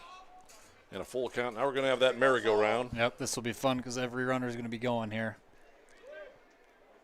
As a runner, you got to make sure that the pitcher's coming home with it because you don't need to, especially off of third base, you don't need a big, huge lead. And the runners go. Swing and a miss. Strike 3. Hess goes down on strikes, and for the first time, the Vikings do not score in their half of an inning in this ballgame. But at the end of 4, they do lead it by a score of 11-5 on yourliveevent.com. Express Lane Marathon in Kindred is your neighborhood convenience store where convenience meets quality, whether you're fueling up with Marathon's top-tier fuel or grabbing a quick snack. Express Lane has you covered. From hot stuff pizza, smash hit subs, premium soft serve ice cream, gas, diesel, and propane exchange. Make sure to use your Marathon app and get 7 cents back per gallon all summer long. Now offering premium 91 non-ethanol fuel. Express Lane is your friendly and locally owned convenience store. At Green Earth Landscaping, quality is what they strive for, no matter the project. From putting in an automatic lawn sprinkler system to making a new or revamping an existing fire pit or patio. From tree care, pruning to growing annual flowers, Green Earth Landscaping can answer your questions. Green Earth Landscaping, covering the Fargo-Moorhead area and beyond. For more information, go online to greenearthnd.com. That's greenearthnd.com. Check out the YourLiveEvent.com free stage powered by Halstead Telephone Company and R&J Broadcasting Inc. at the Red River Valley Fair with a full lineup of great performers and shows each day. You'll enjoy live entertainment from Quick 56, Ashley Weiland, Slamabama, and more. The Red River Valley Fair is 3 weekends from June 28th through the 30th, July 4th through the 7th, and July 11th through the 14th. For entertainment schedules and more information on the YourLiveEvent.com free stage, check out RedRiverValleyFair.com. That's RedRiverValleyFair.com. And we're back. We head to the top of the 5th inning. 11-5 lead for the Kindred Vikings. Bismarck will send their 6, 7, and 8 hitters to the bat. Noah Lofberg, Aiden Rakowski, and Zach Bjornson will bat here. Noah Lofberg is 0 for 1 officially. Had a sacrifice fly in the first inning and struck out looking back in the third. Nick Dahl on the mound again. Had a 1-2-3 inning in the 4th. And the pitch, fastball, swing and a miss. Lofberg took a big old hack. Came up empty. So I'll have the Todd Wold CPA postgame show for you after the ball game. try to get an interview with one of the players. We might have a hard time picking a player with how active the bats have been so far. Well, we got Carson Murray with 4 runs batted in. Wow. He might be my front runner in an RBI single and a 3-run triple. Here's a foul ball back to the screen, but I could be swayed. Lots of good at-bats. Bernier's 2 for 2, a couple of runs scored. Sawyer's scored 3 runs. Here's a ground ball on the right side. Gabe Iverson has it, throws over to Erdman in time for the out. And Nick Dahl's faced 4 batters and gotten 4 outs. So Nick Dahl, all he's done is got the first batter he faced to pop up to first, second batter he faced pop up to second, third batter he faced popped up to the third baseman in foul territory. Now a ground ball to the second baseman. It's a good start.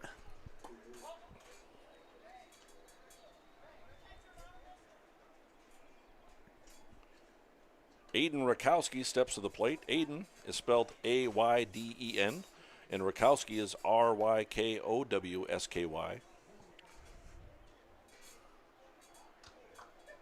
And the 1-0 pitch is swung on and missed, strike 1. When I first wrote down the lineup, I wrote nothing near anything that would resemble a letter, much less a name or a comprehensive, readable sentence at all. Well, did you have Dan write it for you? Yeah. No, he's not doing anything up here. Oh, that's right. That's right. Yep. So. Yeah. Foul ball for Rakowski. It's a 1-2 count. And the 1-2 pitch, swinging a high pop fly. It's over the first base press box, and it lands in the dugout. Oh, it kind of bounced up into the press box. I wasn't very quick, but could have had that one. Dan Nathan did make a catch in school baseball. I was up here. I was doing the PA. Dan Nathan was actually doing something at the time. He was doing something, running the music, running the scoreboard, and he caught a foul ball that came into the press box, and he caught it in the air. Here's a high fly ball into shallow left. Jack Savageau's out there. He's got it measured. He makes the catch. 2 outs. Zach Bjornson steps to the plate. He is 1 for 2. He struck out looking in the second and had a big RBI single back in the third. For Bismarck, 5 runs, 5 hits, and 2 errors. Strike 1 to Bjornson. For Kindred, 11 runs, 10 hits, and 2 errors. Nick Dahl has set down all 5 batters that he's faced. Here's the 0-1. Misses down. 1 ball, 1 strike. Really good pitch count for Nick Dahl right now. Looking at 23, 5 retired batters, 23 pitches. What a night for a ball game. We mentioned this earlier, but the weather is perfect. Swinging a line drive foul down the third base line. 1 ball and 2 strikes. Having a lot of fun up in the press box tonight. A lot of smiles, giving each other grief all the time. Here's a 1-2 pitch. Fastball swung on and missed. Strike 3, and another 1-2-3 inning for Nick Dahl. And so at the end of 4.5, it's an 11-5 lead for the Kindred Vikings on yourliveevent.com. Homegrown local radio is now worldwide with 24-hour streaming. Download the RJ Radio app to hear local voices from local radio with KRJB, KRJM, and KKCQ. 24 hours a day from anywhere. You can listen to your favorite programs like the RJ Family Morning Show, local news, farm markets, music, high school sports, church services, more from anywhere. KRJB, KRJM, and 96.7 KKCQ is streaming on the RJ Radio app. Download it to your device and take us with you wherever you go. And we're back. The Kindred Vikings win this one. We didn't realize. We thought it was a 7-inning game. And the Kindred Vikings do win this one. It was a 5-inning game, so the Kindred Vikings come away with an 11-5 victory. And so they win the second game of a doubleheader after dropping the first one to Bismarck by a score of 8-2. So this is your Todd Wold CPA post-game show. We weren't quite aware that this was the end of the ball game, and so Todd Wold post-game show brought to you by Todd Wold CPA. I'll go do something.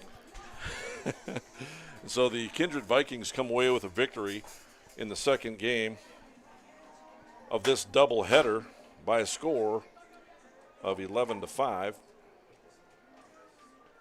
And big game for Carson Murray. Carson Murray on the night, we're going to call him the player of the game. He goes 2 for 3 with 4 runs batted in, including that big bases clearing 3-run triple. And he also scored a run in the ball game and played the solid right field. So a 2 for 3 performance for Carson Murray. Should mention Carson Getty as well. He went 1 for 3, 2 runs scored and a couple of RBIs. And Kelby Erdman also went 2 for 3 with 2 runs batted in. Carson Krebsbach had a double in the game. He was 1 for 3. Max Bernier was 2 for 2 with 2 runs scored and a run batted in. Gabe Iverson threw in a hit, as well as Nick Dahl. So a couple of good ball games to watch tonight. Yeah, a beautiful evening. Very different ball games too. Obviously, the second game went a lot better for Kindred, but I would like to give credit to Murray when you got bases loaded and you rope one out into right center gap. He could have just kind of had that feeling of, wow, I just hit a bases clearing double, but he pushed it, hustled down to third, which then resulted in him getting a run because there was a kind of a lazily hit grounder where he ended up scoring on that. So that just got another insurance run, and it kind of felt like once he hit that ball out into right center, that really felt like it was kind of the end of the game. And we didn't know it was going to end in the 5th inning. We were ready for 2 more innings, or at least 1.5 more innings of baseball. But, what a hit by Murray there. And so Sawyer Hess was the starting pitcher, and I believe since it was a 5-inning game, he went 3 innings, and so he'll get credited with the win. He went 3 innings. He gave up 5 hits, 5 runs, 3 earned. He walked 4 and struck out 3. Let's talk about the performance of Nick Dahl. Comes in relief, faces 6 batters, gets them all out. 6 batters, 25 pitches. Talk about efficiency. That's just 6 up, 6 down. You really can't ask for much better than that. That's crazy efficient, and was just delivering strike after strike, and everyone was making the plays behind him. So, yeah, it was fun to watch, and the Vikings again come away with an 11-5 victory. We'll take a break on the Todd Wold CPA post-game show, and we'll be back with more after this. Blake, the messiest 4-year-old on the planet. He's no ordinary durability tester. Meet SmartStrand, no ordinary carpet. With all pet protection, it's the softest, most durable, easiest to clean carpet on the planet. When Blake's barn got a comfy makeover, SmartStrand came clean, even went up against a 2-ton rhino. Made to withstand all walks of life. Ask for SmartStrand, rhino tested, rhino approved. Available at Carpet World, carpetworldfargo.com. Express Lane Marathon in Kindred is your neighborhood convenience store where convenience meets quality, whether you're fueling up with Marathon's top-tier fuel or grabbing a quick snack. Express Lane has you covered. From hot stuff pizza, smash hit subs, premium soft serve ice cream, gas, diesel, and propane exchange. Make sure to use your Marathon app and get 7 cents back per gallon all summer long. Now offering premium 91 non-ethanol fuel. Express Lane is your friendly and locally owned convenience store. Buying, selling, or leasing commercial real estate or farmland in the Fargo-Moorhead and surrounding area? From office to retail, industrial to multifamily, commercial land to farmland. As the #1 commercial, sales, and leasing brokerage in the FM region, Goldmark Commercial has the experience and skills to handle all of your commercial real estate and farmland needs with the highest levels of customer service and marketing around. Trust the experts at Goldmark Commercial Real Estate to lead your team to success.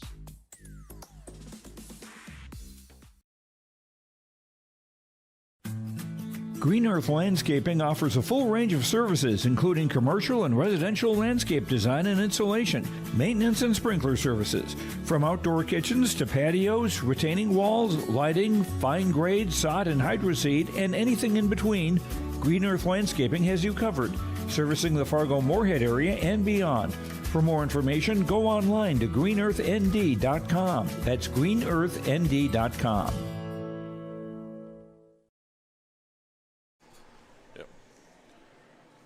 And here we are on the Todd Wold CPA post-game show.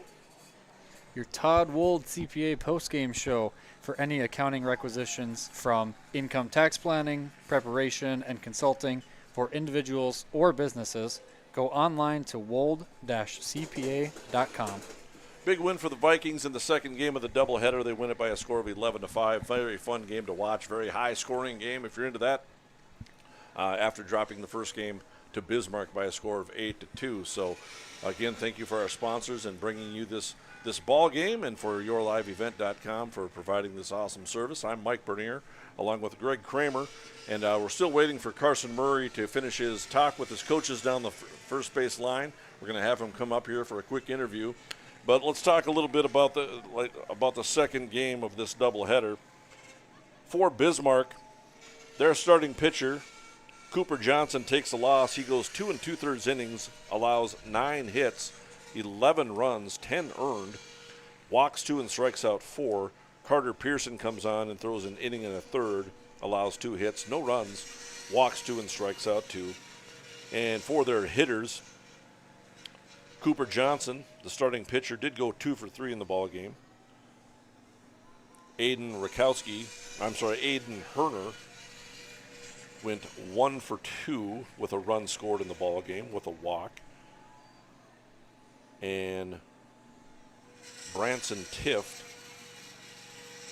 had no hits, but he did score a run and drove in 2 runs and drew a walk. And then Zach Bjornson had a hit for the Americans. He was 1 for 3 with a run batted in, and Nate Heil went 1 for 1 with a run scored.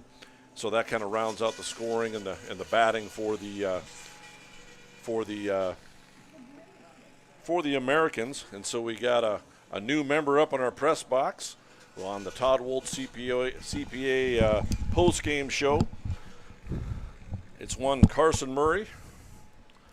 I'm Mike Bernier. Nice to meet you. I don't think we've ever met, actually, officially. So if you want to get yourself into the camera here, you can kind of see yourselves up in here.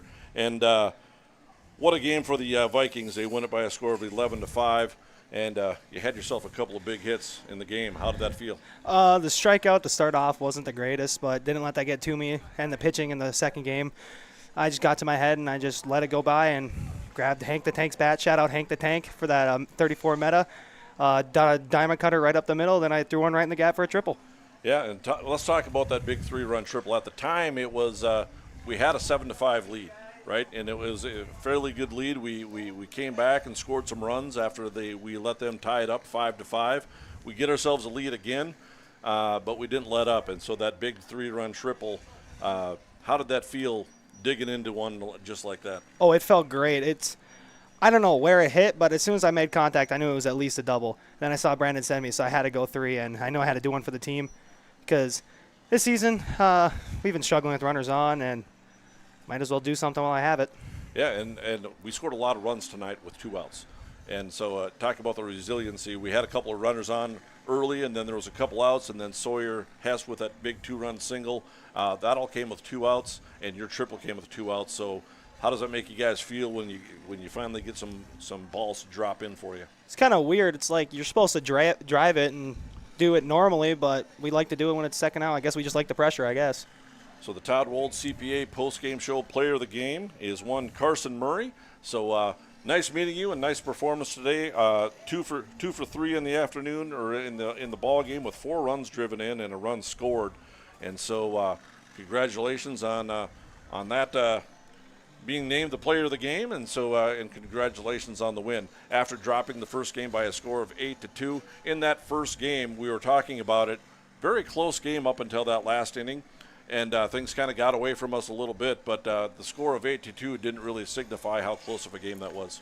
No, because one thing we had joking around the dugout, we're second game demons. We don't like to win the first one. The second one's always the fun one to win.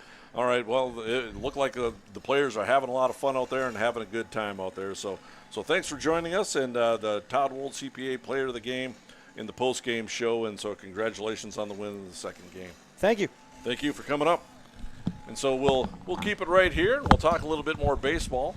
And so thanks for Carson Murray for stepping up and doing a great job on the interview. I'm Mike Bernier along with Greg Kramer. And we'll end this broadcast after the 2 teams, the Bismarck Americans and the Kindred Vikings split a doubleheader. Bismarck wins the first one by a score of 8-2. Vikings come back and win the second game by a score of 11-5. You've been watching American Legion Baseball on YourLiveEvent.com.